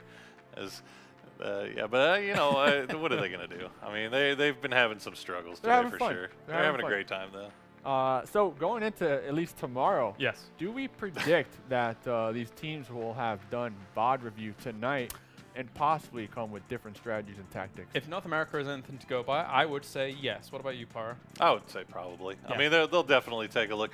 But you know, we've kind of seen everybody owning their own positions. We've seen a few teams switch it up, but not too many. That is the thing, in that I think we've had, for the 4 games that we've had so far, I suppose, quite a, 3 games even, sorry, the slight deviation in some of the drop patterns, where you have had some of these teams going off the beaten track, as it were, trying to drop elsewhere, even be a bit opportunistic. We saw one team, I think it was Lennon IV, in game 2, dropping really late in the plane and taking the entire west side because they knew nobody else was in the plane with them. It's the perfect opportunity to be opportunistic. Yeah, and then in game 3, they tried to go for Zarky, but they found themselves, you know, having another team on Zarky, which when does that happen? So they got into the boats and made their way over to Stalder Kameshki, who remained in circle. So yeah, I mean, people are adapting as they go through for sure. Adapting. I feel like a lot of players are just adapting to the plane flights that they get, right? I mean, we don't see any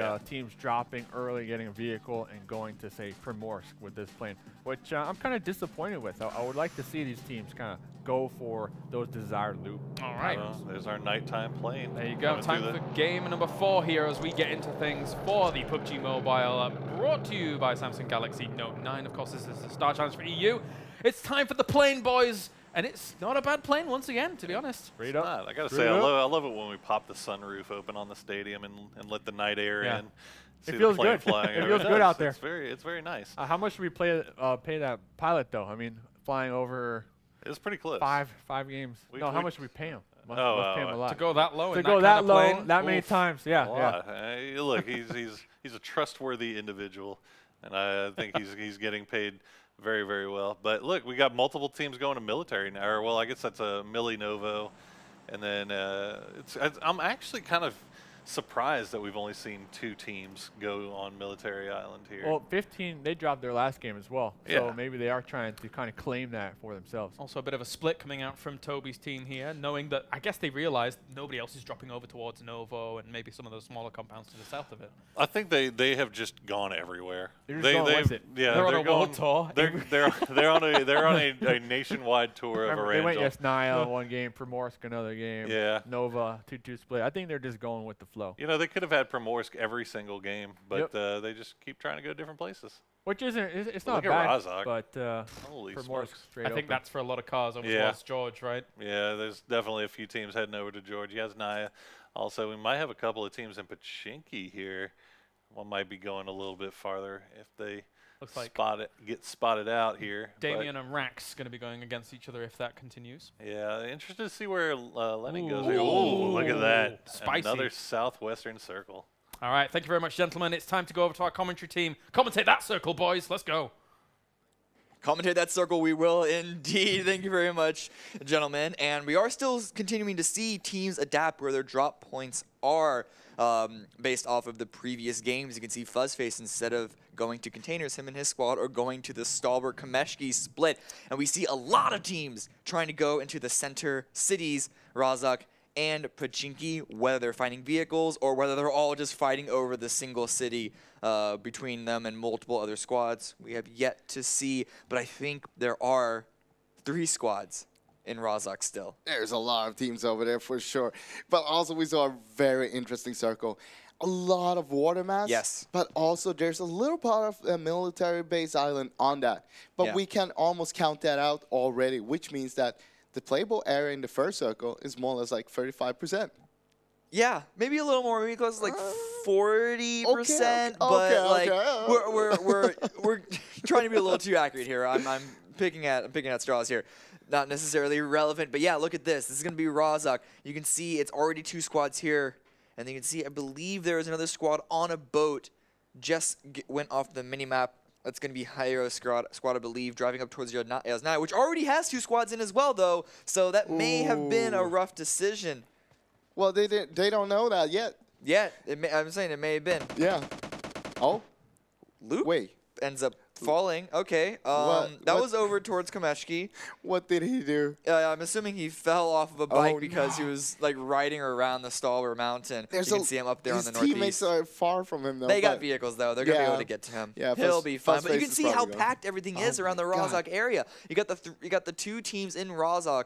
And then you also have another squad up around school. Hey, look at this, though. Mazzarini's team, they actually grouped up this time. They're not together? doing the 2-2 split. What? They are split up in 2 vehicles, though. So they're still sort of doing 2-2 split? Yeah, there's still there are 3 vehicles, actually. Is there 3? At least, oh, okay. But we don't know yet. They might split up now on this circle and loot 2 different areas. So here's Hyro, our current leaders. Still, even after going out 16th, a huge gap between them and even second place. Rolling up on Note9, where there are still 2 squads there. Casper and Lennon, though, they're in a face-off with each other, and Stereo already takes a little bit of damage, wants to go out on the second peak, can't land the shot with the Car 98. Now, he has a S12K. That's the backup, yeah. Ooh. Dosh taken down very, very low. Raptor, I think, has already gotten taken out, though. Yeah, he's probably so it's a pretty big trade there, at least. Revy's going to be running around to try and get the revive. Hyro wants to wait a little bit before he pushes up and assists his teammate, just trying to overlook that. It's going to be hard for Hyro, though. Look at this. Casper, they're getting in a vehicle and they're driving away. They don't want to commit onto this. Yeah. But by doing this, they're also stealing vehicles away. Oh, okay. He was jumping out for the other vehicle. Yeah, I was so like, they're grabbing both. I thought he accidentally jumped out and they were just driving away like, yep, that's your fault. Yep, your fault. Bye. That's pirate code. Fall behind, get left behind. But no, so I don't think Hyro there got any meds. No. Because they only looted 1 house, more or less. 1 yellow house there for 4 people. Exactly. It's not looking good for them. So they really have no choice but to push into Yasnaya. You can see on the minimap they're still getting closer and closer in, hoping that the pressure from, that's not Toby's squad, Squad 14, that is, I believe, Mithrane's squad. Yeah, it might be, The other squad in Yasnaya. Hopefully the pressure from them onto Raptor Squad gives them an opportunity to push in and start to kind of find maybe a weapon or 2 to deal some damage and to slowly carve out a way for themselves. But by doing so, it's going to slow down their rotation timings because they're going to have to go into the circle, which is a southwest swing centered north of Quarry. Now, the problem is, it's not a problem for them. The big problem is for Raptor's team because they're pinched down inside the city. So even if they try to move out there, they're going to get shot at. I'm not sure if they should know that they're pinched down right now. And they need to wait for one of the teams to actually move out, and then they can move out behind them. I don't know if they would have retreated if they were aware of how few items Hero were able to pick up. Because Raptor was downed. That's probably by the 1 gun that squad had, which scared them off. But if they knew, oh no, they didn't even get the revive on Raptor. So the fact that they even lost a player there meant that they wanted to fall away. But if they knew that they only had 1 little building to loot up, they may have gone on the push and may have tried to take Hyro out early on once again. Well, also, that's Hyro our #1 team right now, and Raptors team, #2 right now, that was fighting each other. Yes, that's a really good point. And they're still going to have to continue to loot up both these squads and then find an exit out. Thankfully for them, Mythrain, they're already on their own rotation, you can see. They're pushing down south to find vehicles on that southern road before they rotate in themselves. But they're not the first ones to do so. You can see all these squads already rotating in, trying to find center. It's been a very center-heavy meta so far in this event. We may start to see that loosen up a little bit because of how much pressure there's been on that center area. But still, at least for these first teams that are rotating in, they are trying to get something that is at least close to center, if not dead center.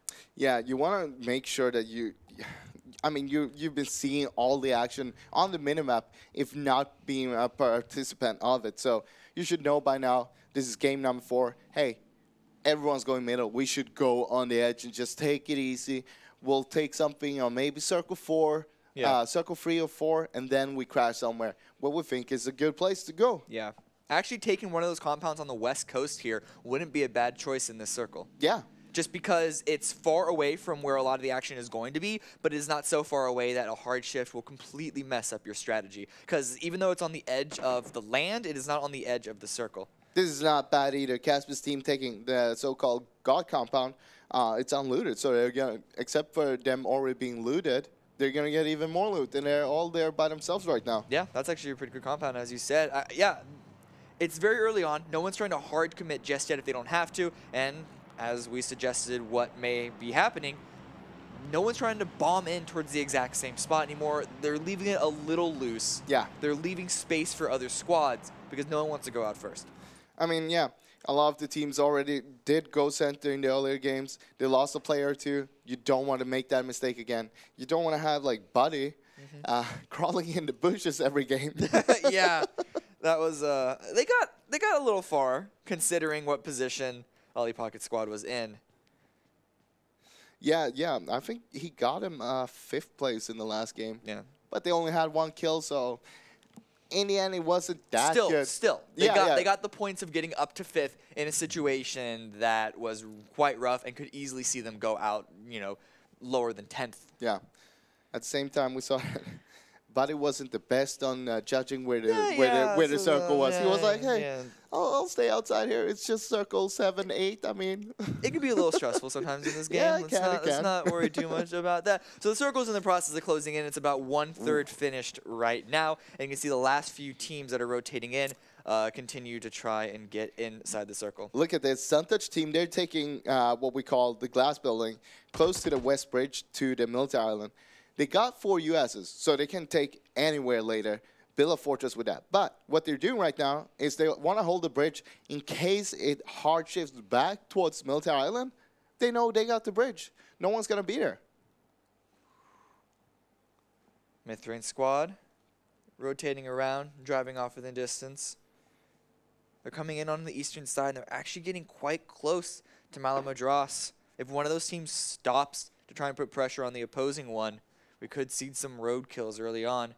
Rax also here taking a hill early on in the game. This is almost dead center on top of a hill. It's a little risky because there's no hard cover, but so early in the game, the chances of someone really hard pushing onto you, a full commitment, is low. And so right now they're putting themselves in a position to just deal damage and potentially get kills on teams rotating around them. Now, this is a pretty good spot they have here.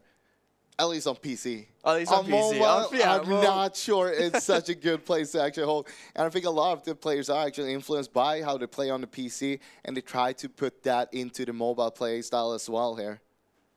This is a prime example of how Suntouch is holding this compound. Yeah, and the bridge. What's also good, what we failed to mention, is that they were actually the team that was looting up the military base. And we were saying that, you know, a team could stay there in the early game, but they took the opportunity to cross over as early as possible, because if they waited much longer, it's always a possibility that you're then going to get bridge camped and stopped from crossing over. In fact, Toby Wan's team on the south side, they're aware of that as well. And so they're not going anywhere near the bridge. They're hoping to find a boat, I'm assuming, on the southern side and drive up perhaps on Primorsk, if not northwest of Primorsk, or on those beaches over there, depending on where the circle is. Actually, again, we kind of see a lot of teams stacking in the center. We got a few teams up on the north, though. I mean, it's always limited on what spots you can take. Yeah, of course it is. And a lot of these squads coming in through, they may feel pressured that there's no other spot for them to take, but look at this next circle. It's basically a smaller version of the first circle where there's a tiny little sliver of the military base of Sosnovka Island, but it's mostly maybe like what, this is like 40%, 35% of the main island of the playable area in this. I'd say it's 40 this time. Okay. This time. Okay, we're going to agree. Yeah. Tiny details aren't that relevant, but a lot of these squads are going to have to continue to rotate southwest past Quarry, which means that there are a number of choke points. Look at this. Sudi, he already got full level 3 armor, helmet, backpack. He probably went for one of the crates, probably the one that was in Pachinki, because that's where Rax and his team was looting in the beginning, and they had a drop closer. Oh my god, look at that. AWM, but it's a fight breaking out. Homer from Lennon already taken down. Stereo out in the open. But Lennon and Bogdo pushing in, trying to get a trade on a Varietta, but Varietta does have teammates around this area, but they're a little spread out. They want to be able to find those angles. Varietta just running away, doesn't want to overcommit onto this engagement, understands the situation that they're in, wants to wait for backup for the teammate. This means that there's an opportunity for Homer to get revived, but that's a good trade for Lennon if they can group up and find crossfires to continue to keep this team kept inside this small little pocket. Now, that knock was actually the key to that play there. Varietta could, with that knock, be able to rotate back and group up with his teammates again to make sure that he doesn't get pushed. Yeah. No one's overcommitting right now. They're just waiting for the other team to poke out. You can see the player on the eastern side from Maz's team, but look at the third-person angle. Yeah, no, they're the same team. Teammates. I was also like, all right, yeah, okay. It's learning these players is a little bit of a struggle apparently. Suntouch, they would actually push forward as well. They're moving far away from that bridge and getting over towards the ferry pier area. Suntouch and his teammates are pretty good PC players. I'm kind of surprised they're not playing more aggressive, to be honest. No? Yeah, because I think like they got the potential to actually play more aggressive and get those kills going. Right now, we're seeing them pretty passive, playing more of the just playing for placements. But I feel like in this tournament, with 20 points per kill, you want to go for the kills. Looking at Mazza right now, Mazzarini's squad. And they're playing a little too conservative for my taste. They're giving a little too much room, but a push in onto the upstairs of a barn building nets 2 downs for a Hyro and 2 full kills as well. And they've taken this compound on the edge of the circle. So that's 2 kills versus Mithrain. That's 3 total. It is now just Mithrain left. Yeah, it's only Mithrain left now. And look at this. We still have 60 people alive. Oh, yeah. It's going to be rough for him to try to get some placements from this game. Having a couple of rough games there. I'm wondering what that smoke is at. We may have missed a knock, and that was a revive smoke. Or it could have just been a smoke thrown out for a distraction, but Face Smoke is a little distracted from the other way because it looks like another team is up on the hill northwest of them. And there's another team coming in from the south. I believe that's Raptor's squad on the southern peninsula. Kate S is aware of this and trying to push in towards the rest of the squad so they're not caught out. Bogdo's got a really strong position from here because he can just prone here and grab so much information by looking above the balcony. It's only a small little angle. Doesn't want to commit into this building. I'm a little curious why, though. I'm not sure why he's watching that way. Yeah, this is the way you should be watching. Yeah, exactly. I don't think they know that Raptors team actually beached over there. Raptors squad. Look at this. We got another team coming in from the south there as well. Yep. 11. I think that's Toby One's. That's Toby One's squad coming in. They're able to find a boat. They're going to be rotating in. The thing is, they're coming a little late for my liking. And you can see about all these beach spots that they could enter on are already taken. You got Mazzarini. Well, it's a single player of Mazzarini up on the northwest. But other than him, there's still Fuzzface's squad there. And then those 4 squads, actually, including Malamadras on the northwest, 3 squads in Primorsk. Yeah, it's going to be rough if they try to beach the boat in Prim there. But it looks like a lot of these squads are already in the circle, and they're keeping it stable. It's just a couple of shots ringing out from Primorsk to try and keep their positioning strong. The thing is, those are 2 squads kind of gate-kept on the peninsula, potentially 3 as well, because Mazzarini, the north of those 3 squads there, could also get punished by Malamadras there on the western hill. So we'll see if they can bound through the buildings, if they ever have to leave. But that may not come to fruition just yet, because Primorsk is still relatively central, even though it is on a peninsula because of all this water. We got to see where this next circle goes before we can really figure out how the game is going to continue to play out. Looks like Toby's team is taking the smart move here. They're waiting for next circle before they actually make a decision. All right, where are we going to go and beach our boat? Because right now, it's just a few seconds away, so they don't need to commit yet. Still just testing out the waters that everyone's doing. Mazzarini is on the move now. Oh, this is a little dangerous. He's driving away and giving his position away, but it's a northern swing up on the top. It's centered around Quarry, and this is going to be a bad situation for those teams in Primorsk because they all need to leave, but by doing so, they're going to have to come into contact with each other. Already rotations coming around Fuzzface. They actually started to rotate a lot earlier just to be prepared.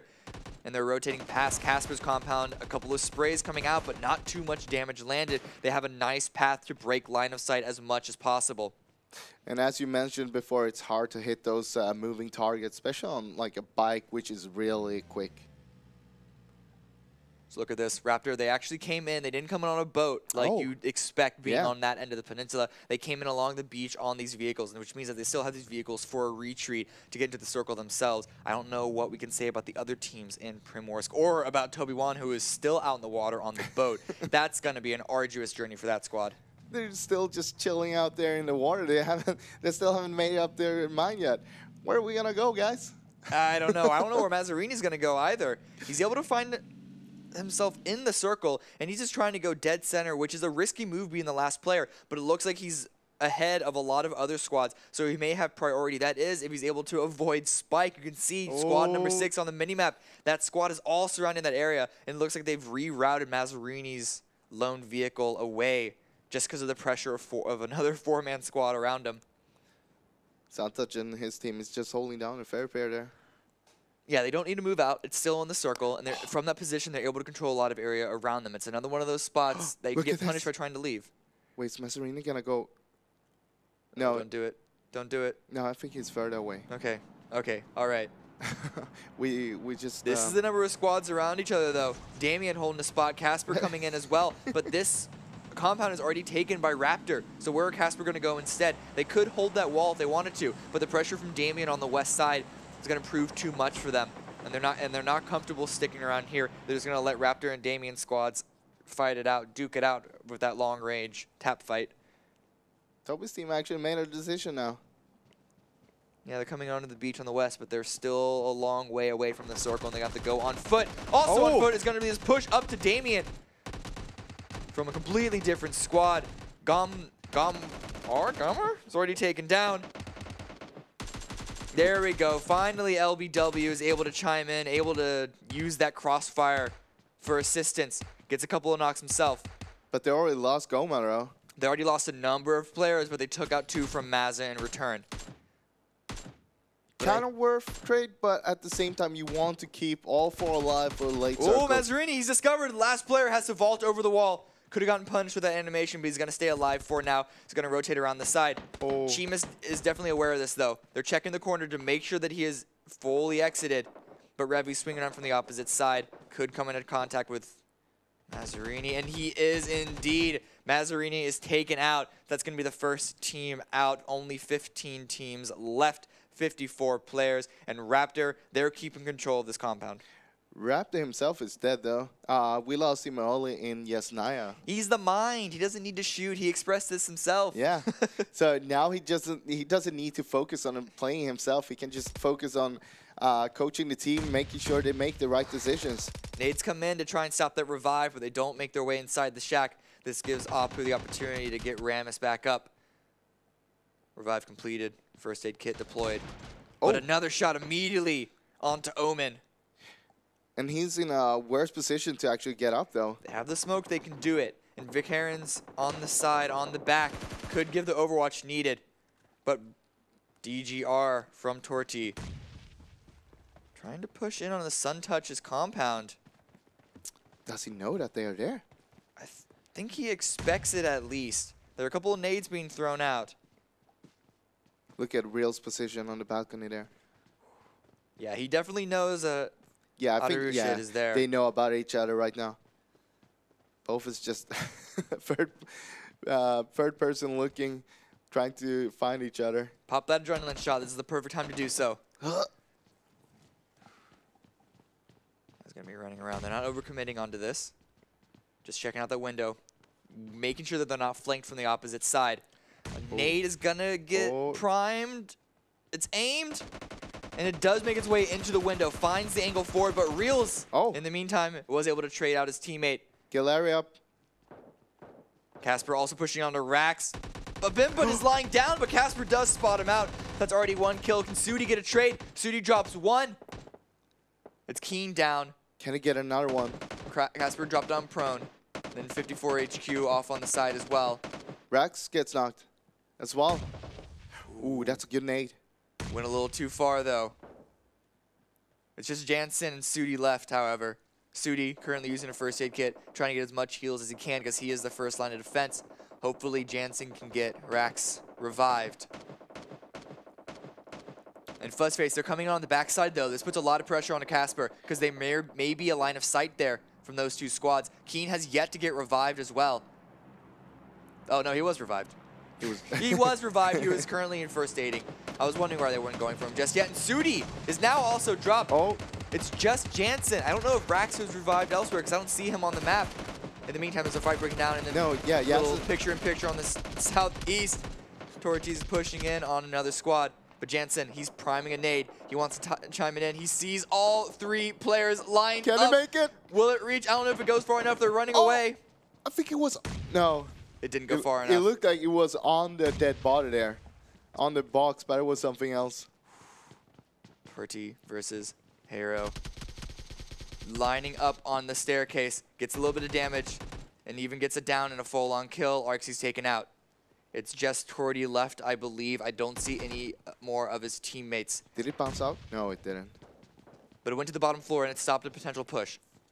And that's all that was needed. Hero's team down to 3 people right now. They did lose the one, but they already have 4 kills. But they only need 2 people. They only need 2. That. Yeah, Torty, last member left. He's pulling away from this engagement. He doesn't want to commit to it because this is now on the edge and it's not a great compound for them to hold. And so he's able to drive away, trying to find a better spot in the middle of the circle. There's a lot of field in this circle, though, so he may just have to find a bush to set up with his UAZ and use that for cover. Or he could go to this crate. Or not. Run into a Good. team That would have been a risky soon move. Here. That would have been a risky maneuver. I don't know exactly where he's going. He's trying to get dead center of this next circle. There's not a lot of field in this one. Most of the field has been taken out. Yeah, now this circle has a lot of open space in. You have 2 compounds on the east side there of the circle and a little bit on the northwest as well. Apart from that, it's mostly like open ground in the center of the circle. And you have a little bit of hill on the south and the north side to work with. So with 44 people alive and 15 teams, a lot of them are going to be dropping here. Exactly. We're about to see a lot of death because these teams have been able to kind of get snuggled up with each other, elbow to elbow, but there's not going to be much more room in this next circle. Omi already gets it down for himself. Lennon also taken down. The play zone drops Yu from Toby's squad. Don't know if that's going to be a potential revive because the circle's about to close in about a minute, but a spray down comes through. Chris drops Heisenberg. Omen gets a full kill as well. Now, the hard part with 2 teams like this, they're on the edge of the last circle. They need to move into a new circle. But because they're so close to each other, they're trying to hold each other out, and that might end up bad for both of the teams. Toby hiding out in the bush. He's not the last on his team. He has 2 teammates ahead of him, and they could crossfire onto Raptor's squad. If Toby can get a couple of initial knocks, and he looks like he's trying to line up for it, this will be big. If he can get, they're actually right next to each other. If he can get the easy spray down, easy tap fire onto these players lined up, he wants to wait for his teammates. So he's going to go for it, but he didn't hit enough damage. And now he just gave his position away, and he's shot. Taking a little bit of damage, has to hide behind the tree, and his teammates, they don't seem to be interested in helping him out. They want to just keep position on the edge, and Toby Wan, he's fine, just playing spoiler on the side, being a nuisance on the back of Raptor. They're next to each other. Rasmus and Casper's team. In fact, yeah, actually, Casper, they're shooting out. They had it down onto Apu, about to get a second on Omen, but they have to reload. Rammus, though, they certainly know that there's a squad right next to them. And there are more and more squads starting to roll up. You can see how far the blue has closed in. Omen now almost taken down. Vikaren's down as well. Look at the south part and the southwest part of this circle, how stacked it is right now. We've already lost 14 players the last time we checked in on the player count, but there are still 13 teams alive. A bunch of little snakes, and that's another hard shift onto the western side. Ooh. Everyone on Casper is prone. They're staying 4 alive once again. This circle is more or less just open area, except for where Damon's team is. They're on the hard northwest side, and they got a few small buildings to play with. Except from that, we're going to see almost everyone going to die here now. Chima's here from Raptor. He's the last one remaining. The damage from Toby was enough, but look, Jansen hiding out in the bush is approached by Casper. He is able to get 1 drop, but immediately traded out. So that's going to be a revive. Casper is going to stay as 4 strong. This does utilize a couple of meds. This does mean that the next time Samsa gets taken down, he bleeds out faster. But still. Yamsa should have gone for a flush there, going for an insta-kill after getting that knock to secure at least 20 more points. Yeah. But he tried to go for another knock. A little bit ambitious of a play. Yeah. If it worked, it would have been amazing. Yeah, but you still have all 3 other members as well. So, and without any cover, it's going to be really hard to do that. If you don't have like M249, 100 bullets, and just spray all over the place. Look at this. Look at all these teams. You can see on the minimap just how many of them Look are at Rasmus. He's crawling up on Lennon. That's true, yeah. He's actually the last player of his team. And he still has to make his way into the circle. The blue has started to close on his back. And he's got the run out in the open. So are Casper, about to cross over Toby. Meyer's already taken down. It's just Bakapunk left. Mythrain out in the blue still with the spray down onto 1. Can he get the second? He has to reload, and he's taking damage from the blue. They were totally lined up. Will he get second one here? Come on, you can do it. He took him down low enough that the blue should be enough to finish it out. I don't see him in the kill feed. Yeah, Where'd he go? I don't see him. Well, there we go. There we go. All right, Playzone does take him out. Mythrain also falls as well. He took too long with that engagement. Senix with the lineup, able to get it down initially, but immediately traded out. And now Casper just rolling over this squad.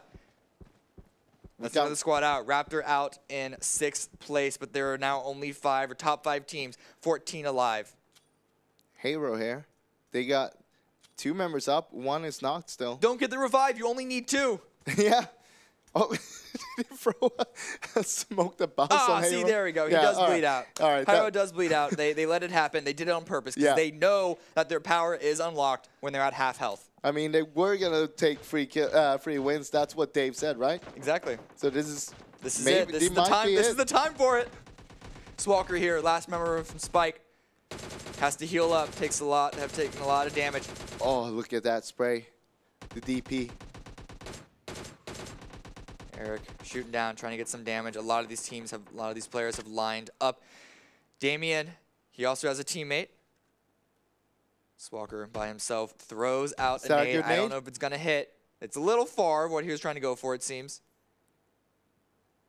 Where is it? I don't know. Where is it? Is it a flash? It looked like an HE, but I don't know. Yellow here trying to take some shots on the Samson, but Samson was able to get behind the tree. This is a good, interesting spread by Casper, but they're still going to have to push into the circle. And as you said, there's virtually no cover in this. That's why you see so many smokes used by Fuzzface and other squads to try and find some way into the circle. Hyro peeks. Oh, he's running out. Eric takes a little bit of damage from the side through the smoke, but the visual cover is enough for them to stay alive. But they're going to be potentially running directly into Fuzzface. Chris here pushing up. Yeah, they're just on opposite sides of a smoke wall. Chris pushing directly forward. No fear at all. Needs the 180. Finds the second player. Gets the knock. Can he find the last? Can he find the third? And that's it. That's Fuzzface's squad taken out. 3 squads left. Harris team doing some work. As we said, 2 players. That's what they need. All they need is easy 1v3. Another one. Continuing to push forward. They're just wrapping around and they're coming across and they're taking out every single piece of opposition. Chris is taken out, so just 1 player left, but a lot of damage deployed by the teammate makes it a 1 versus 4. We've seen Hero's squad do similar features against Casper, actually. Casper's squad have thrown a 4v2 before. Oh, but Eric is pushing forward. That was such an ambitious run, but he's able to get to his teammate and get the revive, and they have the meds to heal back up. Question is, are Casper going to use this opportunity to push forward? No, it's a nade comes out. A nade. It gets the kill. It finalizes the kill onto Chris, but Eric is still alive. He was out in the open for a split second, but now he's still alive. Another nade comes through. That one bounces off, and it bounces to the side. Does it still have the angle? It deals a small smidgen of damage. Look at how 54 is crawling on the west side, on the left side there. He's just trying to get an angle while the others are pushing him on the right side, and there we go. They peeked out. He looked like he had a lineup, but 1v2, a lot more bullets coming into his face than he could deploy himself. And so it is going to be Casper making up for game number 2 and getting first place. Hyro, though, still with a second place finish. 14 kills for Hyro and 15 kills for Casper's team. That's still a lot. A lot of kills for the top 2 squads, absolutely. Yeah. I mean, that's just, I thought that Casper's team was actually going to make a push from that knock they got, the initial knock. Then they knew that the second guy ran to the rock as well, and they could have just gone straight on, just bomb rushing that, all 4 together. True, but at the same time, they were aware of the man advantage that they had. So could you not consider that they just play it slow, play it safe by rushing? It could have led them into a situation where they took a lot more damage than they necessarily needed to. It could, and also since Hyro had the hard cover there, don't remember, I think it was Erkin that was the last man out. Yeah. He could have peeked right, left, picking them one after another as well. So it was the smart choice by Casper's team to actually just utilize the nades, trying to flush him out from that position so he couldn't stay in the cover. Yeah, definitely a good finish by Casper. Like I said, making up for game number 2. I'm sure that they were a little upset when that throw happened, so they should be really, really happy this time around. But still a second place, and still 15 kills for Hyro. We saw how big of a gap it was between even 1 and 2, much less 2 and everyone else. This is only going to swing that even higher. Yeah, they're trying just to grab those, secure the first or second spot coming into tomorrow already. At what point is it too much to come back from? But that's not the ones who won this round. It's going to be Casper and the rest of his squad. I'm going to throw it back onto the desk with, the stage with Tanya to interview them once again. So I'm here with Team Casper, with Roman and Gosha, and now we will talk a little bit about the game. First of all, the same situation as we've seen the game before, 1 versus 4 against the guy from Turkey. How did you manage to win this time? We didn't make the last mistake like we did previous time. So we just rushed him. So we knew where he is, and we just followed him at S4, and that's worked. So you've had a pretty tough start, and then you just rise on the tournament table. What do you think helped? We're good players. Yeah. Yeah, that's it. Tell me about your strategy. What do you discuss before the game to win this one? Just to have good communication and to act as one, you know, like with all the screams, and we're like pushing like all the time. From second game, I believe, because the first one was really terrible for us. Tell me, having pro players in the team, does it help you here on LAN tournament? Yeah, of course, because because these guys. We have so much experience in PUBG. We know map and second map, and yes, we all know maps, and that's help to us. Yes. Okay, something to say to your fans, to all the subscribers. Traditional question. You have this opportunity right now. We'll crush everyone. This is a very good ending of the interview. Thank you very much, guys. I wish you good luck in further matches, and over to you guys.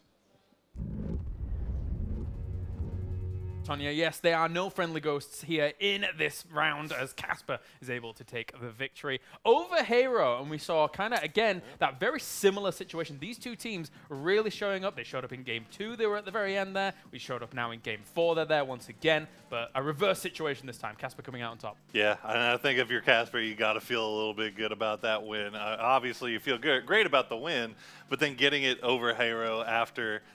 You know, Hyro did them dirty in Game 2 with that grenade, the one grenade squad, right? Well, not this time, damn it. Casper coming in with the 15-kill W. Honestly, I was kind of unsure. I was thinking Hyro might have been able to take that first place there, but let's check out some replays. That's right. The highlights brought to you by Samsung Galaxy Note 9 here once again, and early action from the very beginning. Yeah, this was one of those weird circles down towards the southwest that had, I mean, you heard Froz and Cam talking about it. There's so much water in play right off the front, off the jump that, you know, teams had a hard time kind of deciding where they wanted to go.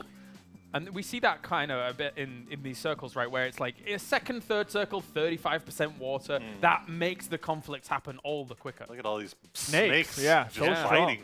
Snakes are biting today as Mythrain getting the double Not here, only that, bush Wookiees, right? The bushes and here, bush Wookiees, yeah, the bushes in PUBG Mobile are super strong compared to PC. I feel like there's a lot more cover that they do provide. Especially if you've got that corn of the corn, the corn suit, and a green helmet, you blend in. Yeah, you blend in. You are become bush. And here's Hyro coming out with that. I mean, The seeing this DP? DP has been being a real big player here towards these late games. Just the ability to spray down that way. Okay, this is the grenade that took out Chris. Oh, there it is. Oh, the alternate angle. Nice. Yeah, I like it. Popping That out the hard corner. peek. Yeah, there you go. Going to be there this time. See, if there was a player for Hyro that I thought maybe could clutch it, it would definitely have been Aircorn because rank 1 right now, remember, on the season leaderboard. So that means rank 1 is solos, duos, and squads for EU. And number 2 on the EU leaderboard as well. So I was kind of over here hoping Aircorn could pull it through just because he is ranked so high on the actual leaderboard for PUBG Mobile. Oh, I think regardless of if they didn't clutch it or not, I think they're still racking up a lot of points. Yeah, they're doing a pretty 15 kills. They're appointing themselves quite nicely so far today with the 2 first places and now the second. Absolutely, doing themselves very good justice indeed. So that's I probably still need one more win though. You still need one more win. I'm getting nervous. I'm getting nervous. You got really close, but if you do get one more win, bear in mind that's a first place, 16. Yeah, we'll leave that. Second place, and then potential first place. If that does occur, that's an OMG level of performance for a day 1. If that occurs, let's take a look now and see exactly how some of those points shaped up. With Casper taking the 500 points for the win, 300 points for those kills, and that puts them at 800 points there. So that's going to really boost where they were. Looking at the other finishes, what do you think and make of what occurred during that game? I mean, has there been a game other than the game 3 where they came in last place? Hyro has gotten over 10 kills in every single one. I think it was 13, 15, now another 14. I mean, these guys are just coming to frag out, and it's unreal. They brought out the big guns, I think is fair to say. Let's take a look at 9th through 16th as well here. Toby, look at that. Look 11th. at him. 11th. He's Slowly moving up. eking it Moving on up. All you have to do is get a boat and stay in the water for forever and not have to interact with people, and you stay alive for a little bit longer. And a bush. It was an innovative strat. Yeah. Innovative is a word for it. That's one way. And they're dropping different locations almost every single game, which is interesting. So yeah, looking at the Hyro Casper lineup, we got 2 kills on Hyro, 5 on Casper. We said we were going to see his First face and here a second. lot. Yeah. What a beautiful face, by the way. Well, he's all up in there. All up in there. So our team's starting to feel that pressure then, now that we are getting to the end of the day here, of day number 1. Is the pressure building on up? I mean, what do you think the tension is in that room, in the stadium? You know, I think it kind of has to be. I mean, maybe not necessarily, you know, that huge, overbearing type of pressure, but at this point, I think everybody's starting to look and see where they're kind of lying in the leaderboards and saying, okay, do we still have a shot at second?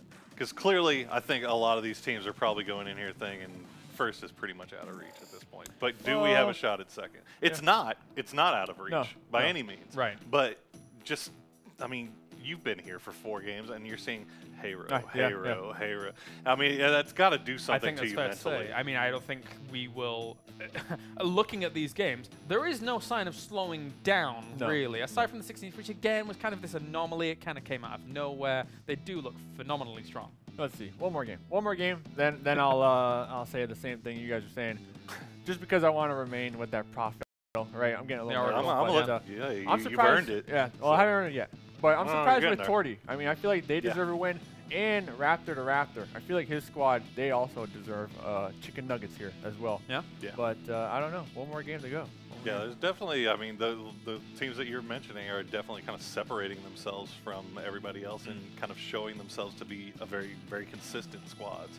and it should pay off. The front of the pack looks extremely strong. You mentioned Torte as well. I think that we've seen consistency from them from being the upper middle pack leaders, kinda. And I think that it's funny because a lot of these teams give huge, mad respect to Torte as a team as they're going through. But for now, let's take a focus down on someone who is a very prolific PUBG player. It is, of course, Mythrain.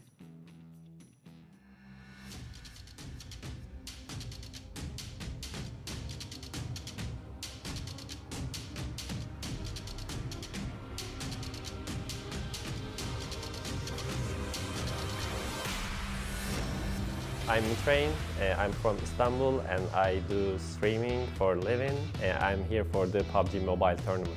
I'm here for the kick some ass because we want to go to Dubai for the finals. I bring some good players with me. Some of them good at aim and some of good at game tactics, in-game leaders. That's all.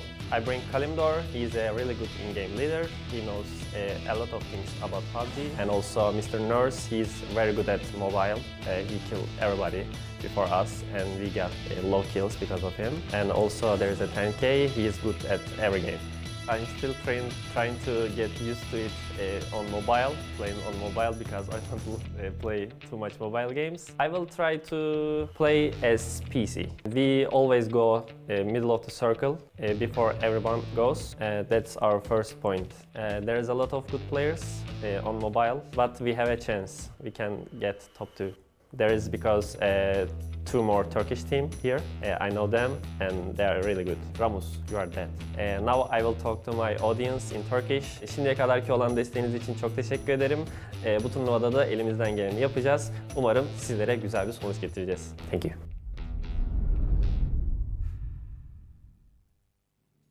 Great to hear from Mythrain there. And again, as I mentioned prior, he's a guy that we have seen time and time again at these tournaments, influencer tournaments, charity tournaments. He said 10K for Mr. 10,000 days.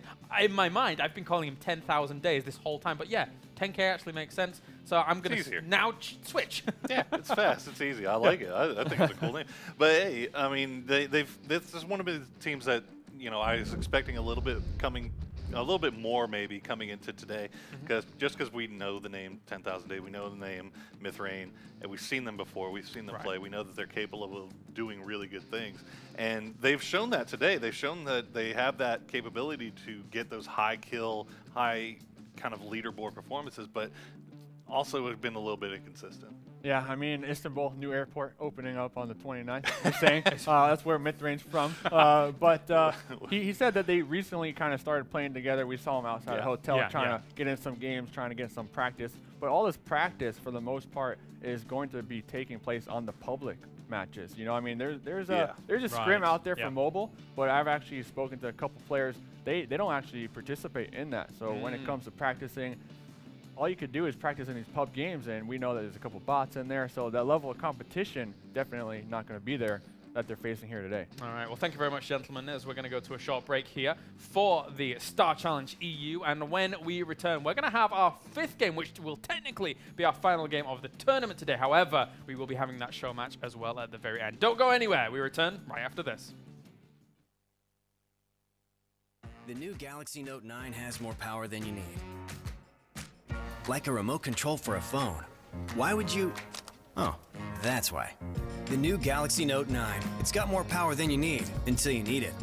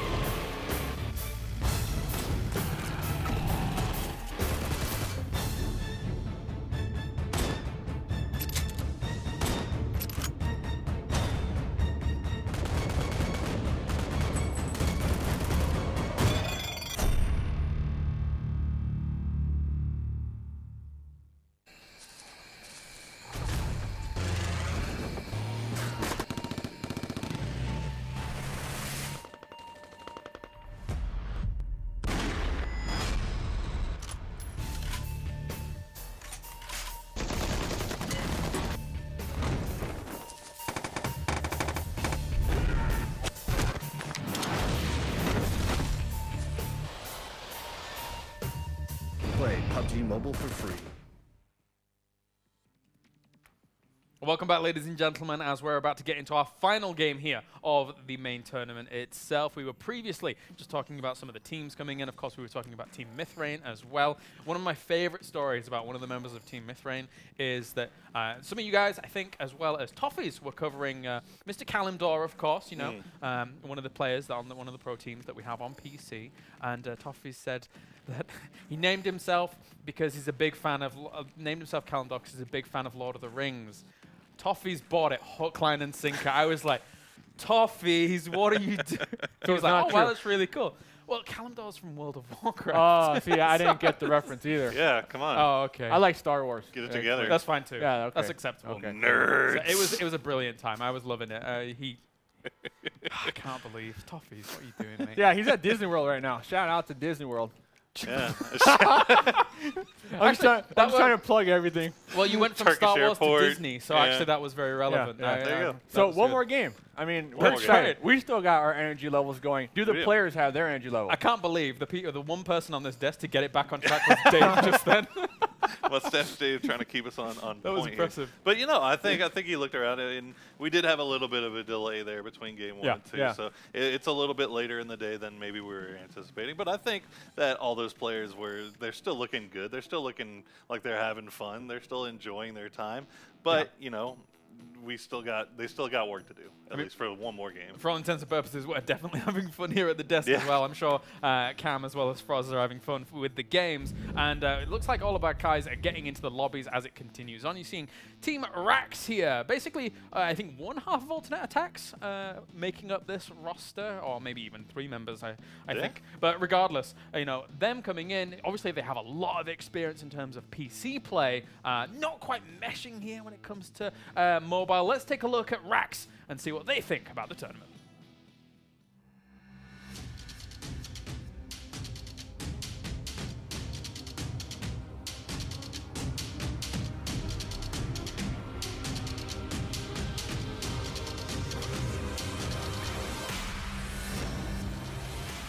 I'm playing PUBG at the moment, not the mobile game, but the normal PUBG for alternate attacks with my team. One of my teammates is traveling with me to this event here. Yeah, the most time I'm playing PUBG at the moment and streaming besides. It will be hard because we didn't play the mobile game that often, but we will try.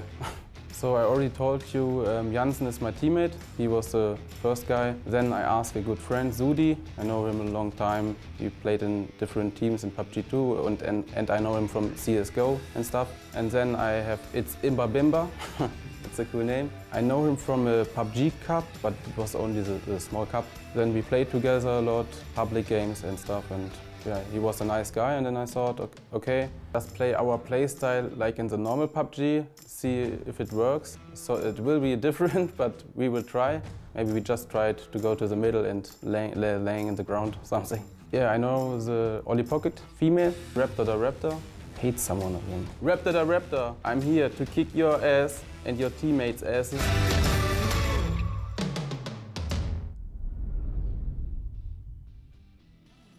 And that is Team Rax. Great to hear from them. I don't do this often, but I'm going to address you. Twitch chat, I need you to spam Alf Gates attacks. It's very, very important. Very old esports meme. You may get it if you're a very old esports meme, about 10 years old. Wow. So there you go. There you go. Dial-up, esports 10 years ago. Yes, there was. I know. I'm so sorry. It's back when we had tournaments in weird convention halls, and it kind of still goes on. But anyway, not wrong. Looking at Rax and how they're coming into this tournament, what do you make of them? What do you make of the progress so far? Any thoughts? You know, they came out in game 1. They finished 4th with 0 kills, and then we just haven't really seen them since then. Right. I think they're just kind of one of these teams that's getting caught up in these fights with the late, circle 4-5 hard shifts. They just haven't been able to come out on top of any of those fights just yet. But I don't know. I mean, you've got talent on this team, so I would not be surprised to see them make their way into a top 3 here eventually. Yeah, I mean, one thing that Rax did mention, that snake strategy that they were going to implement that, I believe Sudi, right, and Jensen, they actually had a couple plays where they were snaking in the grass. They were able to surprise a couple players on out there. I'm curious to see or to hear. I'll have to find out, follow up. Rax, why do they hate Raptor to Raptor? What's the story behind that? He says, I hate them. I'm coming for you, Raptor. Strong words. Yeah, what is the story behind that? I mean, I'm curious. I feel like post-edit, they could have quite easily just... He could have been saying something about, I hate cauliflower. I really don't like cauliflower. Yeah. He just briefly, I hate Raptor to Raptor. That's what it looked like. But I'm going to go with that. He hates Raptor to Raptor. Sure, yeah. Why not? I mean, there's a lot of teams here. We've seen every single one that's had the video profile has that one other squad that they kind of have their eye on, that they're shooting for. And right now, Rax have their eye on Raptor to Raptor. They're looking up the leaderboard here at Raptor. So they got some work to do if they want to knock him down a peg. We were briefly just looking at Team Damien there for a moment, and I want to kind of address their position because in the last game, they got 3rd place with 3 kills. The 3rd place alone was able to bump them up a little bit, and that was a great showing out of them, having a little bit of a floundering performance before that. Yeah, they've like most of the teams here, they've been a little bit inconsistent, but their high end has been very high. They're finding themselves placing very high, even if they may not have the most amount of kills, they're still getting those placement points. And if you're going to get something, that might as well be it. And that's what matters, too. I mean, I know we keep harping our horns at 1st and 2nd because they get the invites to Dubai. But here at this, the event, top 3, they get cash prizes and those trophies. So, I mean, Hero might be taking that 1st place spot, but we still got 2nd and 3rd open. Damon, they might be going for that 3rd. Yeah, I mean, absolutely. We often talk about, the kill game. Actually, our commentators were having a little bit of a chat about that going into the 1st game, I think it was, where, where kills or whether, survival and kind of rotations is the big thing. What do you guys think? Because obviously, they're really taking the kind of survival aspect of this game to the next level to try and get those placements. And it is working out for them to get a top 3. They got a top 4 before as well. What do you think? But how is it looking for them on the overall leaderboards? Right. And that's, I think that you can have these games where you place high with low amount of kills, but you need to kind of supplement that every now and then with a high kill performance, just to kind of like, help you move yourself up. Because otherwise you're going to find yourself hanging around that same area, but you're never going to really move up. Especially when it's 20 points a kill. That's big day. Yeah, I mean, I think 1st and 2nd are definitely going to be determined on how many kills you have. I mean, it's going to come into effect. Yeah. But as far as placements goes, I think that's where 3rd place will lie. The placement points and how that'll factor in. Definitely. We saw Fuzzface and the boys actually getting themselves a 4th place in the previous round. So slowly but surely, they are eking up the scoreboards. Obviously, getting that 2nd place in Game 3, now a 4th place once again. Do you think that for people like Fuzz, as well as kind of a well-experienced team, they're slowly now gaining that momentum? I think you were alluding to it in our previous post-game analysis, actually. Yeah. So what are your thoughts? Yeah, I mean, I think it's just... it's more of a question of they're starting to get used to it a little bit. Sorry, go on. Speaking of getting used to things. That was the worst hand-eye coordination. Go on. Oh, dear. Oh, dear. Well, no, but yeah, like, it's... Like we've heard a lot of these players say, they haven't really gotten that much experience playing this. And if you're somebody like Fuzzface, it makes sense because you're, scrimming all the time. You're playing you're the job you're paid to do. But now, this is now, 4 games in a row, working on about to be 5 games in a row where they're starting to gain a little bit more experience. They're starting to get used to it a little bit. And it might start playing off a little bit. As Toby is embarrassed to even be seen on camera at this point, and I don't blame him. I mean, they're moving on up the leaderboard, so... Moving on up. Yeah, moving on up. Well, they have nowhere else to go. They can't go any farther down. That's a face palm, not even on his face. If I ever saw one.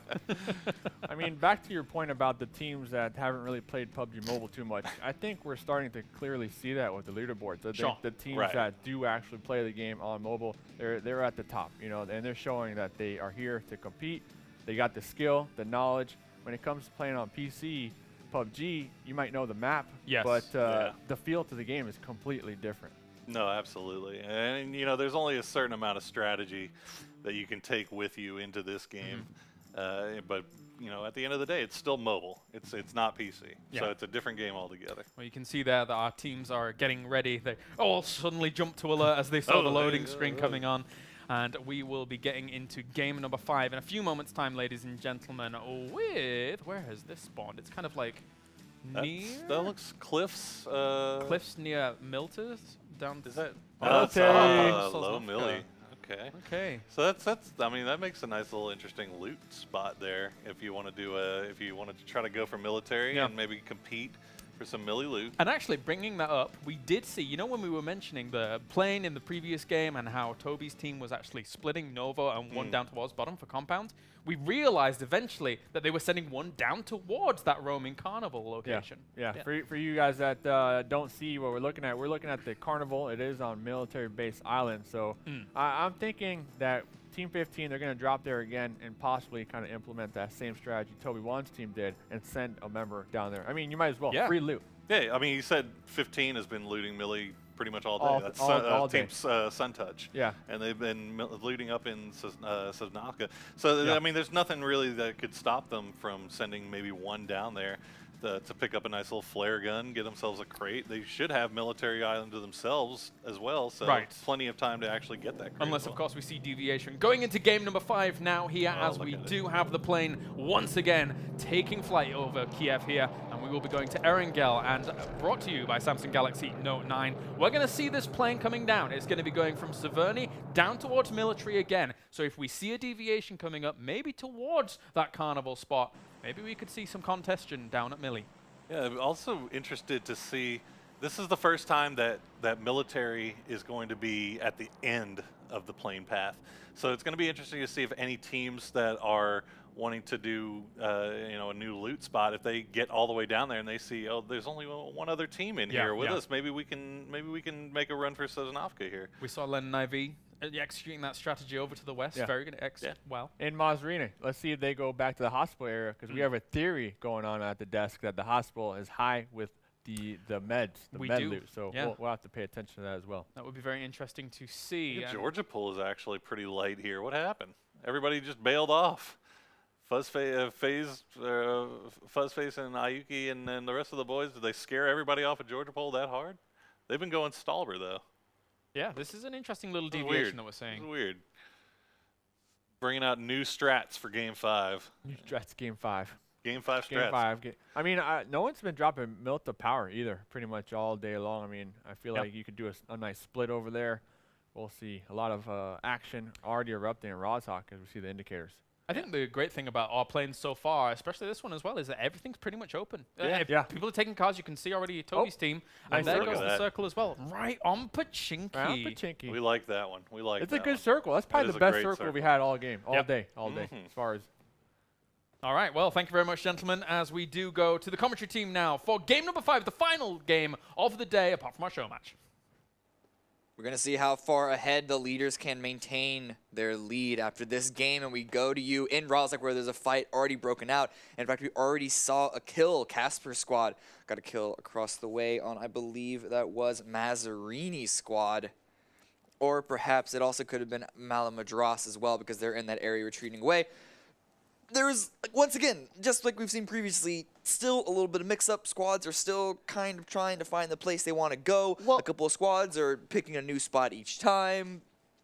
No, that's a problem here. Yeah. Most of the squads are trying to pick new places every game, and they're picking spots where they're like, all right, there might not have been anyone dropping this spot last game, but now there's 3 different teams dropping at the same time, and they realized that last second. So one team have to dip out, and then there's 2 teams left that is trying to loot it together and stuff like that. We see that every game right now. Okay, yeah, like we've seen 2 squads in Yasnaya so far, but right now we only see 1, and that's because who left it? I think it was Raptor Squad that left it, left over to Primorsk because of the plane route. You see a couple of teams, like 2 teams in Rozhok, 2 teams in Millie Base, and then potentially 2 teams in Farm, though one of them could easily go over to Milta if they want to keep that rotation up. We saw Raptors team. They actually dropped Rozhok last game. They took a boat to Yasnaya. Yes. And then they rotated down to Prim.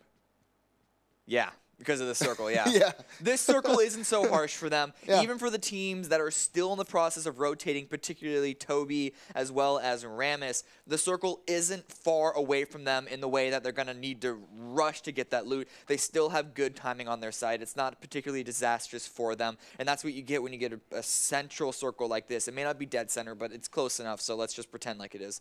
I mean, it's a pretty decent circle. You got most of the main island in there, a little bit of mill base island. Like 65% is playable, and that's really all that you need in the first circle. It's going to be a problem if you see a hard shift down south, but otherwise, it's really shouldn't be too much of an issue. I kind of want really hard shifter south. I want to have a rough circle for the players. That would also be some amazing gameplay for us to watch here. You know, you've only gotten more and more sadistic once you've left competitive play yourself. You realize that? I mean, yeah, because I know how hard it is to play those circles and how rough it is. I could have asked you 2 months ago. And you're like, no, we want an easy circle. Just stay central every single time. Maybe 1 or 2 hard shifts. But now you're like, mess it up.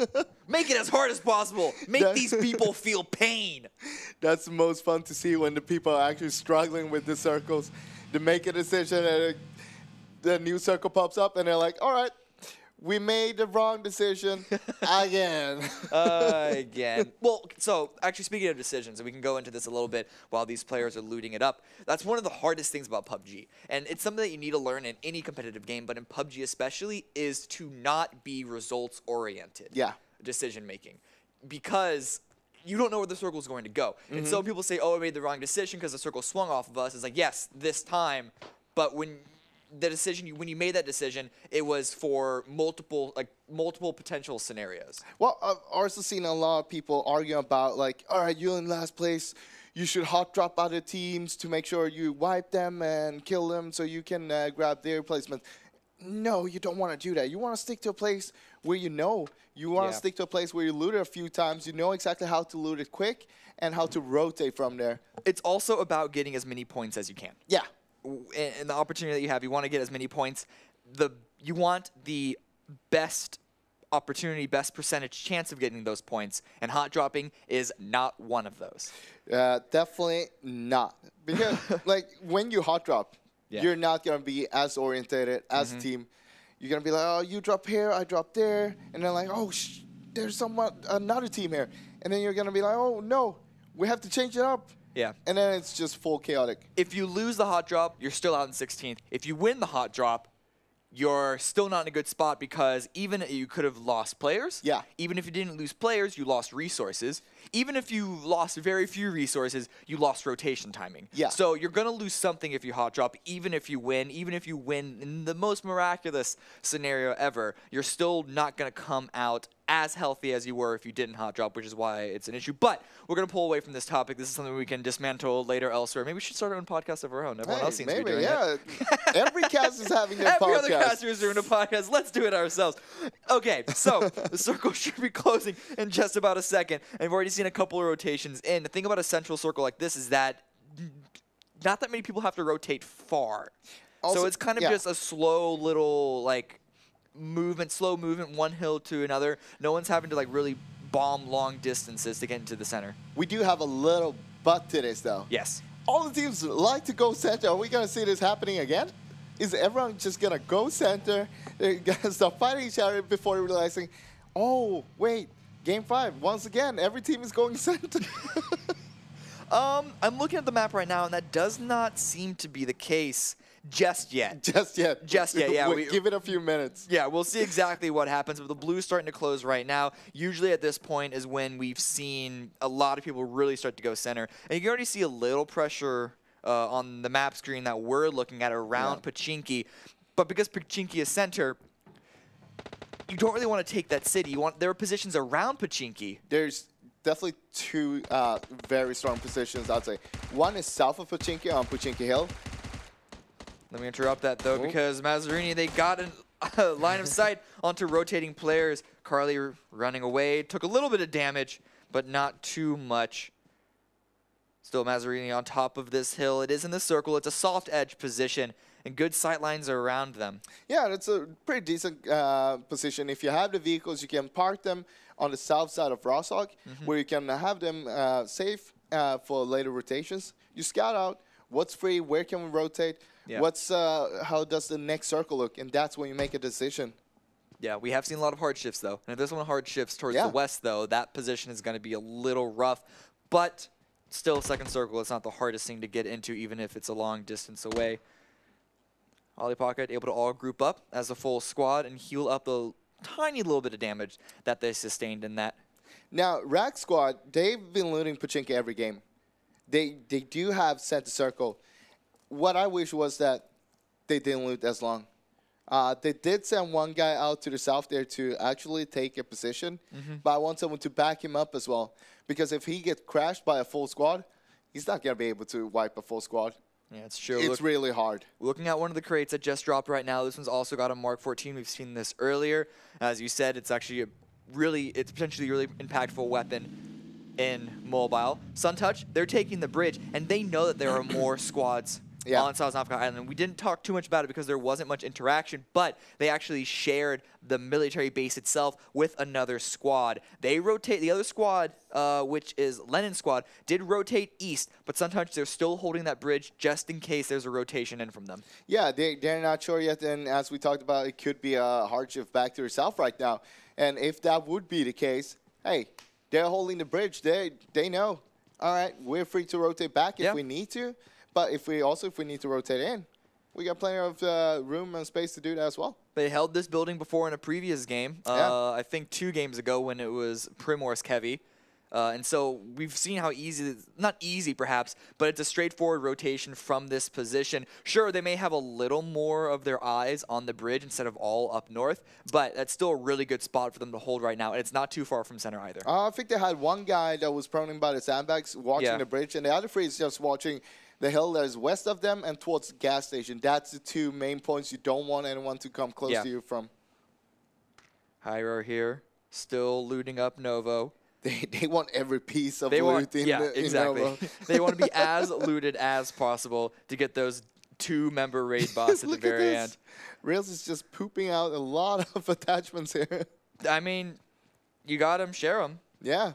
Get everyone as kitted as possible, as efficient as possible. Now, I do want to mention real quick about Hyro and Novo. Lenin, as I said, did rotate towards the east, and I think they may be camping them. Yeah, I think they took Crossroads, which is just south, the building south of the East Bridge, and they're just holding that down because they know that Hyro is over at Novo. Yeah, we'll come back to that if it does come into something or not. Right now, though, we are going to be looking at Razzie. You mentioned this earlier. They did finally all group up on this hill and now are gifted a crate to make this hold even stronger. This is a very, very central spot. There's a lot of sight lines around it, and this is one of the spots that you highlighted as being a really good spot around Pachinko. Hey, and Merry Christmas, by the way, because they just got a Christmas gift coming up from the sky right now. It's a couple of months early. Yeah.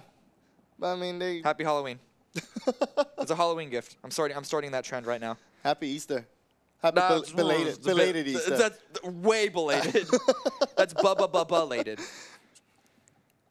Oh, I think Spike, they may start to move in. They might want to go for that crate that they saw there. Well, the next circle did pop, and it is going to be a slight shift towards the west. Yeah. And so they also could just be trying to get center position. We'll see what happens with these rotations right now.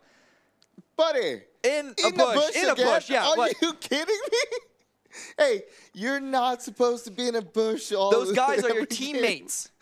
Those guys in that compound are your teammates. So it's a Groza in this compound if Rax do want to go for it, and I'm sure they will. I can't imagine why not. But Hyro, they're in a fight with Lenin. That little bit of a camp is turning into a fight, but also a fight. Maz is pushing in onto Damien's compound, and Face Smoker is already taken out by the 7 lol. Mazzarini's trying to trade back, sending some shots out into the void to get some covering fire. Don't worry, it's my guy. You got you gotta hit that, because if you don't, you're gonna get pushed just like that. Marietta gets a 2nd down as well for the team. They're pushing in. A trade out does finally come. Go my last man up for Damien's team right now. He's getting pushed. Spraying out in the open. They're running around each other, and finally, it goes the way of Mazarina. Damien is taken out super, super early. And then actually, we've already lost 2 squads because I think Lenin got wiped in the meantime by Hyro's team. Those are the crossroads. Yeah. Look in the southeast of the circle. Team 16, those are the crossroads that we were talking about. Lenin were camping that to try and punish Hyro. But Hyro's squad, they just wiped through them at the same time. So we've already lost 2 squads. Hey, Hyro needed 3 wins, according to Dave, or they were going to get that. They only got 2 so far. This is the last game of today. Will they win it? We'll see. Getting a squad wipe like that doesn't necessarily lead itself to getting a win, and in fact, it could hurt them because they may have lost a number of resources. That's true. I don't think they've lost any players. Yeah, you can see still 4 up. They look relatively healthy, but that may have taken up a lot of meds. I doubt it because, as you mentioned, they were looting Novo for a long time, so I'm sure they have a lot of resources, but it definitely delayed their rotation timing. I'd actually like to see them rotate through Sosnovka up and get up towards the bridge where Suntouch are holding rather than drive through Milta and take that long path through farm. I think they're going to try to take the east bridge because they wiped Lennon squad, so I think it's going to be a safe rotation going through that bridge now. What they don't know is there's another team north of that bridge right now, but it looks like they're just rotating away. So, Buddy. So Buddy's pushed even further away from his team just to hide in a bush close to another enemy team. Are they bullying Buddy? I think he just... I think he's trying to turn teams. He's just trying to get... He's trying to get like, I'm not with them, please let me help you. It's like when you're at a party and you see really cool kids in the corner in a circle and you try to enter the conversation, and so you walk up and you slowly get yourself into the circle and you wait until you can say something to enter the conversation. I think that's what he's attempting to do, and it is very rarely actually successful. Usually you just get a couple of dirty looks and like, what are you doing here, you nerd? This isn't coming back bad memories at all. And so I can't imagine it's going to be too successful for Buddy. So. Looks like he's mostly taking shots every game though when he does that. So doesn't look like any team Socially awkward. He needs to take a couple of lessons on how to actually properly make friends. Look at this Hyro here. Are they 4 guys in one vehicle? They are. Ooh. Wait, they had didn't they have a Dossie on the bridge? Maybe they ran out of gas? No. You don't run out of gas in mobile. not on mobile. Yeah, not on PUBG in mobile. That's not a thing. Yeah. I don't know. Maybe they're just comfortable all being in one car so they can share the same playlist. Raptor right now holding another hilltop. What song are you listening to now? Oh Lord, I don't know pop culture. Why'd you ask me that? What's the new what was the new Kanye West song? I don't know. With the Gucci Gang guy? I don't know. Maybe the desk can help us out with that later. Yeah, you guys pick a song. Dave has good taste in music. I'll let him pick the song. Yeah, they got time to think of a good song. We did the setup. You guys have the punchline. You have a couple of minutes to work on it as well. So I expect it to be good. Wait, look Back at this. onto the game though. Rax his team is still up there. Yeah, I mean it's a good hill. It's not in the dead center anymore, but it's still close enough, and they can still get some good damage to teams around them. They have to worry though because there's a number of teams approaching them slowly. They don't want to get overrun. That's always a big concern if you're holding, especially a hilltop. Yeah. Also, can you see how stacked up it is right now? Yeah. What is going on? No one wants Quarry, no one wants Gatka Fields. But that hill south of Chopsticks, that's another really strong spot. So I am surprised that no one's taken that just yet. Actually, the hill next to Quarry, northwest of it, is really strong. Just that one that is connected to it.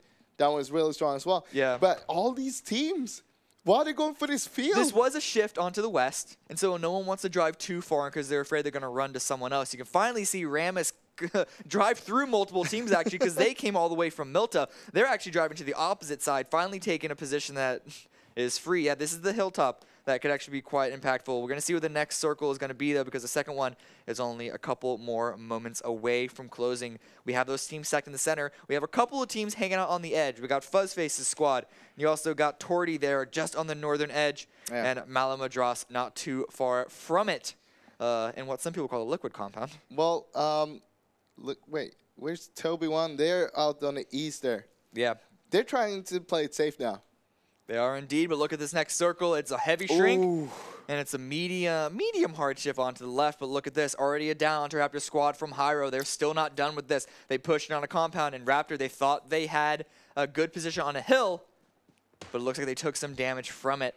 The hard part with this circle is that most of the teams were already on the northeast side of the circle, meaning that every team that is trying to push in from that side, they will get kept by the other teams that are already in there. They're going to get shot at. Yeah, you can see all those rotations. We're going to see how successful they are to get inside the circle. There's a nice line of hills on the southern side, but it's blocked by teams that have already been set up to try and get through onto it. But a number of teams are going to have to rotate through. Swalker is actually going to stop and prone down. Okay, he's getting back in his vehicle. Don't exactly know what he's doing. No, he's staying. He's committing onto this. He wants to punish some rotations, it looks like. They're setting up a split. They're setting up a triangle split right now at a north-ish center. And there are going to be some vehicles rotating past. You can see a few already getting close. Mazzarini squad taking some shots at other rotating vehicles. Not too much damage onto these guys just yet. Oh, actually, I think someone, yeah. Ooh, 53. Ramos himself took a lot of damage there. He was like one shot from getting knocked. Down to like 5 HP, but he's going to be okay right now. They found a place to stop at. Ollie, though, Pocket got dropped. Carly's down very, very low. They've been slowly inching out of the compound that they had at the very beginning of the game, but they've ended up inside a field. It's not a very good spot to have. They have a tiny shack to play with, but Carly out in the open does get dropped and finished out as well, so they do at least lose one. Casper already have lost 2 so far. Samsa and Keen are the only 2 remaining. Samsa is currently chilling by himself in a shack. Now, playing in a shack like this is pretty strong playing in third person because you can use the windows all around it to actually spot if someone's coming close to you. But yeah, your vehicle is totally exposed out there. Yeah, that if vehicle. If someone popped the tires, you're stuck there. You don't have anywhere to go afterward. It's a pretty central spot, so hopefully it won't hard shift too far off of them. But it was going to be Fuzzface's squad peeking out over a hill. They were able to make their way inside, still playing an edge position onto this. They don't want to commit into the dead center because they know just how many people are still left alive. It is 50 to be exact, and only 50 because 10K Days just got taken down. No, I think the Fuzzface team, they want to try to hold all 4 people up until the late circles because they know that's when you rack up the kills. You don't need to go for them right now. Right now, if you're doing it, you're risking a lot. But if you do a late game, you can catch people off guard and actually just rack you up kill after kill after kill. Very reminiscent of PC Phase's style. So Fuzzface may be trying to employ that. Yeah. This time around. And the crate's going to be dropped. I don't know if that one's going to be found. It may be grabbed by a team who go to Pier as a last resort. We did see SunTouch team go there last game, and it was kind of the same circle. SunTouch, they look to be comfortable still holding on that single Windows building, as you called it, or the glass building, I think it was called. Torty, though, gets a nice down, running around the side while he was reloading. An interesting commitment there. And he's going to get dropped as well. It's just DGR and Arxie left. In the meantime, Spike has taken a lot of damage, can get the revive, though, by Jiris before the rest of backup of Torty arrive. Oh, Nate coming in. Does it make its way through? No, it doesn't. He's going to try once again. Oh! He walked out into it, but no, Arxie just naded his teammates. Can they get around the wall? No, they can't. Outershit's also taken down very low. Arxie trying to swing around the side. Wants to finish off, but there's a player who just got revived still inside. Does he have another nade? No, he's going to commit to the revive. No, he missed the nade, but the guys inside the shack, they weren't sure if it went in or not. So they took the risk. They opened the door. One of them ran out and blew himself up. Was it luck or was it bait? We will never know. Spike, though, peeking on the side once he got revived, trying to go for this engagement here, but the revive has already happened on his teammate. Awkward. Spinning around. Very awkward fight here indeed.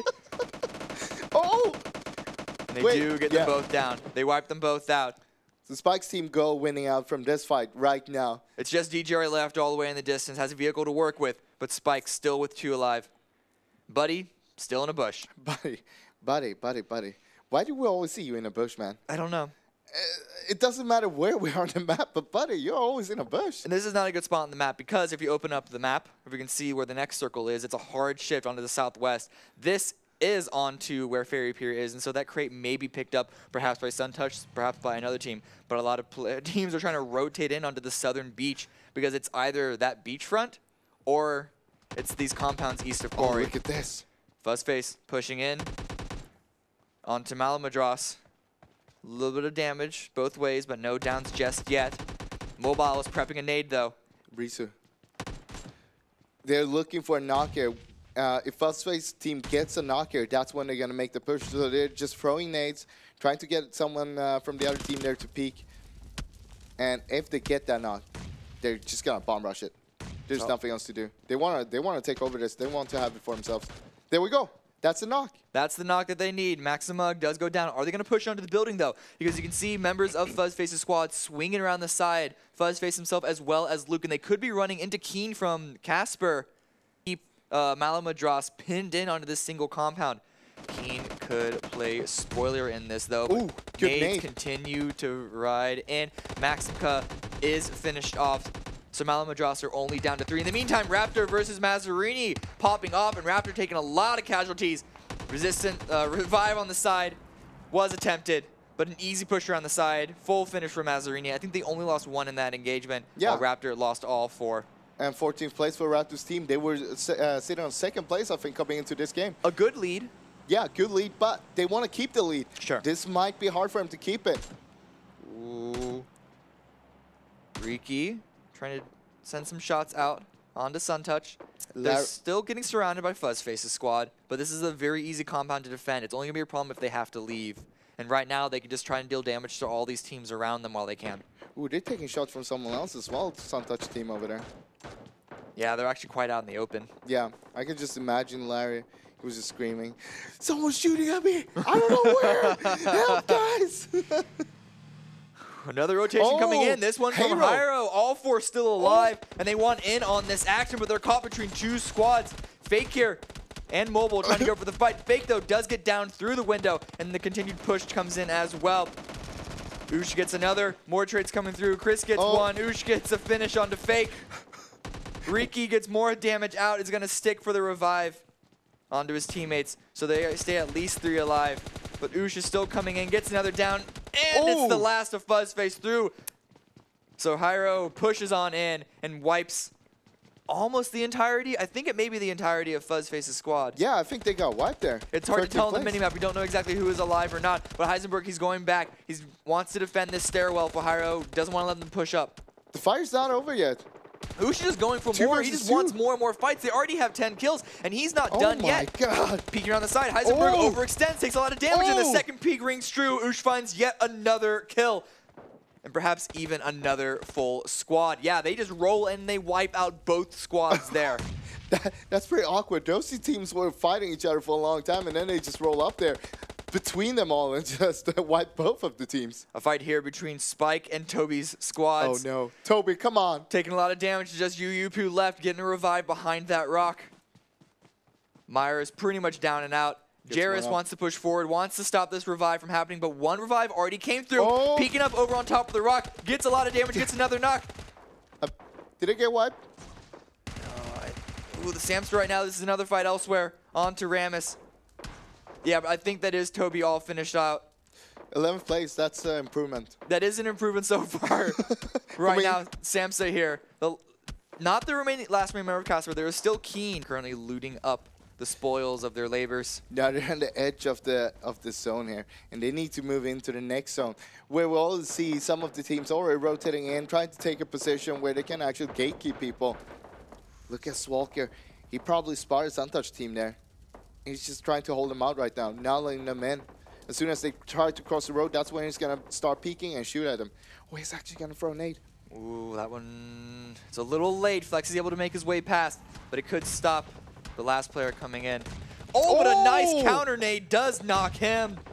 Reels also rides up just in case that one didn't work. But, okay, Suntouch got down his own teammate. That's fine, that's fine. They can get a revive, and they have a tiny little, I guess, small little fort to hang out in. Yeah, they're inside the circle, so they're all good. Oh, look at this new circle. We can see it on the minimap on the top right. It's kind of going to the northeast there of it. And no team is actually inside the new circle right now. Facemaker is pushed forward. He gets it down onto an enemy and able to get a revive on the teammates. We're up to top 6. 16 players alive. Look at Spike. Is he? He's knocked, He's right? dead. Yeah, I think he's now he knocked wasn't in the circle. Oh, no. He had 2 first aids and 38 bandages. Again, what's up with the bandage count? What are you guys looting? He still has one teammate that's able to make his way inside at least the current play zone. I mean, maybe not the next one. Look at Dosh. He knows what's up. He's like, hey, I don't need bandages. I'm going for first aids and the boosters. Oof. Trying to get the final shot on Deliri. Help secure that kill for his team. Suntouch, they were able to make their way inside this circle, but they're just a couple of feet away from the next one, and there's really not that much cover in front of them. The next real strong piece of cover is going to be those rocks. A few smokes, and they should be able to make it over there. Yeah. Easier said than done, though. They crossed the street. They crossed the street without smokes, though, so they may not have any. Yeah, that's true, actually. Facemaker are going to be looting up as well. They have an easy path into this next circle. In fact, they have pretty much full control of this area. I would like to see them push up a little more, kind of spread out a little bit, really establish control of this circle, because there's going to be a lot of people coming up from the south of the road. Look at this! Jarus trying to hold this section. Already gets 2 downs. Can he get another one onto Oosh? Oosh has been dealing a lot of damage so far, and that continues to ring true here as he finishes off the last member of Spike.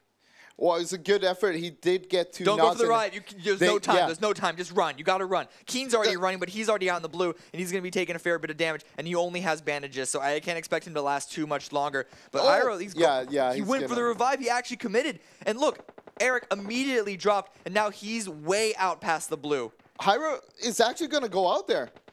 They're getting 5th place because they went for the rest there. If Big mistake. If they just went straight for the circle, they would have been good. It only would have been 1 player, but they still would have been in right now. Yeah. And the thing is, even if you only have 1 player, if you have too many players in a circle like this, you're going to see this. All of them are just going to fight each other. Yeah, Facemaker, though, he's still continuing to fight. He already drops a couple people.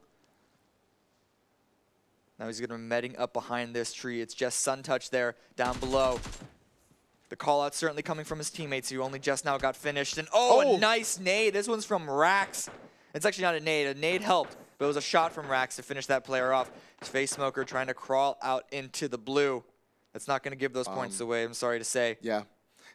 But Suntouch, oof. He's still going to push in west to get inside the circle. Keen is able to make his way in. No one else is. I think Keen is the only player that's inside the circle. Yeah, Keen actually have a really good position since his solo as well. Well, we have 3 teams with solos and 1 team, Rax team, with 3 people. Now, being a solo means that you can just hide, keep a low profile, and let the others fight. If necessary, you try to take a knock or 2, get a flush, kill them straight away, get those points at least. What I'm curious about is if Rax are aware of the potential of a player, in this case Mazzarini, up north of them. Because all their focus right now, as you can see, is trying to get into the center of the circle. They're already deploying a lot of nades.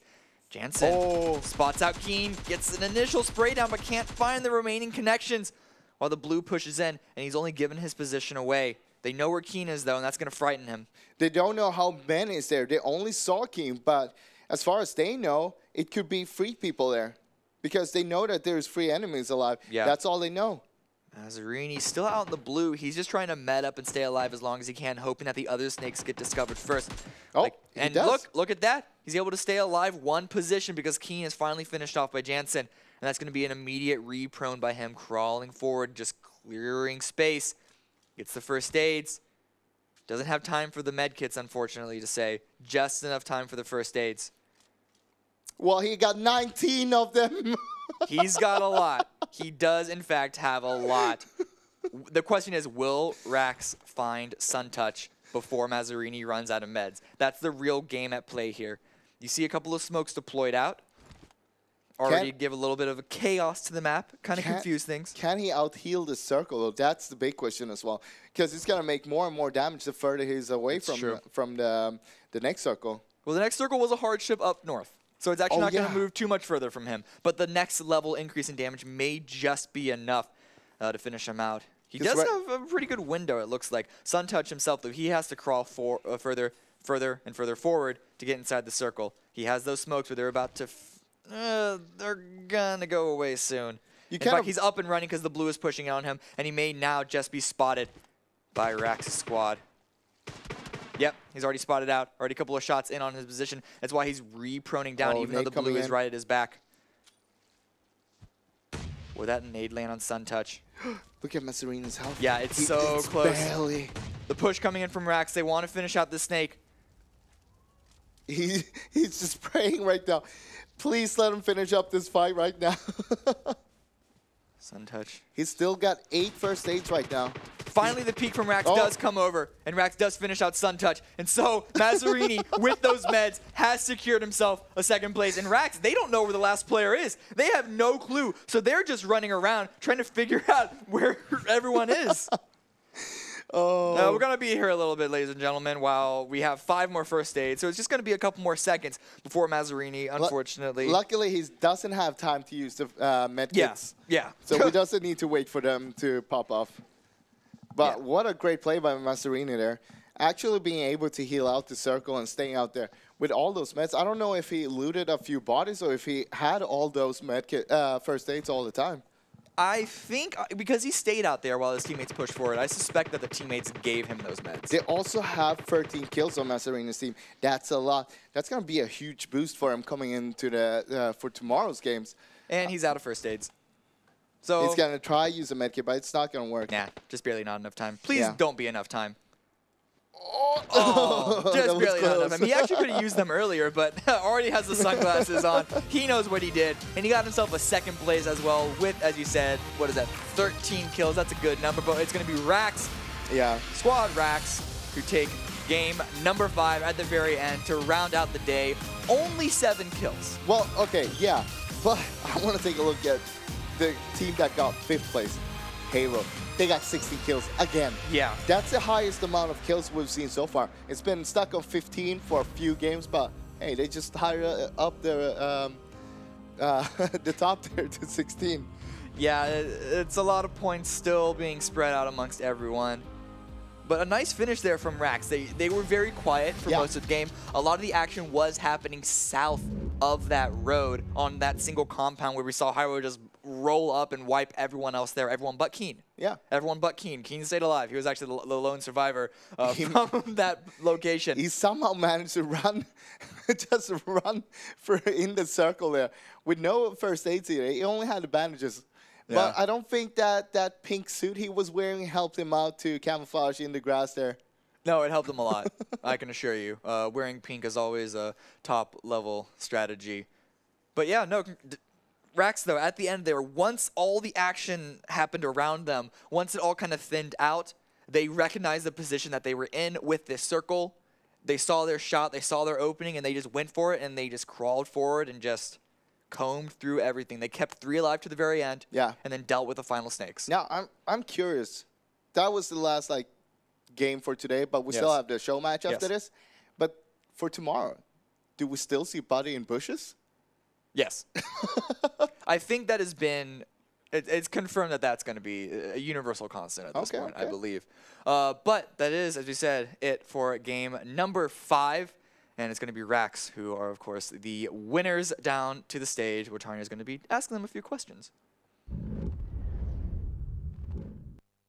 Yes, I'm here with Rax, the winners of game number 5. So how does it feel to gain the victory in the last of the first day?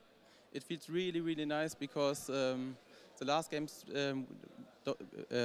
went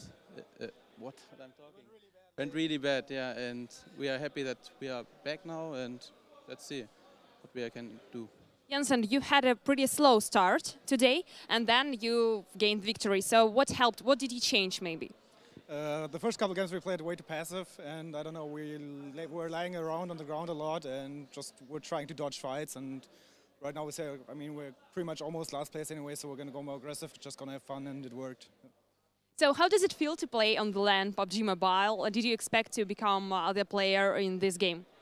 It's really nice here. The stage is huge. It looks really cool, and our expectation was to be, I don't know, maybe to get top 5 or maybe top 1, top 2. I don't know. Jensen, what do you think? Do you feel nervous playing on LAN, playing on stage with all the teams beside you? Oh, not really. I mean, we have a couple of LAN events already, so it's like our 4th LAN event this year, so it's quite usual, quite common. And it's just nice to meet all the guys again, and yeah, just a lot of fun overall. Do you have any friends among all the teams, and who are they? Yeah, like for example, the Suntouch guys, and also Damien, for example, we got to meet him at the hotel. And a couple of other guys, I don't know. Also the casters for us and stuff. I mean, it's a small community and it's very friendly, and it's always fun to meet them.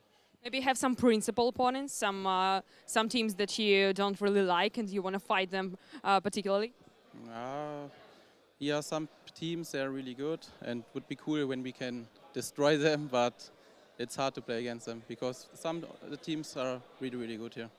Obviously. What do you want to say to all the fans, all the people who support you at home, maybe? A couple of words. It's cool that you tune in and watch our plays, and we hope that we can win more games and maybe drive to Dubai or fly. Yeah, thanks guys. Keep tuning in. I hope you enjoy the event as much as we do, and see you tomorrow. Yes, thank you very much guys for this interview, and over to you guys. Tanya, as Rax finally rack up a win here for game number 5, getting themselves a good old chicken nugget. I think Mr. Dave would respond to it. Chicken nuggets. Chicken nuggets. Multiple. 6 or 9 is the question. Yeah. Depends where you order from. Oh, okay, fair play. But regardless of that, they got themselves 7 kills along the way as well, so not too bad. Really getting themselves a nice cumulative amount of points, though. Mazzarini as well, 2nd place. I can't believe the strategy that they employed, but it worked somehow. We're bringing back early access, like Season 2, healing in the blue strats. On mobile, they're finally making their way over to mobile, but it worked. It worked. They got Mazzarini on top of that 13 kills. Absolutely. So they did work for it to get that 2nd place position. That just kind of didn't end up getting it in probably the way they thought they were going to get it. 15 first aids, I think Froz mentioned. That's how many were in the backpack. I mean, I think it was phenomenal. I mean, to be able to be a solo member, outlive SunTouch, who is actually in the circle, trying to frag out, trying to fight, get that 2nd place. I mean, it's all about those placement points. Well, this is what we were talking about earlier, right? Them dropping at hospital and finding all those meds. Yeah. I mean, we saw them earlier with 15 first aids and 3 med kits. These guys are dancing with each other, shooting the guns. Pushing a compound in mobile is it's challenging. A sight to behold, for sure. That's where the grenade was landing out front. If it had stayed in the building, I guess it'd been okay. Oh, was it? I think it was outside. Cue the Benny Hill music is chasing each other. Running around the outside of the shack. They look at each other. Look at there's a member of Toby's team getting a kill. Take a picture. Screenshot it. This was it happened. This was Hyro pushing this compound. They actually were in a compound to the northeast of this, but then the hard shift forced them to push on into here. They won this fight, but then after they claimed this compound, the next 2 circles just did not favor them. I mean, and each they had time. to push. Yeah, Heisenberg keeps making money moves, really, for their team, to be honest. Absolutely. I mean, you talk about Hyro. They came in 5th place, but another 16 kill performance, as Froz was talking about. I mean, you can't help but be impressed. I mean, 4 out of 5 games, these guys coming in, highly placed, and just a boatload of kills. That one outside of that one Game 3 anomaly just dominated. Finally, a Groza coming into play as well. I'd love to see it. Look at them. Just they're confused. They're like, where is this solo member? I mean, we thought maybe. There you go. Deal with it. Deal with it.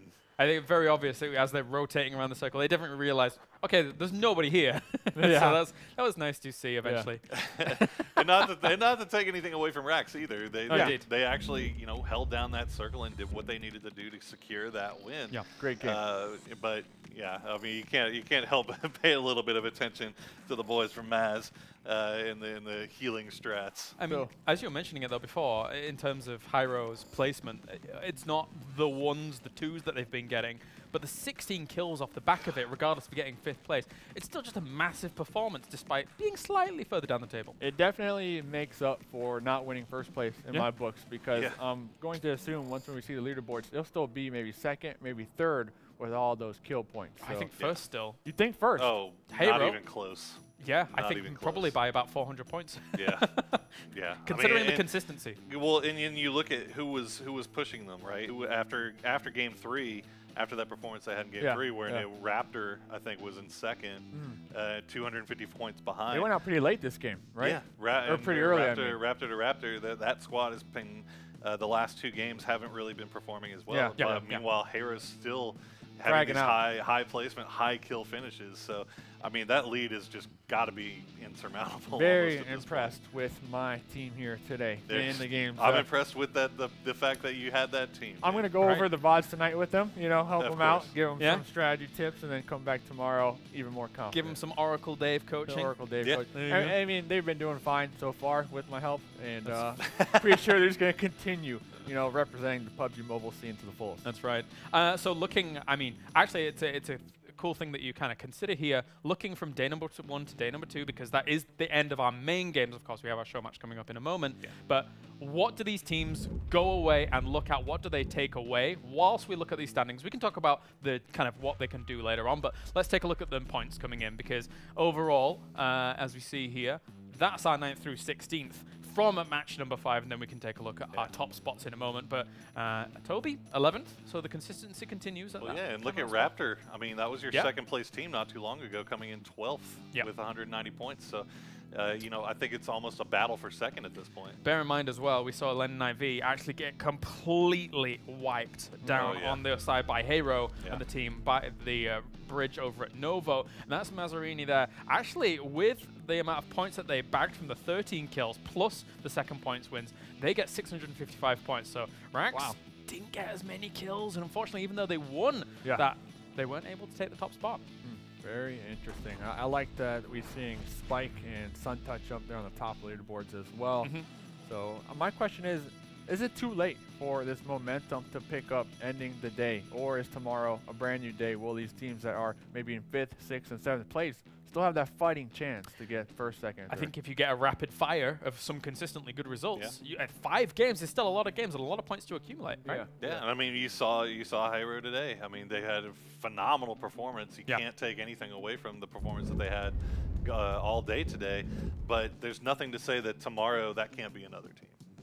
I would have liked to see another win. Then it would have been a washout. I know you would. It would have been a washout for me as far as Hyro taking the chicken nuggets here. You hear that, Hyro? You've disappointed Dave. No, not at all. Not at all. Disappointed. Your performance today is just not enough. Not enough. He keeps saying no. He means yes. So I mean yes. I mean yes. I mean I needed one more chicken dinner. I had a lot of money on the line. I just lost it to these two gentlemen.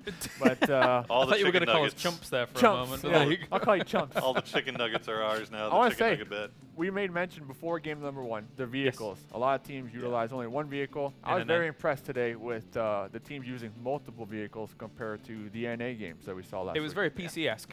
You saw, I mean, again, you've got people like Spike, you've got people like Fuzzface kind of leading the charge for their teams. They know how that PC meta kind of really plays out, and have really kind of shown here for the mobile meta that it can be paying dividends as well. I'm not saying that everybody doesn't do it on mobile. I'm just kind of comparing it to what we saw in our NA qualifier. Right, and just the early rotations. I mean, there's just basic smart strategical play when you're playing this type of game. And you know, we saw everybody kind of adapt to that, really. Yes. And you're not seeing people die to blue. You might see a couple of fights break out in the blue every now and then, which might happen. But for the most part, everybody's kind of doing what they need to be doing. It's just now coming down to who's better at clicking them heads, Dave. Clicking them heads. That's right. That's right. And of course, we have another team that we've been talking a lot about throughout the day, and we think they're going to be pretty consistent coming into day number 2 as well. It is, of course, Team Totti.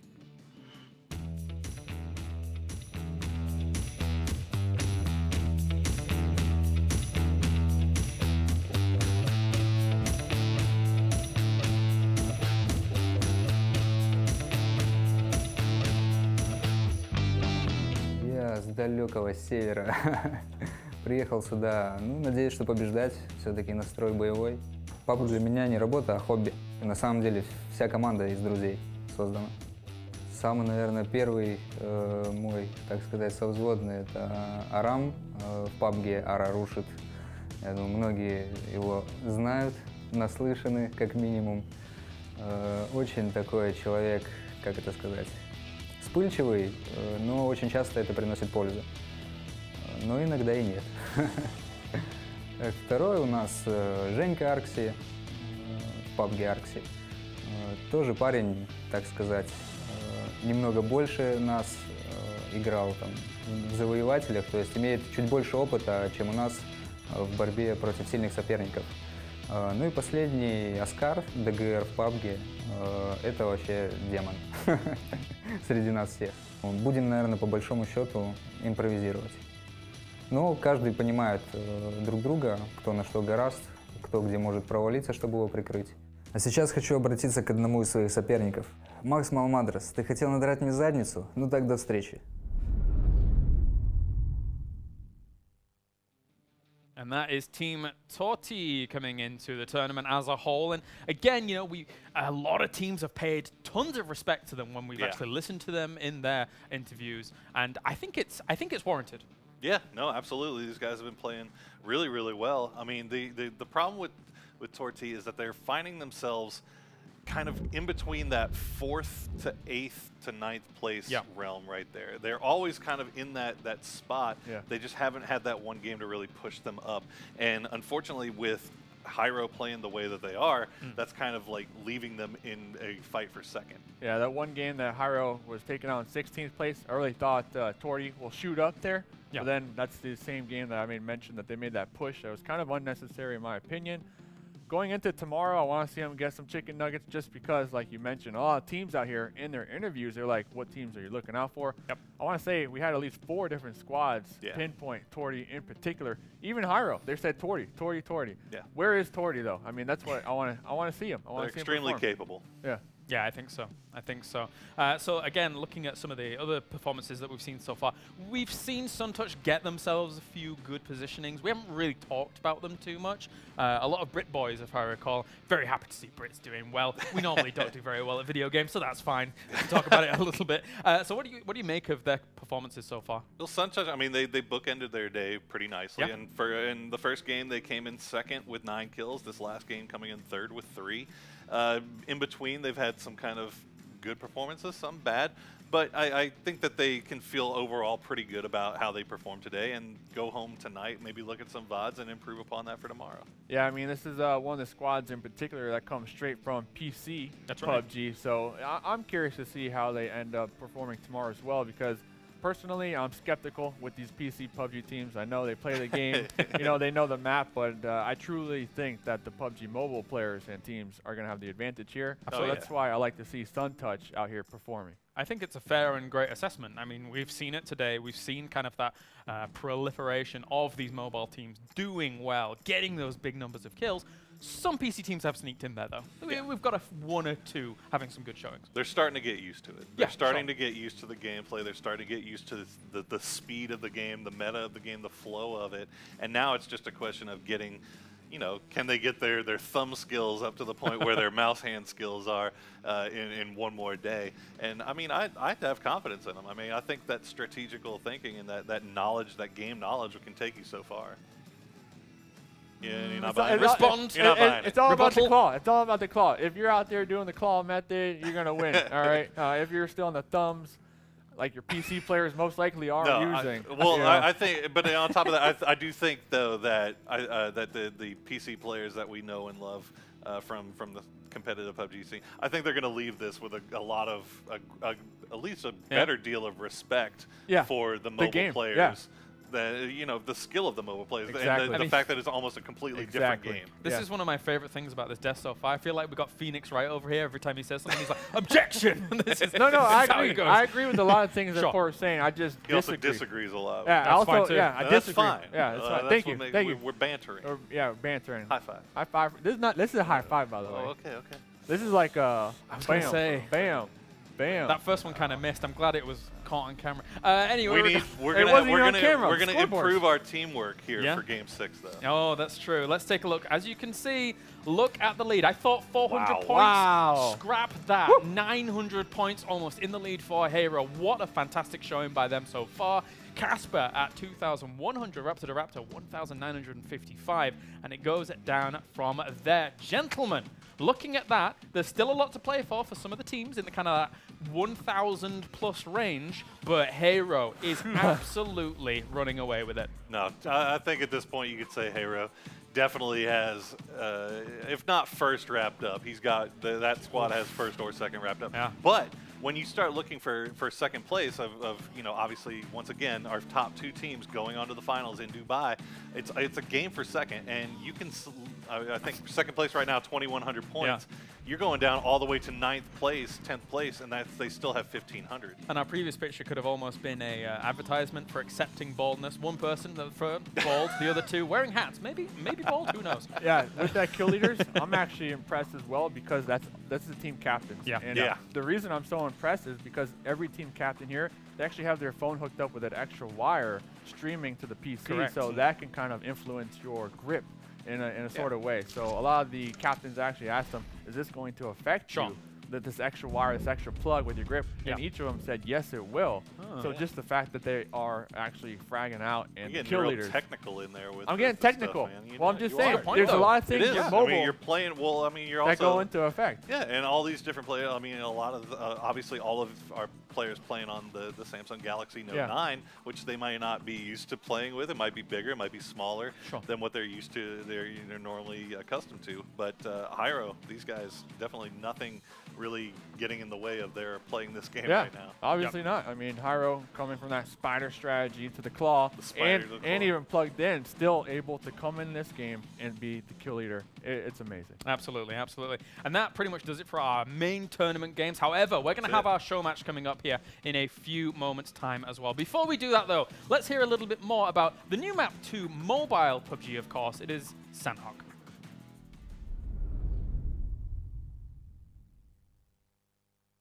Feel really good. I trust in my team, so I hope we're going to do our best and win the competition. So I've never been to Kiev before. As for the championship, I'm looking forward to it. It's my first time doing a competition like this. I was kind of called last minute by Toby, but I'm looking forward to doing it. It's a very good experience for us because it's our first tournament in the mobile.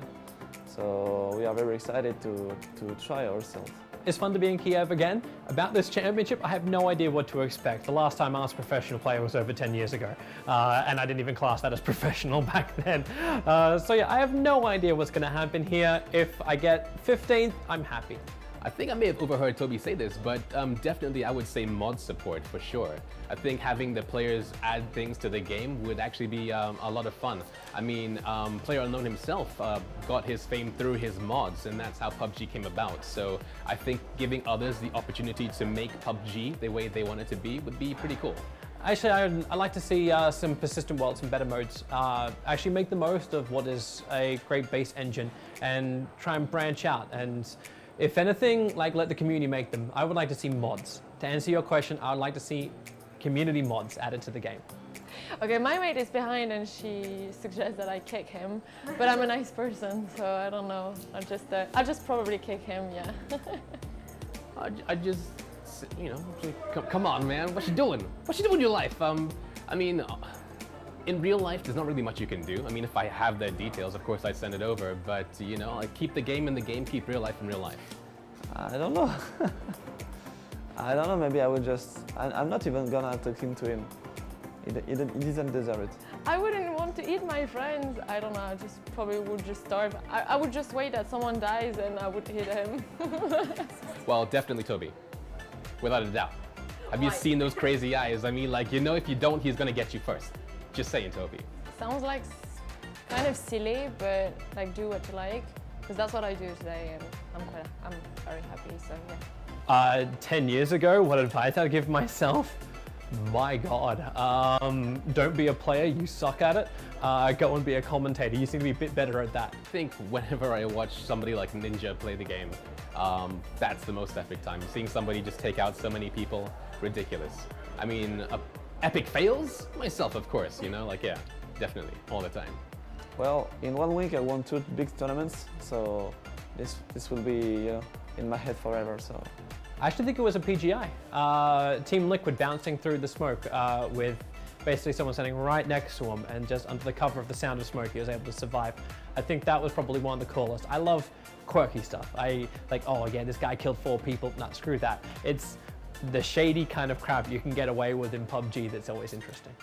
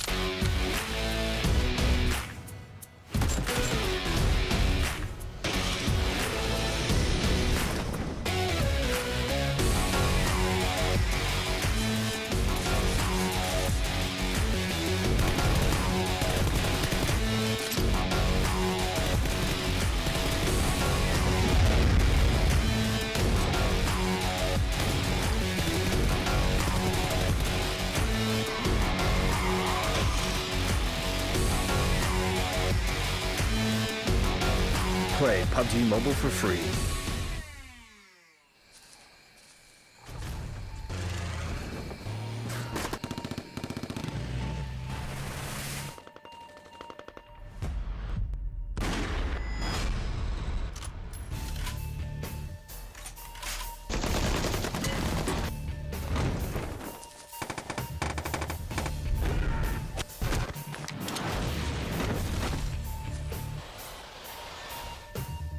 Play PUBG Mobile for free.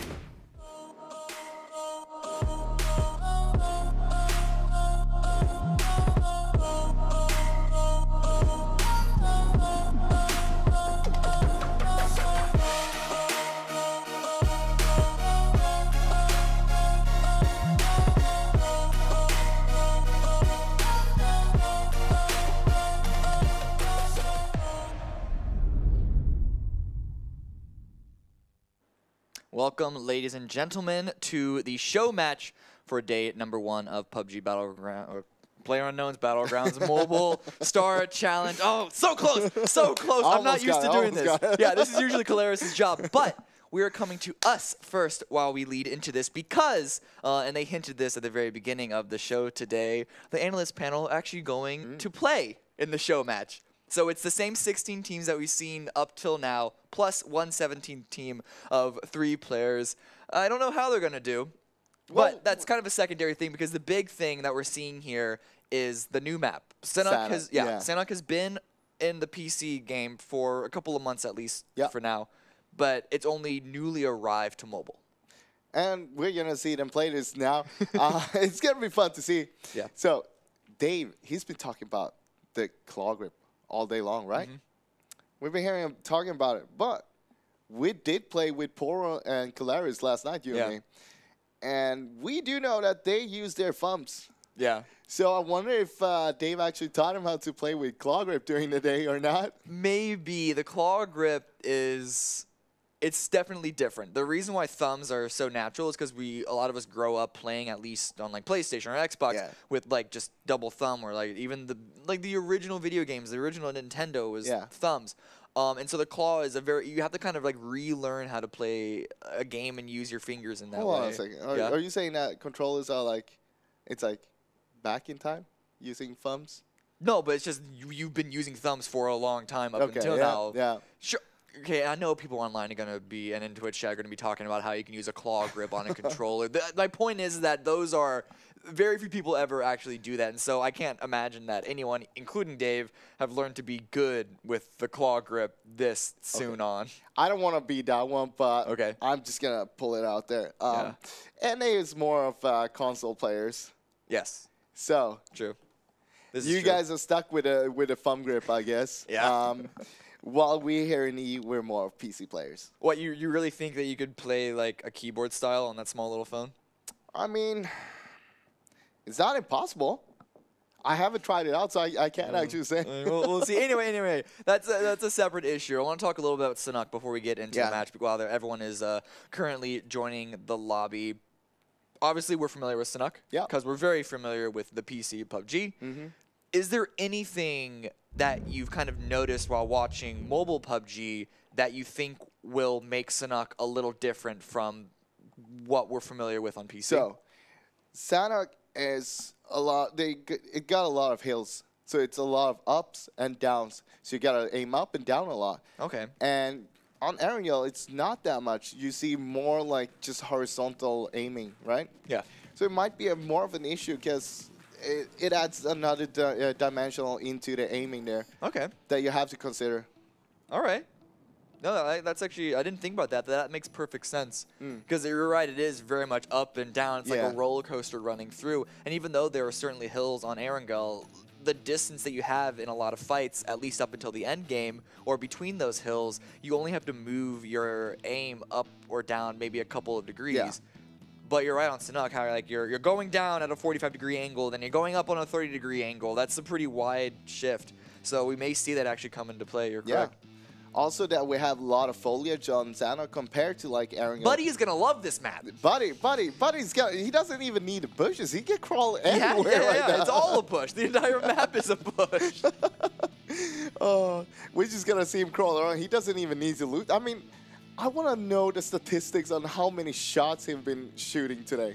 How many bullets do you think he shot today? I haven't seen. I'm going to say a solid 20. Solid 20? Yeah. I'll cut that to half and I'll say 10. Like 10? Yeah. 2 per game? Yeah. 2 per map? Yeah.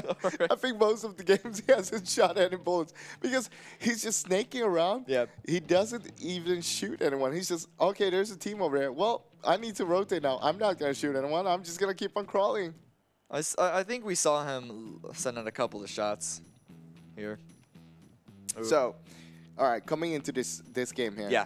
You got the 16 teams. We do know Hero, really good team. Yeah. We got the analyst desk as well. Okay. Who do you think will win this game? Oh. Tough one. I mean, I got to go with the safe bet of Hero. Like, well, the thing is, Hero knows area, right? They've been playing a lot of PUBG Mobile, and it hasn't been that much Sanok, though. But they've been winning not based off of the macro game aspects of it. They've been winning also. Sure, they have that macro, they have the strategy, but it's also been on the back of them just being able to frag out and fight. Like, just last game, we saw them come into a compound that had, what, like 8 or 9 other people in it and just wipe, like, that is 7 of them. But I see it from this perspective. Like, you have Sanok. We talked about it. A lot of foliage.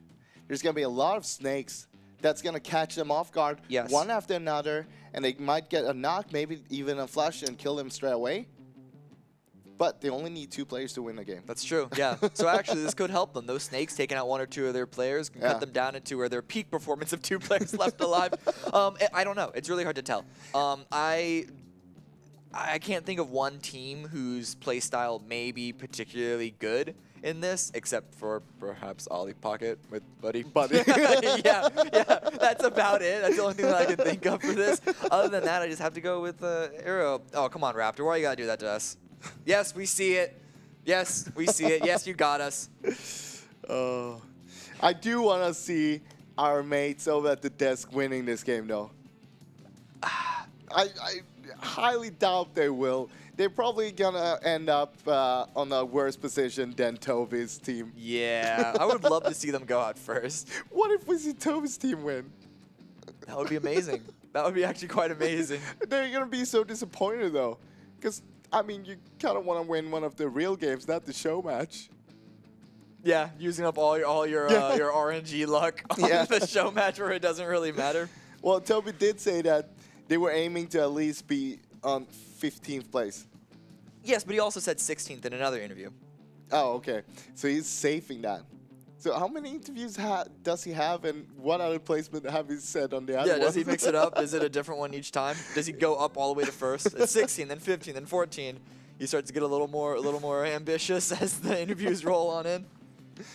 Oh, also, we do have flare guns in the game. Yes. But we haven't seen a single flare going off so far. That's true. Will this be the game when we see a flare go off? I don't know. I don't know how many flare guns there is in every game, but I was hoping that during the normal games that we would see like someone stacking up. They found like 2 or 3 flares. And wait till the end game? Wait till the end game, and then you just see 3 flares just poof, poof, poof. Yeah, that's a good question. Let's try and stick a little bit on Sanok now, though. Yeah. And just talk about some of the major differences. We already talked about how it's a lot of rolling hills, and that's going to affect the aim on mobile. Like, it's a weird thing to talk about, because when you're talking about PC FPS, or even console FPS, it's kind of just a standard thing. You also have to aim up and down. Yeah. But on mobile, it's not exactly the easiest thing to go up and down compared to left and right. Part of it is actually because it's a widescreen when you're playing this game, and so you can only swipe up or down so far compared to left or right. Well, you might use the gyro to your help. Yeah, actually, that's what I'm thinking for this. But alongside, so there's the hills, then there's a lot of shrubbery. There's more changes as well. There's different vehicles. We can actually, this is something that is unique to the mobile version of Sanok compared to PC, is that the Murado, the muscle car, is actually on Sanok, where it's not on PC. In fact, in PC, every single vehicle on Sanok has just been nerfed again and again and again, replaced with a worse version. Like, they've made sure the vehicles are slower than on the other maps just because of the small size. But that's not the case here. Do you think we're going to see much play out of the Murata? Well, I don't think so, because The Marauder is really loud. That's one thing. Second is, it's not that good off-road. So Sanhok doesn't have too many roads. Well, it does have a lot of roads, but they're kind of straightforward from one place to another. And if you have a Marauder, you don't want to go off-road. There's so many trees and stuff as well. Yeah, and it goes maybe 10 miles per hour. Yeah, off-road. You might be able to run over Buddy if you're driving off-road with a Marauder. That's true. You just gotta just sweep through everything like you're mowing a lawn. Who was the player that the captain described them as the lawnmower? I think it was Lennon. Lennon, yeah, it was Lennon. Which one was it? Which player was that? Was it Bogdo? No, Bogdo was the guy who just like doesn't talk and just goes for it, the Bloodhound. Homer? It was either Homer or Stereo. I can't remember which one it is. But yeah, so we may see them actually do a lot of work here because there's so much grass to mow. That was a long, unnecessary setup for a mediocre joke. If that. Probably even worse than mediocre. We're just making sure that we get everyone inside the lobby. It shouldn't be too much longer until we are all in. Okay, everyone's getting situated inside the lobby. Yeah, slowly but steadily. So 5 games today, and we've seen pretty decent games, actually. The players have been better than I thought they would be, actually. Some of them. Yeah, some of them. There are some players that were exactly how we thought they would be. Yeah, we had some really awkward Some of them may be on your screen right now, maybe not. We throw shade because we love them. Yeah, and we can. Yeah, this is the one opportunity that we have. Yeah. So we're using as much of it as we can. But I think the most amazing play I've seen today, either the nade kill from Hero in game 2, or Fuzzface hero drop from the balcony. That was Fuzzface. You agree on that one? It's got to be Fuzzface, yeah. I mean, it was a 1v3 for Hero, though. Yeah, it was. No, that was definitely a... You saw us. We were just dumbfounded because what happened was so unexpected. It just caught us all off guard, and I think it even caught Hero off guard. I think in the interview afterwards, he was basically expressing that he was a little confused that that nade won the game. I don't know. What do we expect, though, from this show match? From this map, it's half the size. It's very close quarter combat. It is it's a lot easier to snake in this one than it is in Erangel or even Miramar. So what I do know is all pro players like to drop in boot camp. Yes. We like to fight in the beginning of the game. Okay, will that happen here, though? I'm not sure, actually. Because I feel like even if you're a pro player on PC, you're not a pro player on mobile. Yeah. You don't want to have those early fights that just sit there. Yeah. I don't know. It's going to be interesting. It's going to be weird. Seeing how the meta is different between PC and mobile is already a unique thing. But then going over from Erangel on to Sanhok, this is such a new map. Oh, I think a lot of these teams are certainly going to have their own expectations for the map that may or may not be correct because it's a new map. They've had a chance to play it. This is in the game. This isn't necessarily a reveal of this. Yeah. But they haven't had as much time to play it as they have on Erangel. And so I think there's going to be a lot of risks taken. Or I don't know if you call them risks, you want to call them gambles, but just where you think it's happening. Yeah. But it may not actually work in the mobile version of Sanhok. Yeah. Also, additional fact on Sanhok is that you have 2 different guns that does not exist on the other maps, which is the QBZ and the QBU. The QBZ is instead of the Scar L, and the QBU is instead of the Mini 14. Yeah. So, also, the QBU does have bipod, so if you're prone, it actually reduces the recoil a lot. It is a laser if it's proned down, and recoil in mobile PUBG is already a lot reduced compared to PC. So we were going on in the beginning of the show about how much we enjoyed tap firing the VSS because the recoil is virtually non-existent. This could be even better. This could be a level up to that. Now, I'm thinking one strategy is get the whole team with QBUs. Yeah. And then you just prone. Yeah. You you have the bipod out. This is TPP. Remember that. Yeah. So you just prone, third person, shoot. You don't even ADS. Because you also have the auto aim that is helping you to guide it a little bit. Okay. If you have 4 people doing that, can you imagine the spam? The flip side on that is going back to the rolling hills. And you when you're prone down, you can only aim up so far. Yeah. So that's going to be a little bit of a nerf to that strategy. But maybe if we're in the right area. Maybe. I mean, it would be kind of cool to see, though. Like, imagine if you're coming out there, just running in the open, and then there's a firing squad, or even 2 on a mountain or a hill in front of you, just lining you up. What do? Nothing. There's nothing you can do. You just give up on life. You just stand there and like, all right. So that's one of the things that is very unique to mobile compared to PC PUBG is that the mechanical ability of mobile is a little more stunted compared to PC.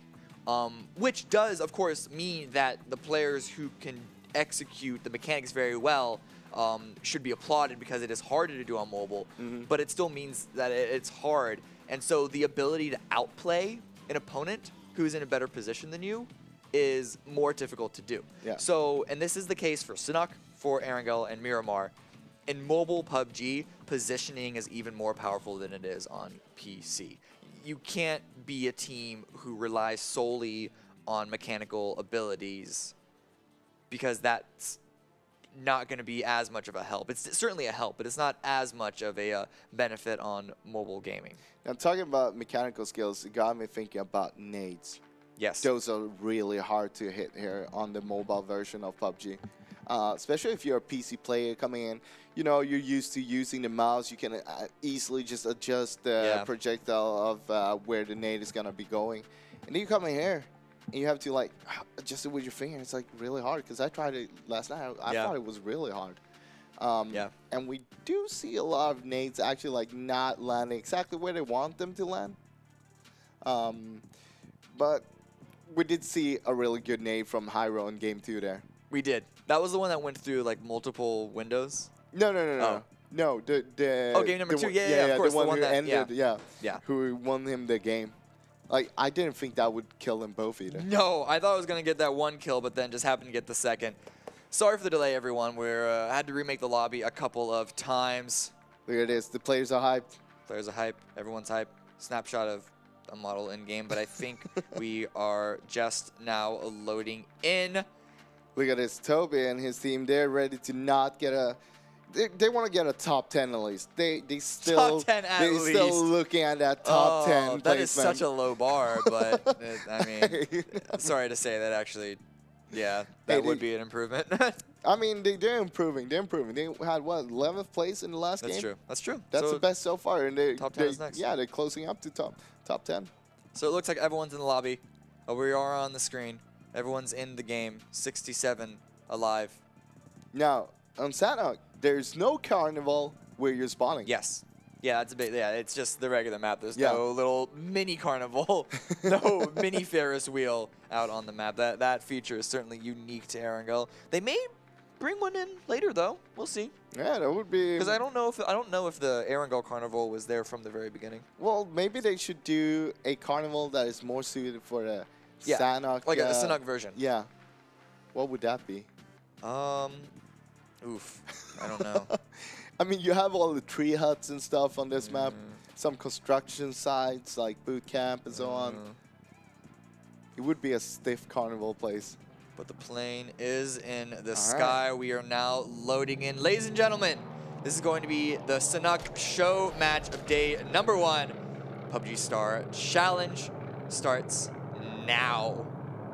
Plane is just now finishing up, and we're going to see the map in a quick second, but I think you may have called it. Oh, look at this. Towards boot camp. There is so many teams. And Paradise Resort as well. That's 2 very common spots to drop at on the PC version.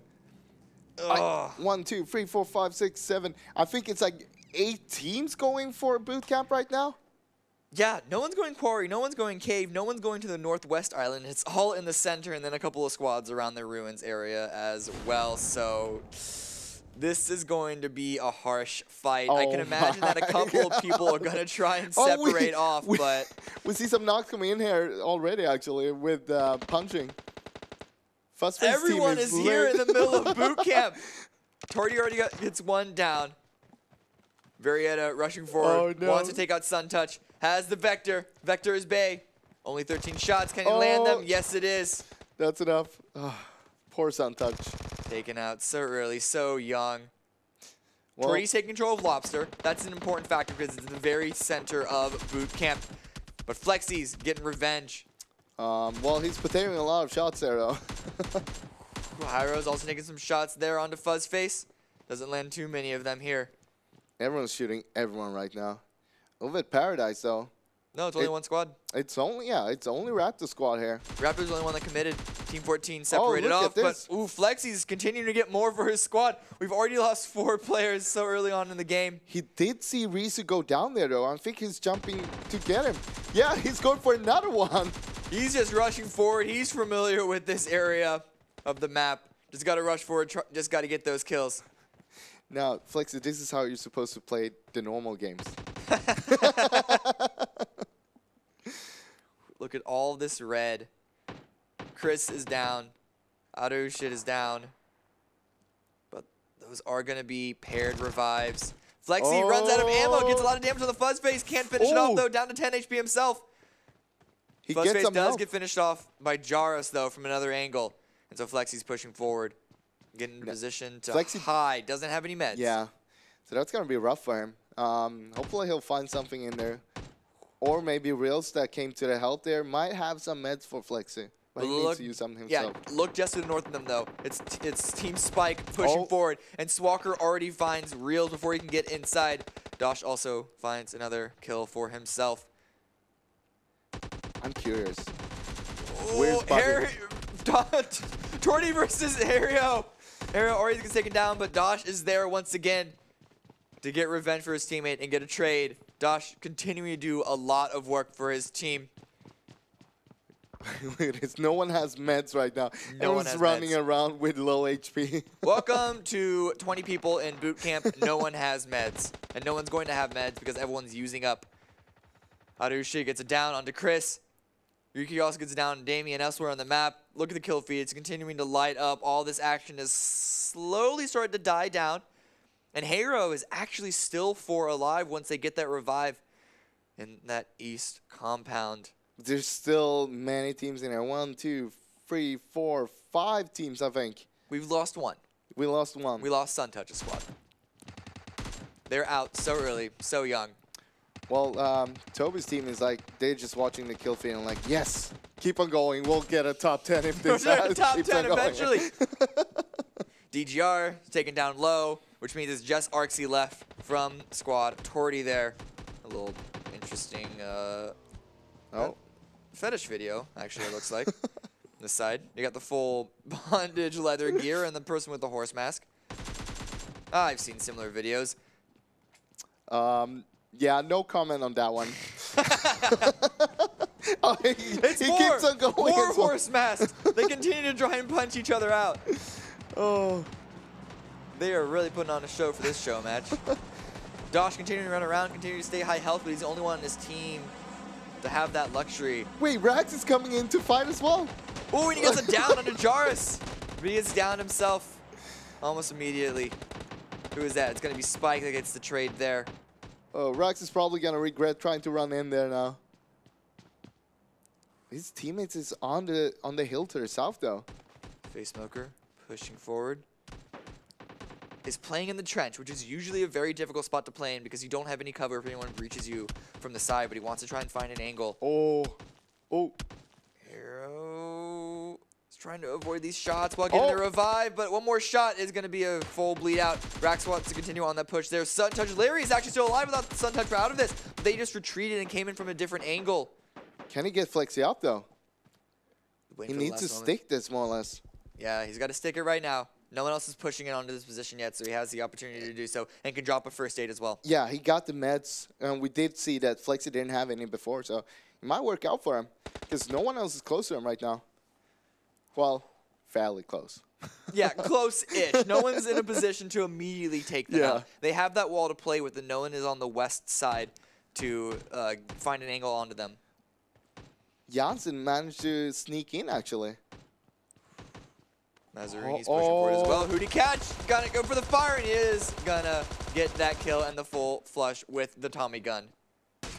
And here comes Zudi from the hills, just to the south. Lands a shot onto Face Smoker. The SLR is so strong. Ooh, he takes the counter headshot though.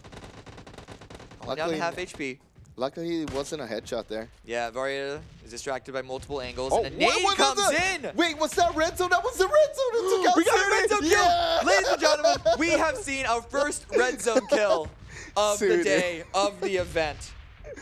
Oh, give us more. Look at this. Give us more. Come on. It's a perfect red Larry and zone. Flexi, they're out in the open. Okay, no. Larry's going to push in. And look at these low health players. They have the high ground on, and so they're going to drop down onto him. Oh, no. Behind Larry him. finds one. Can't find the second. With a reload of Flexi comes in. But look, Face Smoker's coming in once more. Gets the drop, and so Suntouch's team, now they are down and out. We have lost 6 teams so far in probably the first 3 minutes of this. Toby, it's looking good with that top 10 right now. Yeah, it's looking good for Toby. It's looking good for our desk as well. Oh, all right. Here's the only team. Where's Buddy? Look, there are only 3 people here. Buddy's got to be somewhere. Where's Buddy? Where is Buddy? I don't see him on the minimap. I don't. Yeah, I don't see him either.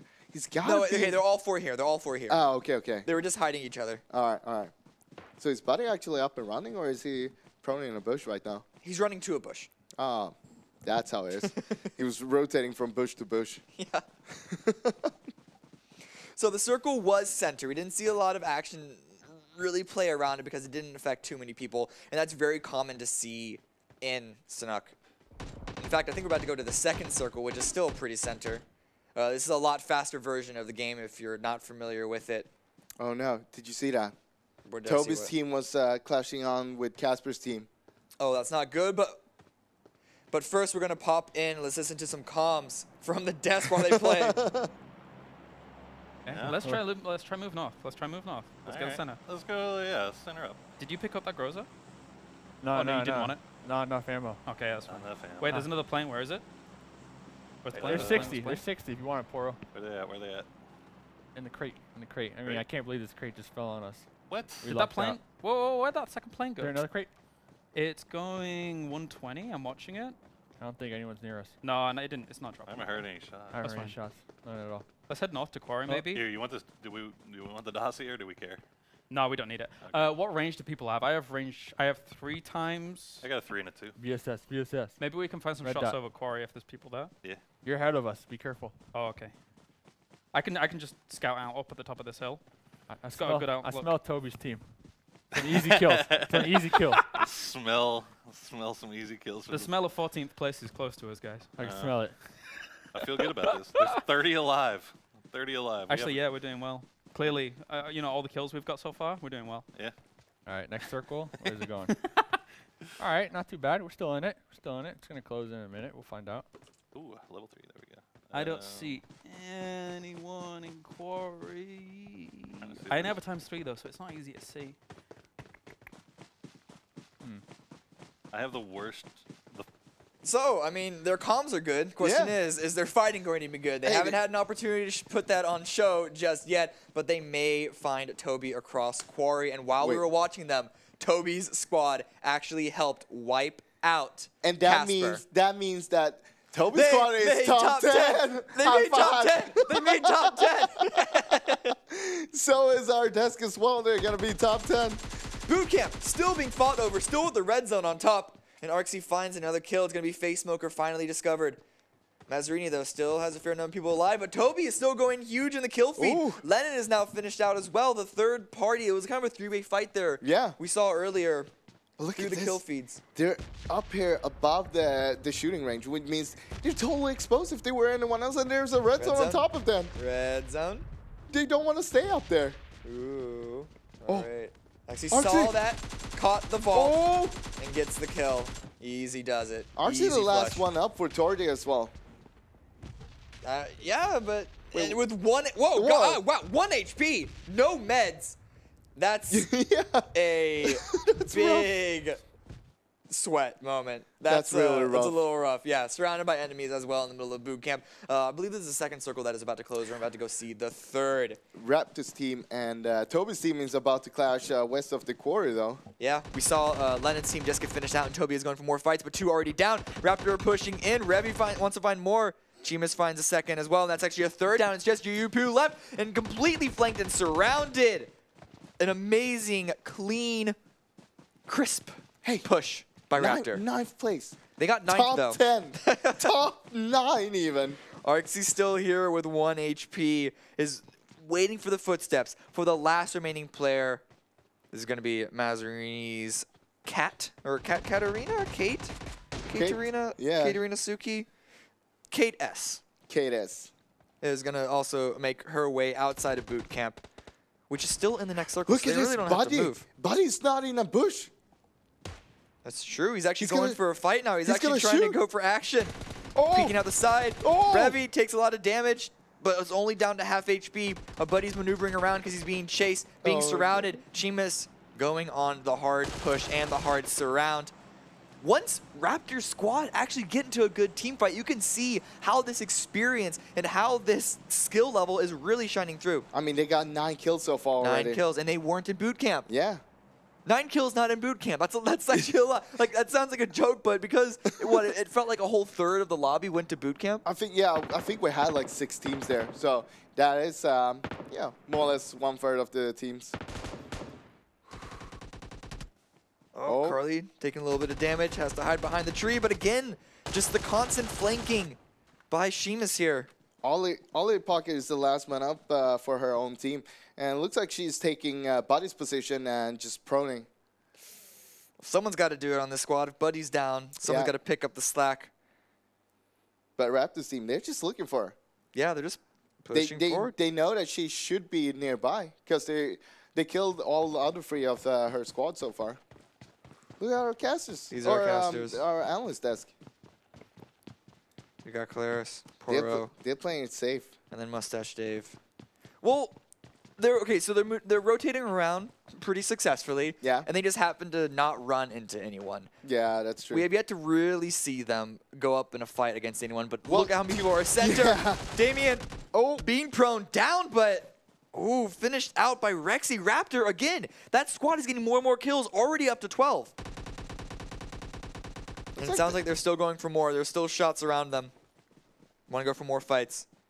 Ollie does hear and see all these shots on the minimap, though. So she's just trying to stay away at the same time that she's looking over there to make sure they're not pushing towards her.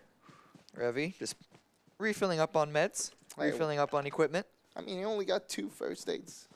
We've seen people with 19 We've seen people with 19 first aids. Oh, it's up to 3. I don't 60 think to go. I don't think healing in the in the blue is necessarily their strategy. I don't know if they're comfortable with that intricate gameplay. Oh, look Claris, at this. you spotted something.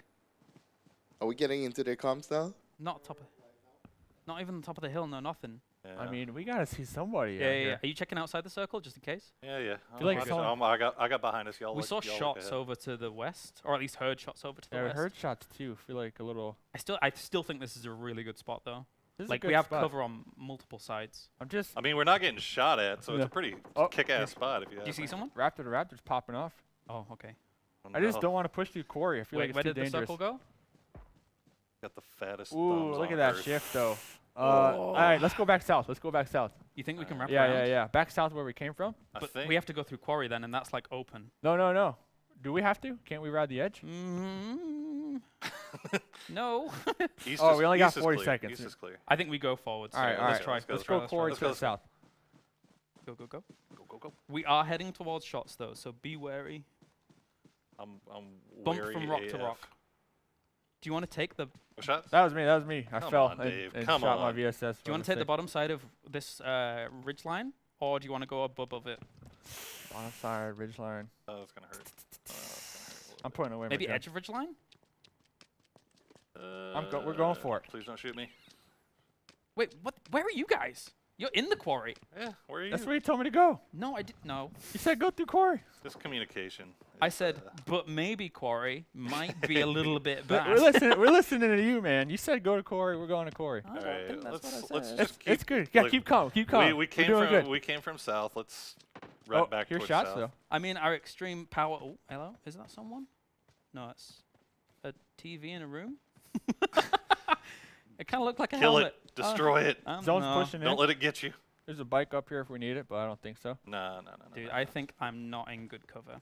Oh, hey, wait. Well, here, come back over here with us.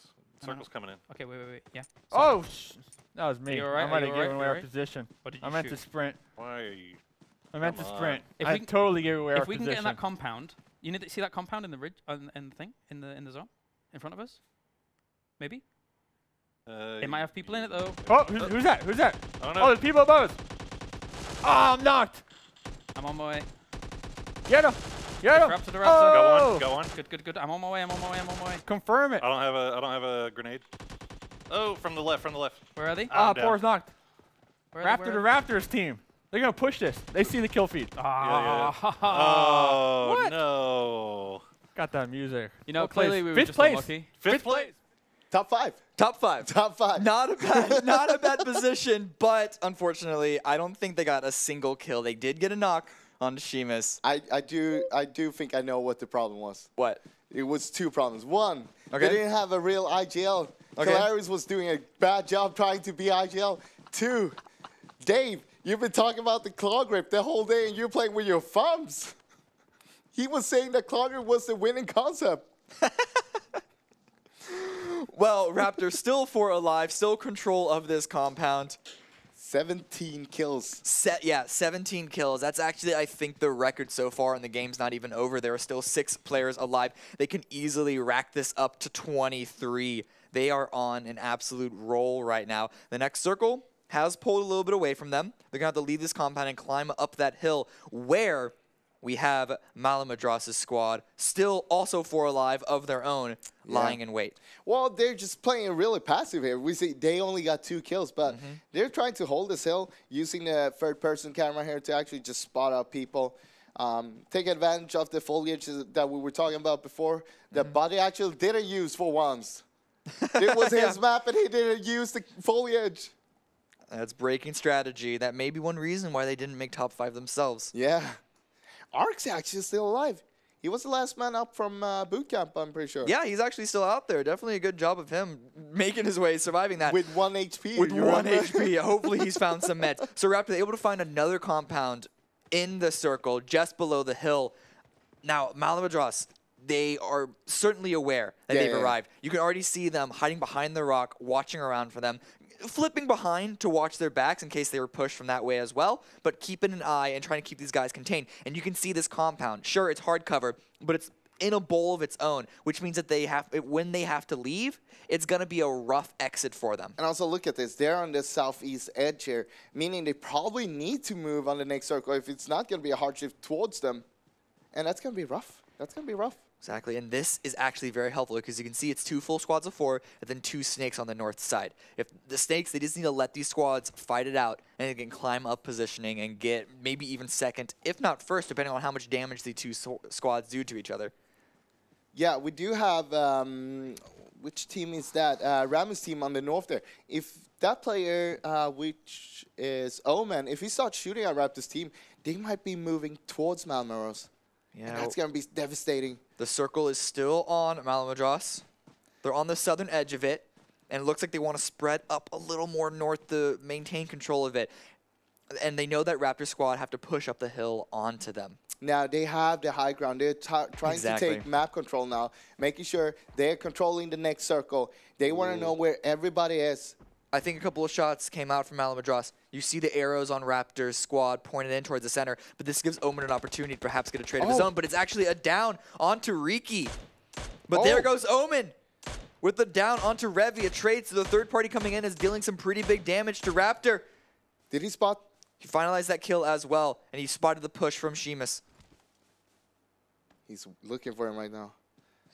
Raptor also has his eyes put on that position. The run comes through, gets a nice shot in the chest, deals heavy damage, and that's just enough for Sheamus there to cleanly take him out. They've lost one player, but they still have 3 alive, and they still have an entry into the circle. If Heisenberg doesn't get another down behind the tree, Raptor can't get there in time, and so he is down. The blues coming in. I don't know if there's enough time for Sheamus to get the revive. No, they got to get out in the open there as well. They doesn't have much cover. They can use the trees a little bit to LOS Malmadra's team, though. Smokes as well. But at the same time, look at Arxie. He hears all this action. They got the revive just barely. The play zone has yet to drop Raptor, but there he goes. It's going to be another down for Malamadras. Sheamus trying to vault inside the building, trying to use the hard cover. It's too high. You can't. That's fine. It still broke line of sight and has time to use the first aid to stay as 2 alive, but it's still 2 up against a full squad of 4. Except Arxie's coming in and gets it down on the Malamadras. This distracts him. This pulls the attention away from Raptor. Now he's looking for the other players of Malmadra's team here. He doesn't know that they're trying to creep up on his right side. This is a great push by Malamadras, swinging up the left side. Yeah. Not going through the center. Able to avoid all those nades. But Arxie finds another one. Can he get a second down? He's landed a number of shots. Has to reload. Oh, they don't have any nades left, I don't think. Maxima's peeking around the side. And I think Arxie has spotted the second. It's going to be Riki continuing to push forward. But this tall grass is continuing to hide Arxie. Malamadras was revived. So they still have 4 if he can first aid up. But look how far forward Raptor has been pushing. And they even got the revive on Raptor himself. And so they stay as 3. And the circle is pushing everybody in now.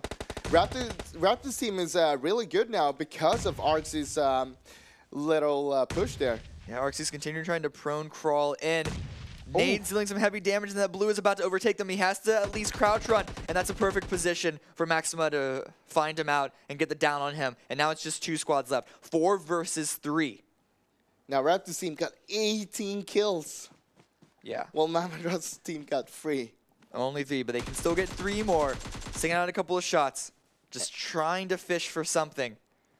Or perhaps he spotted just the top scalp of Raptor. Heisenberg pushing forward as well. A lot of damage pushed forward. Sheamus is taken down. And the push forward for Maxima is actually going to go against him as he's now dropped by Raptor. But an immediate trade by Heisenberg. It found the information nonetheless. And now it's just a 1 versus 2. If they find Raptor, that means winner, chicken dinner as well. If they can find him, though. Just trying to send us some shots. Heisenberg taking that very low. And actually now drop. It's now just a 1 versus 1. They can't get the revive. He's trying to go for the flush kill. And that gave his position away. Heisenberg, I believe, with the final shot. The final single kill. It is going to be Malamadra's squad, the winners of the show match. But what a run by Raptor's squad. 20 kills, and they didn't even drop in boot camp. 20 kills. But I'm proud of our Destiny. They got top 5. They got, Also, Toby's team, 9th place, top 10. Yeah, got 9th there as well. Yeah.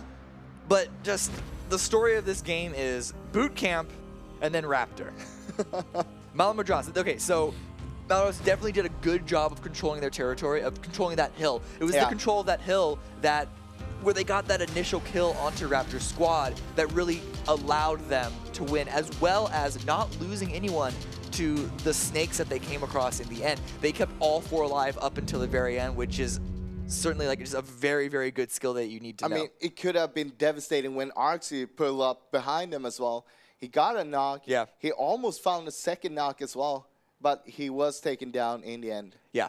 It's that management of resources and management of your entire squad all staying alive that allowed them to capitalize once again on the damage that they dealt to Raptor earlier. That's one of the great things about this game, is that it's all kind of a domino effect, and it can be a little difficult to kind of see while you're playing it, but if you're watching it like we do, you can definitely see the constant stream of effects.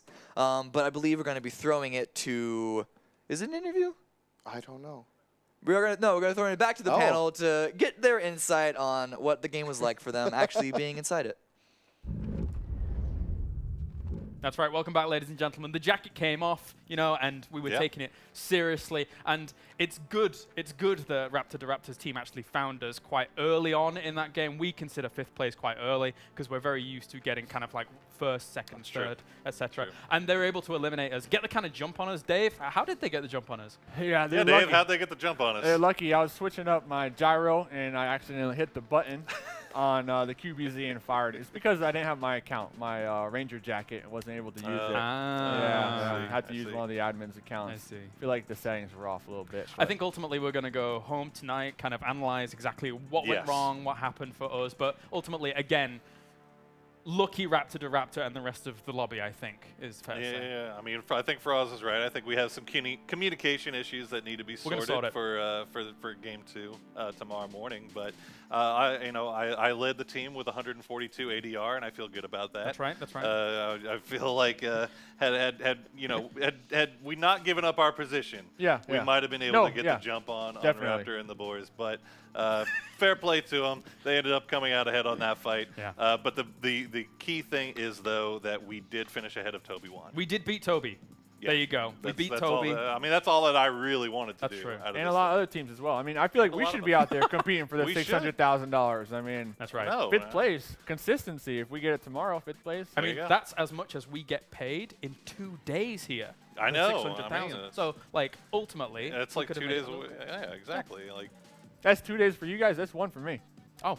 Well, the Oracle, That's fine. I get you. I mean, it's understandable. So we can't really break too much of that game down, basically, because we were paying more attention to what we were doing than what everybody else was. We were very busy not seeing anybody on the map. Did nobody drop our way? I guess not. I guess we'll have to check it in the VOD review. But it was. I think Raptor's squad was the first squad that we actually heard or saw. We saw a few shots across Quarry. Yeah. Did we? And we thought, okay, let's zoom in a little bit. Let's see what's going on. Scope it out. Nobody. Bit of a That's shame. classic Sandhawk, though, isn't it? You hear stuff, you can't really see it, and then the second you take a shot, Dave, there's the sneaky snakes hop up and they're ready to take you out. So Sandhawk, a very fun, fast-paced map, but it is danger around every corner, especially late game. Absolutely, it's a great map though. Obviously, it kind of feels a little bit quicker. Obviously, I think there was kind of probably a lot going on over on boot camp as well. Yeah, we heard them at the very end. I mean, we saw the kill feed just lighten up. Yeah, boot camp and then Raptor to Raptor is what the commentator said. So it had a red zone on it as well, which I heard was pretty exciting. Oh yeah, we saw it on the map. Yeah. So what? No, I heard the screams out there like, "Oh, red zone, boot camp." What are you talking about? What are you talking about? I clicked on the map. And I saw okay, you clicked on the map. Good. There you go. So guilty conscience. We're looking forward to tomorrow, though. We're looking forward to tomorrow. I think we're going to be doing better in our show match. And also, we're going to take a look at our schedule for what's coming up to tomorrow as well, because we have 5 more games as well as our show match. But let's take a look at the standings first to confirm exactly what's gone down. If we were on this, we'd have been eking up on Toby just a little bit, even just after 1 game. I think we would have had, we would have had as many points as Toby has in 5. Close. If I would have been able to finalize the kill. Yeah, there you go. That'd have been it. So Hero overall with the big point lead, Dave, right now, looking absolutely in prime position to take one of those spots to Dubai. Yeah, I gotta go tonight, watch the VODs, rub that nice head, and really be able to... Is that your crystal ball? Is that the Oracle's crystal ball? Why are you gonna say it like that? That's how I know. I mean, that's how we make it, and that's how we get those chicken nuggets. I'm not gonna lie. True, I mean, look how many points they are ahead of Casper. And then, honestly, tomorrow, Raptor to Raptor, his teammates were fragging out today.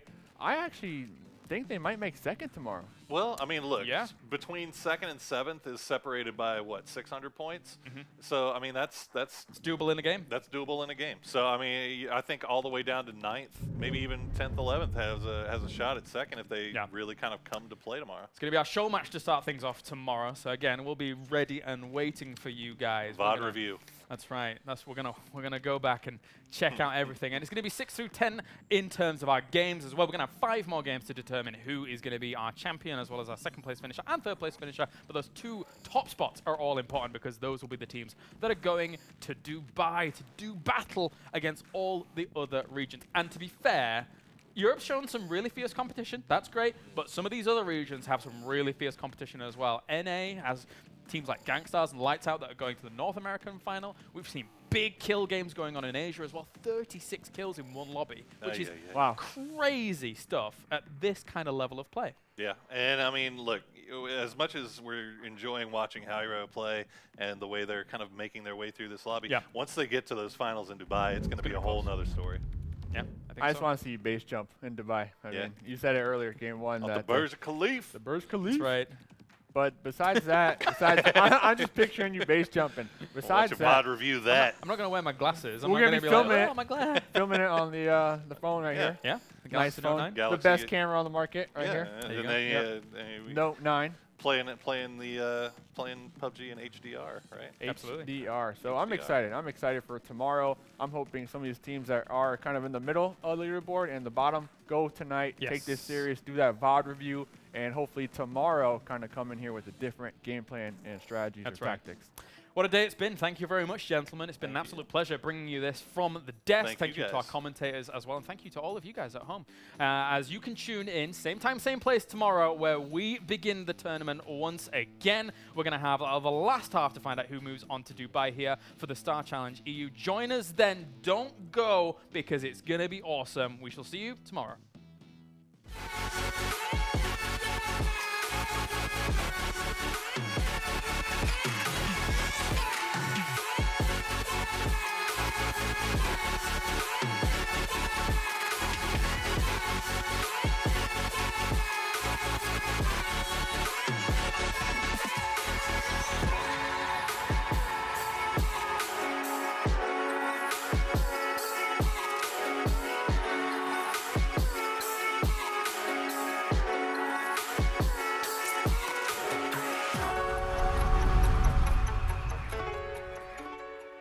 Galaxy Note 9 has more power than you need. Like a remote control for a phone. Why would you... Oh, that's why. The new Galaxy Note 9. It's got more power than you need until you need it.